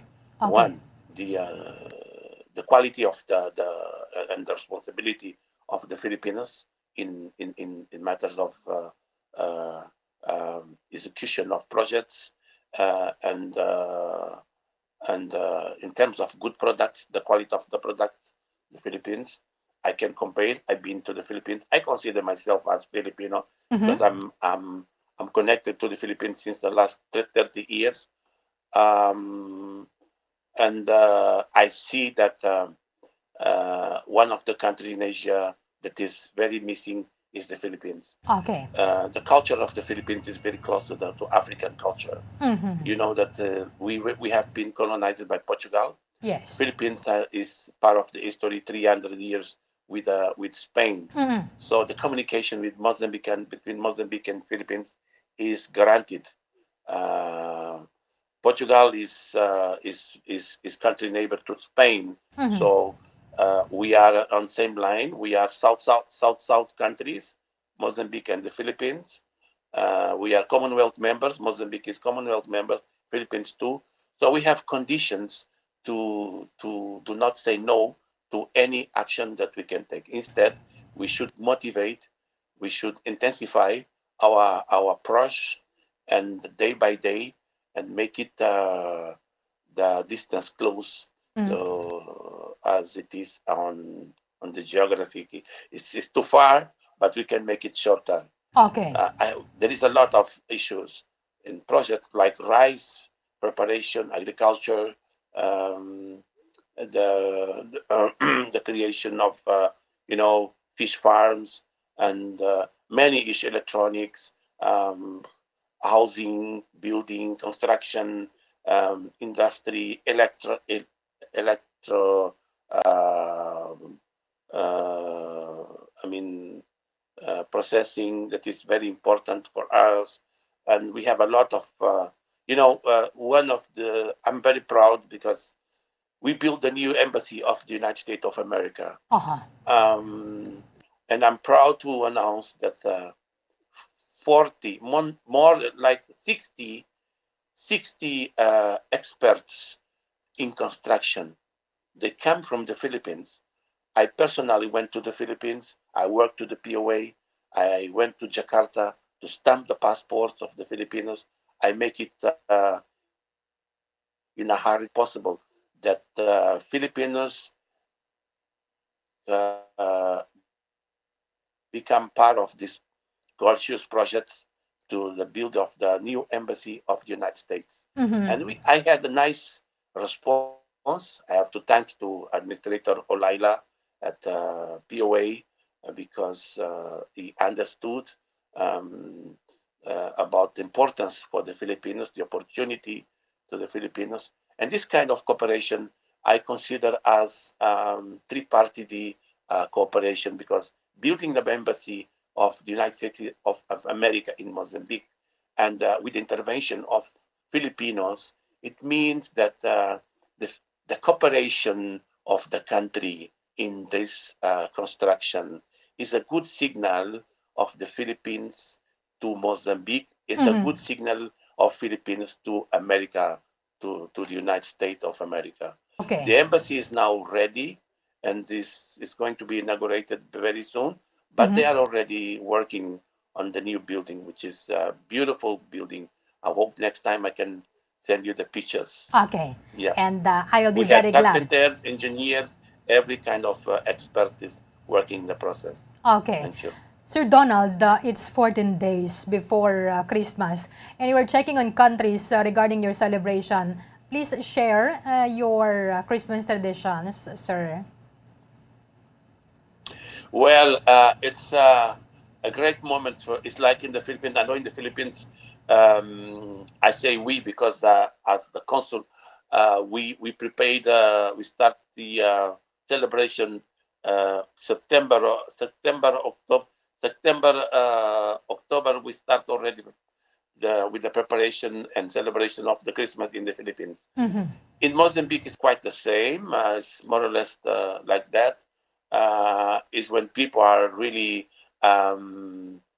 organizing the economies to buy the things, the gifts, and and all we need to be together with the family.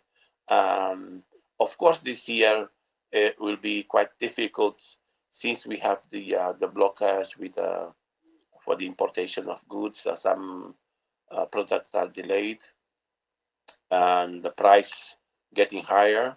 And but it won't stop our happiness, and we are very motivated, and this is the way we enjoy Christmas since long time, and we like to have a big table, and we have the specialities on table, which is the lechon, the turkey, Okay. the bacalhau, with what you call it is Portuguese fish, Okay. dried fish from Norway, and some other African dish on table, and the nice wines and things like that. It's a good moment, but we got to be careful. We are facing a big problem, that is the virus, and we cannot exaggerate on the. We have to control emotions to not Yes. going out of the limits, of course. But the Christmas will come with con mucho calor, a lot of warmth and happiness. Yeah, thank you. Either fireworks or firecrackers in Mozambique, just like here in the Philippines? Yeah, we do the lights, the trees, um, but the fireworks we do only on the New Year celebration. Just for the new year. But Exactly. families or Yes. even extended families gather too. Yeah. The Christmas is like is very family. Well, some people go to the beach. They spend the whole night from 24 for the 25th December. They stay outside drinking, and but must we go first to church, like the session of from 9 to 12 in the church, uh, and then for the Catholics, I mean, say I'm Catholic, and after the church, we come back home. We have what we call the Seiya, is the dinner of the 24. We have the table full of sweets and cake and so on and things like that. And what we eat only light foods, and we have some wine. On the 25th is when we have a big table, the biggest table, with a lot of, Okay. a Food. lot of gastronomy, specialities. So on. Okay. And I promise, in my table will be some pork, Philippine style. I already ordered from my people, my friends, my brothers, Filipinos. Do you cook adobo, sir? Yeah, I do. I Yeah. train already adobo. I enjoy very much adobo. I enjoy Filipino style. sinigang. Yeah, sure. It's Sige. fantastic. The Aha. Philippines, the Philippine gastronomy is one of the best in the world. I've been to the president of Mozambique, and he asked me, well, Consul Don, please, I need a chef to Okay. me, to my place, because I know that Philippines food is one of the best in the world, because it's a combination of every Asian country. I said, no, it's not. And It's not everything. very, very, very combination, because the Philippines, we do have the Kabayan kitchen, which is very special one, and it's a lovely food. Um, so we have plans to open a restaurant next year. That the name is already registered. It will be Kabayan Restaurant. It will be the first official restaurant in Mozambique. In Mozambique. Honored by Filipinos, and which will be one of the opportunity for Mozambican to test the Philippines food every time. And Mhm. we plan also for promoting the franchising. Jollibee and Okay. other specialties should be also in the market. Uh-huh. Mozambique, Maputo city is very cosmopolitan city. We have a lot of mix of people here: Portuguese, European, Latinos, and plenty of. It looks like a European country or Brazilian country. It's a mix of cultures. So I believe Jollibee and other specialties, bakery. Aha. Okay. Sige, hopod na to na si Sir Donald Tulsidas, our Philippine Honorary Consul in Mozambique. So, pila naman ni siya ka best. Philippines is most welcome here in Mozambique. Aha. It's good Yeah. to hear that, Sir Donald. Hello? Anyway, do you know any Filipino words? Can you speak some? Well, that's funny. That's interesting.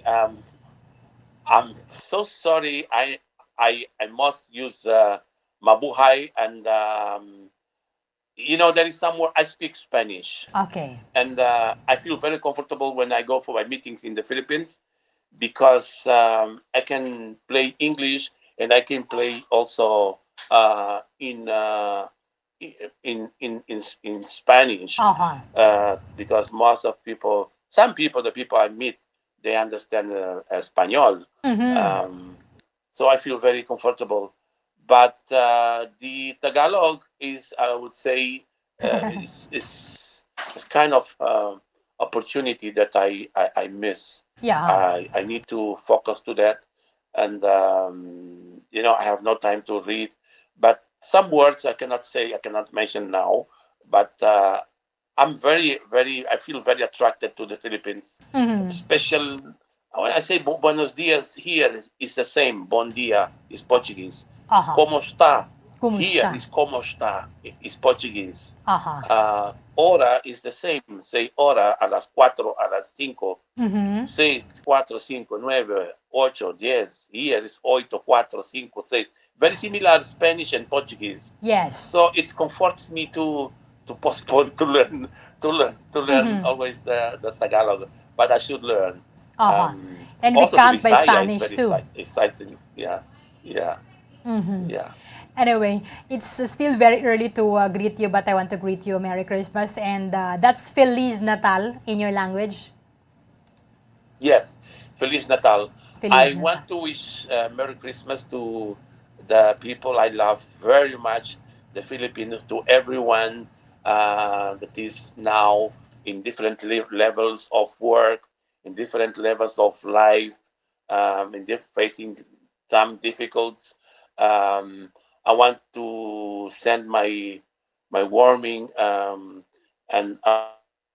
humble gratitude for the people of the Philippines to trust me as the consul of the Philippines in Mozambique. Aha.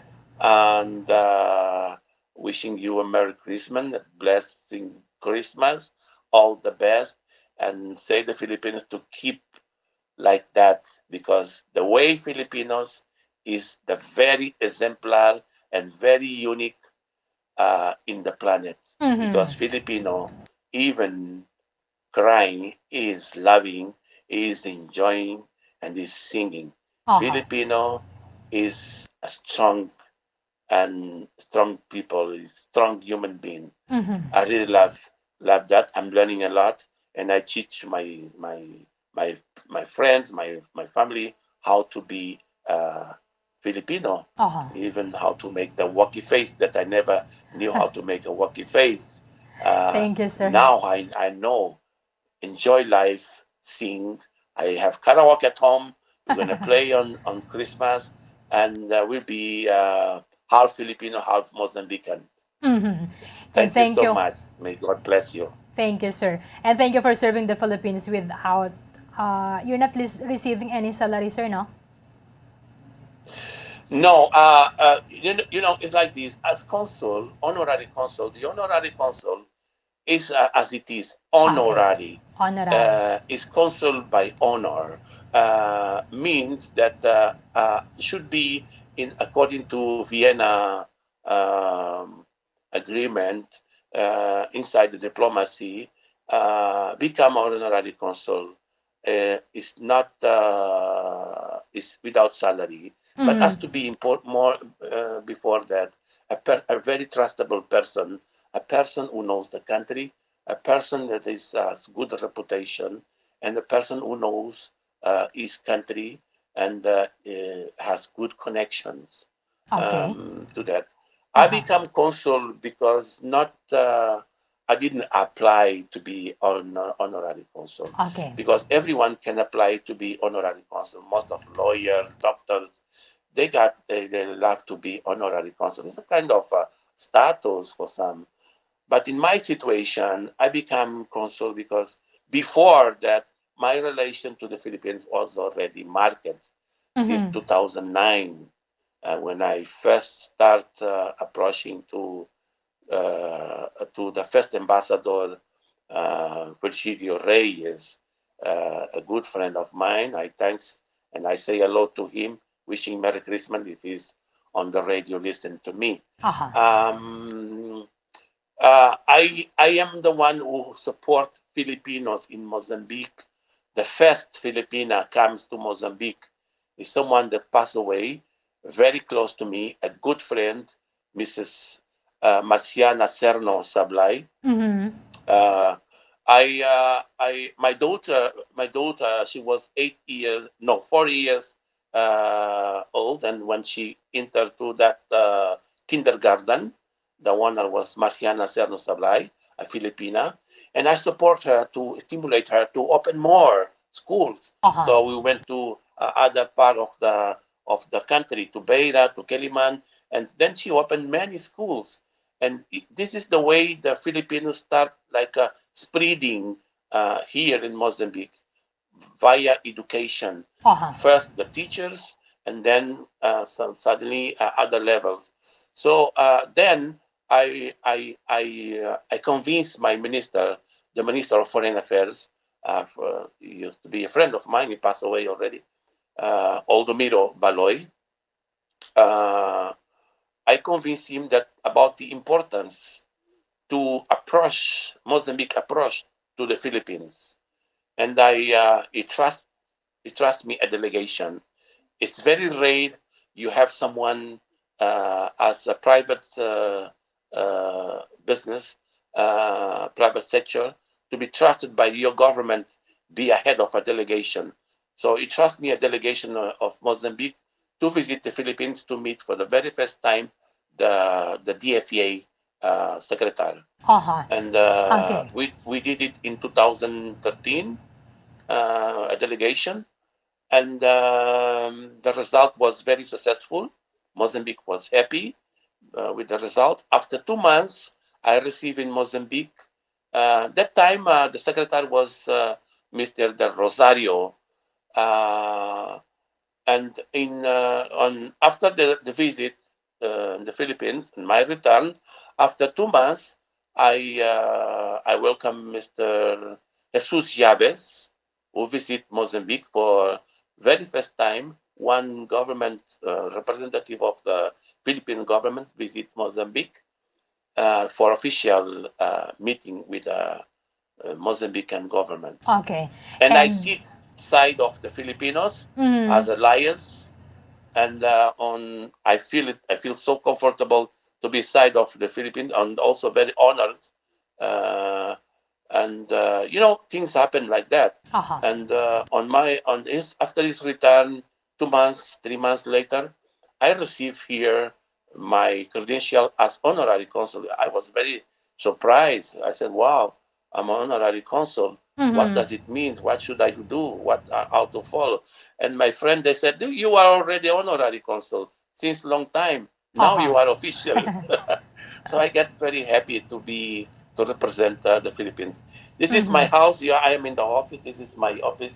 At home, you see the President 2 flags. Duterte is there. I have the flag of Mozambique. Yes. And I have around the room, I cannot show you, but next time, the ambassador, I welcome more than 6 to South Africa.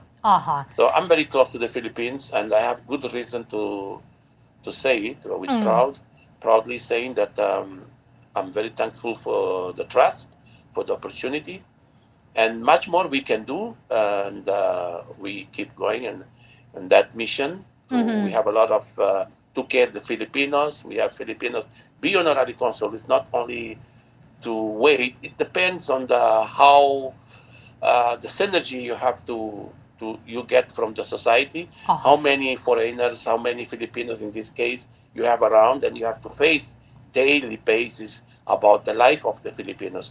I have a telephone that is open 24 hours.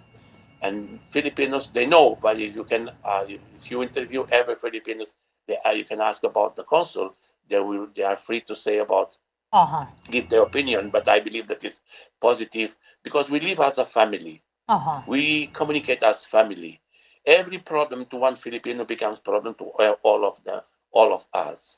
When I say all of us, is the way I put in our head that we should be inclusive. Okay, this should be as family. We have to be together and create an association.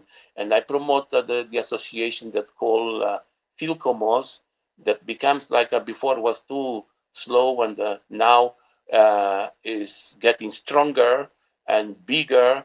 We have a very proactive president of the association, Philcomos. Philcomos, the meaning is Filipinos Mozambique.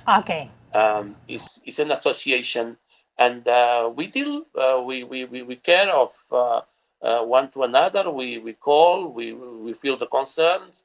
In terms of COVID, many have been infected, and the consul obligation is to call him, to stimulate, to encourage, and go to hospital and check what is, talk to the doctors, and some pass away. We concern about the preparation of documents, the crematory.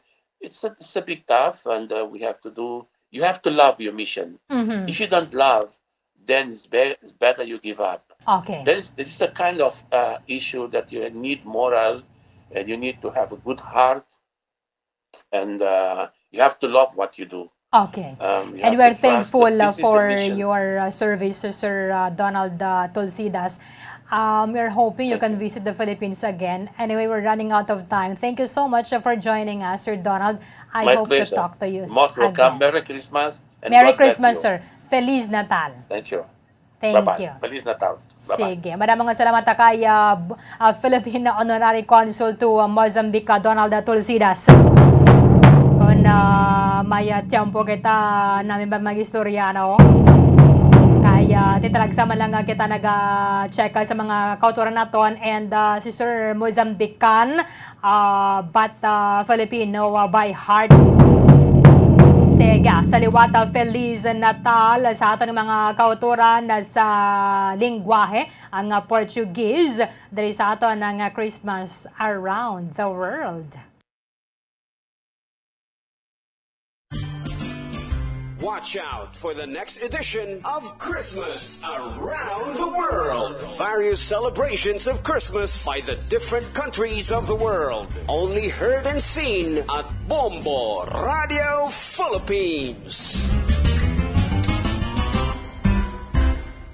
Sige, 33 minutos na nakaligad sa taknang alas 9 sa aga. Iba na pagin nga mga countries sa bisitahan man nato na diri sa aton nga Christmas Around the World.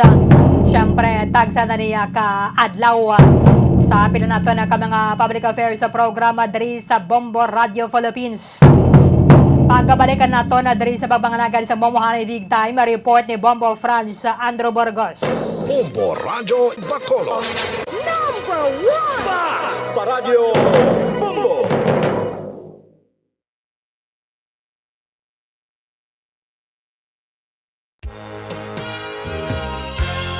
Yari na ang isa sa nakapabaylo kag nakabaton sang brand new radio set with AM and FM band. Kag cash, nagikan sa Bombo Radio Bacolod.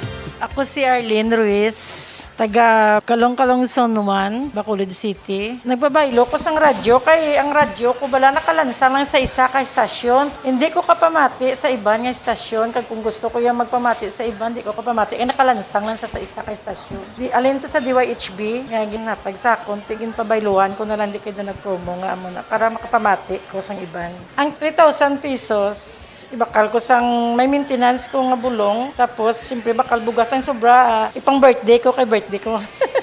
Oo, sobra gid. Ako niya ba, naga-driver lang niya, ako ya sa sulod ng sambalay. Basta radyo, Bombo. Number 1 ang Bombo Radio.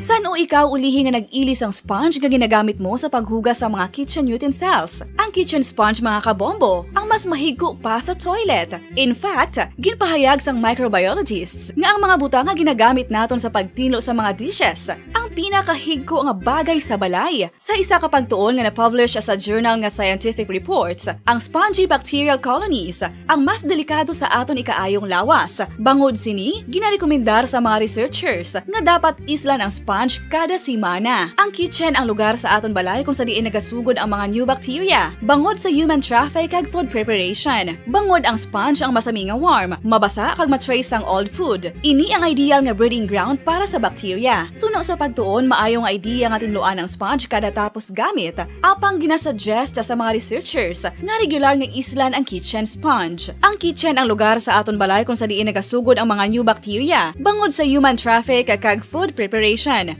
Bangod ang sponge ang masami nga warm, mabasa, kag may trace ang old food.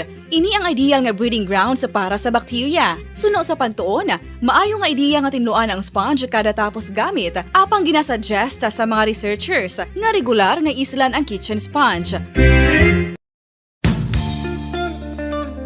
Isa ka bala sa may hinuptanan nga ido, mangin responsable nga dog owner. Bilang nagapanag-iyas ang ido, siguraduhon nga ang mga ini ang regular nga nabakunahan batok sa rabies. Ipaidalom ini sa mandatory registration. Siguraduhon nga hindi ini manginlayaw o kon magsigilagaw o kon libot sa mga kalye o kon sa anuman nga mga public places. Imo man responsibilidad nga mapag-groom ang mga ini, matagaan sa bastante nga pagkaon kag shelter. Responsibilidad mo bilang pet owner nga gastuhan ang anuman nga gastuhon medikal sa tion nga makakagat ang imo ido. Rabies is preventable. Mangin responsable nga dog o kon pet owner.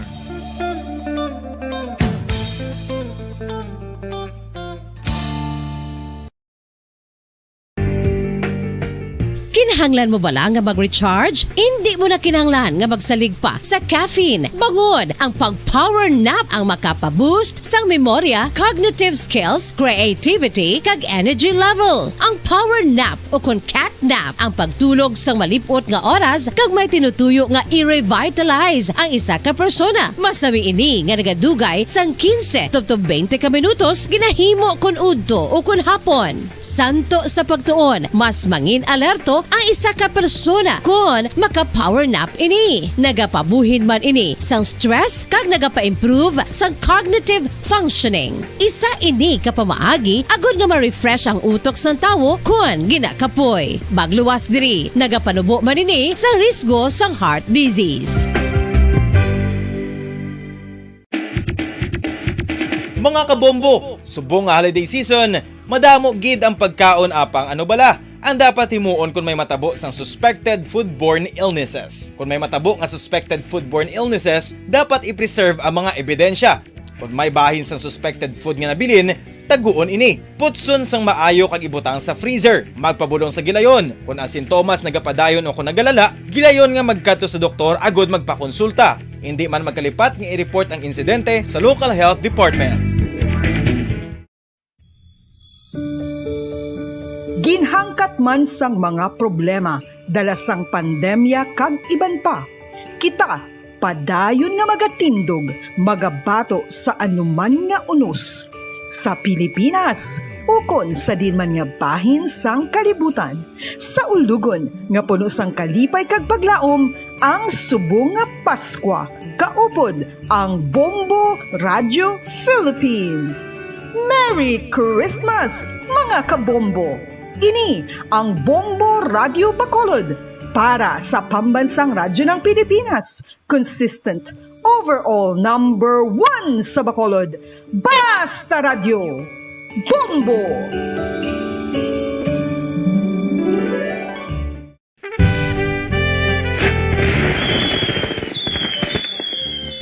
Paano ang mangin safe batok sa mga palupok? Delikado ang paggamit sang palupok. Tanan nga klase sang palupok ang ginadumilian sa mga bata. Magpalayo sa mga taho o kun lugar nga may nagapalupok. Hindi magpulot sa mga wala naglupok nga mga palupok. Ini tuman kadelikado. Magpabulong gilayon kung ikaw ang nalukpan. Mga pahanumdum nagikan sa Bombo Radio Philippines. Basta Radio Bombo! 1, 2, Panalo Part 1B sa Bombo Radio at Star FM. Ito ang isa sa mananalo ng daily prizes. Ako si Alma de Guzman sang Sunwan, Barangay Mambulak, Silay City. Ako nagdaog sang 500 pesos cash, kag balor nga 650 nga groceries. Ako nagapasalamat gid una sa tanan sa aton mahal nga Dios nga ginbugayan sang sini nga grasya paagi sa Bombo Radio kag sa Star FM. Kag ining akon nga nadagan ang kwarta idugang ko sa kinanglanon sa amon panimalay kag subong man sa bulong sa akon nga bana na stroke na siya. Pagkatapos, dugang jutay nga kapital sa ako negosyo man para nakadugang-dugang. Kamo nga mga utod ko, nga ara dira, nagapamati, kag nagalantaw sa Bombo Radio, ginaagda ko man kamo magpasakop sa sining ilang nga promo, nga dako nga bulig ini para sa aton nga kinahanglanon. Kag sila nagapadayon sa gihapon, Basta Radio, Bombo, number 1. Number 1 ang Bombo Radio.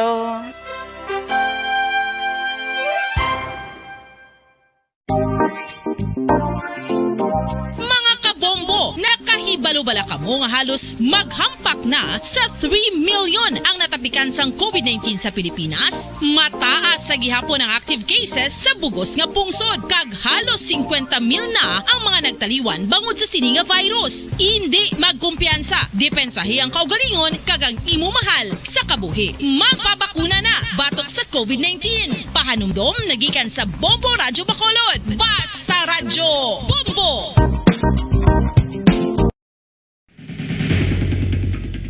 Ang food safety ang nagagarantiya nga ang pagkaon hindi makatugas ang anuman nga halit sa consumers o kung makakaon sini, samtang ini ang ginahanda o kung nakaon. May ara man sa ginatawag food and waterborne diseases o kung grupo sa mga balatian, tugas ang anuman nga infectious o kung non-infectious agents. Ang mga masunod ginakabig common causes ng food and waterborne diseases.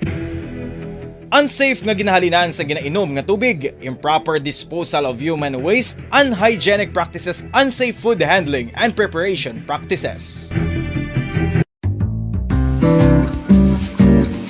Mga pamaagi para mangin matinlo kag safe ang aton mga pagkaon. Ipabilin nga matinlo ang palibot. Isiparar ang hilaw sa naluto ng mga pagkaon. Lutuon sang maayo ang mga pagkaon nga dapat lutuon. Taguon ang mga pagkaon sa safe nga temperature. Depende sa kinahanglan sang klase sang pagkaon. Maggamit sang safe nga tubig kag raw materials.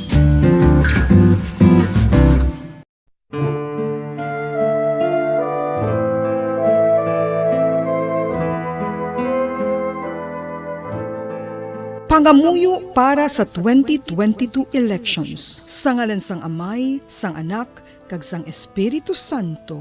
Amen. O Diyos nga amon Amay, sa amon paghandom para sa maabot nga 2022 elections, nagasalig kami sa imo saad nga ipadala mo sa amon ang mga lideres nga nagatuman sang imo mga sugo kag may kinaugali nga nasanto sa imo tagipusoon kag espiritu. Ginoong Jesus, hatagi sang inspirasyon ang tanan nga nagahandom nga magpungko sa pwesto, agud sila mangin lider kag alagad nga magabutang sang kaayuhan sang kadaman, ilabi na ang mga kubos, mga maluya kag mga ginapigos, labaw sang sa ila personal. Basta Radio Bombo! Philippine Standard Time, 44 minutos na nakaligad sa takna ng alas 9 saga. Pabalik ka dali sa pagbangalagad isang Bombo Hanay Big Time. Atensyon sa mga nagahulog sa entry sa 1-2 Panalo Part 20 promo ng Bombo Radio 1 Star FM. Ang ato ng last winner kahapon adlaw sa Biyernes, wala nakabot diri sa Maya Studio sa alas 8 kay nasangaga. So nagpili kita sang replacement kagiyarin na ang aton nga winner. 1, 2, Panalo Part 1B sa Bombo Radio at Star FM. Narito na ang isa sa mga daily winners. Sa oras ang 45 minutos na nakaligad sa takna ng alas 9 sa aga, yan nga ito ng taga-daog, taga-Zone 1 Murcia, Negros Occidental, Zone 1 Murcia, Negros Occidental, nagamit sa Silver Swan bilang proof of purchase. Congratulations sa Jeffrey Jimenea. Jeffrey Jimenea, ikaw ang aton nga winner subong ang alas 9:45, merakasang tubdob alas 3:45 karon sa hapon sa pag-claim sa imong mga premyo diri sa estasyon sang Bombo Radio. Sa liwata Jeffrey Jimenea sang Zone 1 Murcia, Negros Occidental, magadala sang duha ka valid identification card with picture. Ipa-photocopy mo na nga daan pero dalon mo gid diri ang original nimo nga IDs. Jeffrey Jimenea, congratulations. Sige, kolabo sa nang nga shampoo diri sa pagbangalagad isang Bombo Hanay Big Time. Iban nga mga impormasyon ka mga balita, bantayan na ninyo sa Bombo Hanay Saudo. Dirigid lamang sa matutod nga numero 1. Sa aton nga Christmas countdown, 14 dias na lang gid ang nabilin. Dali na lang gid, 14 days to go before Christmas. Updated kita sa Lunes sa mamana sa gyapon nga oras sa katapusan ng inyong lagad si Bombo Erlin Bayonita para sa Pambansang Radyo ng Pilipinas. Consistent overall number 1 sa Bacolod, Basta Radio Bombo! Number 1! Basta Radio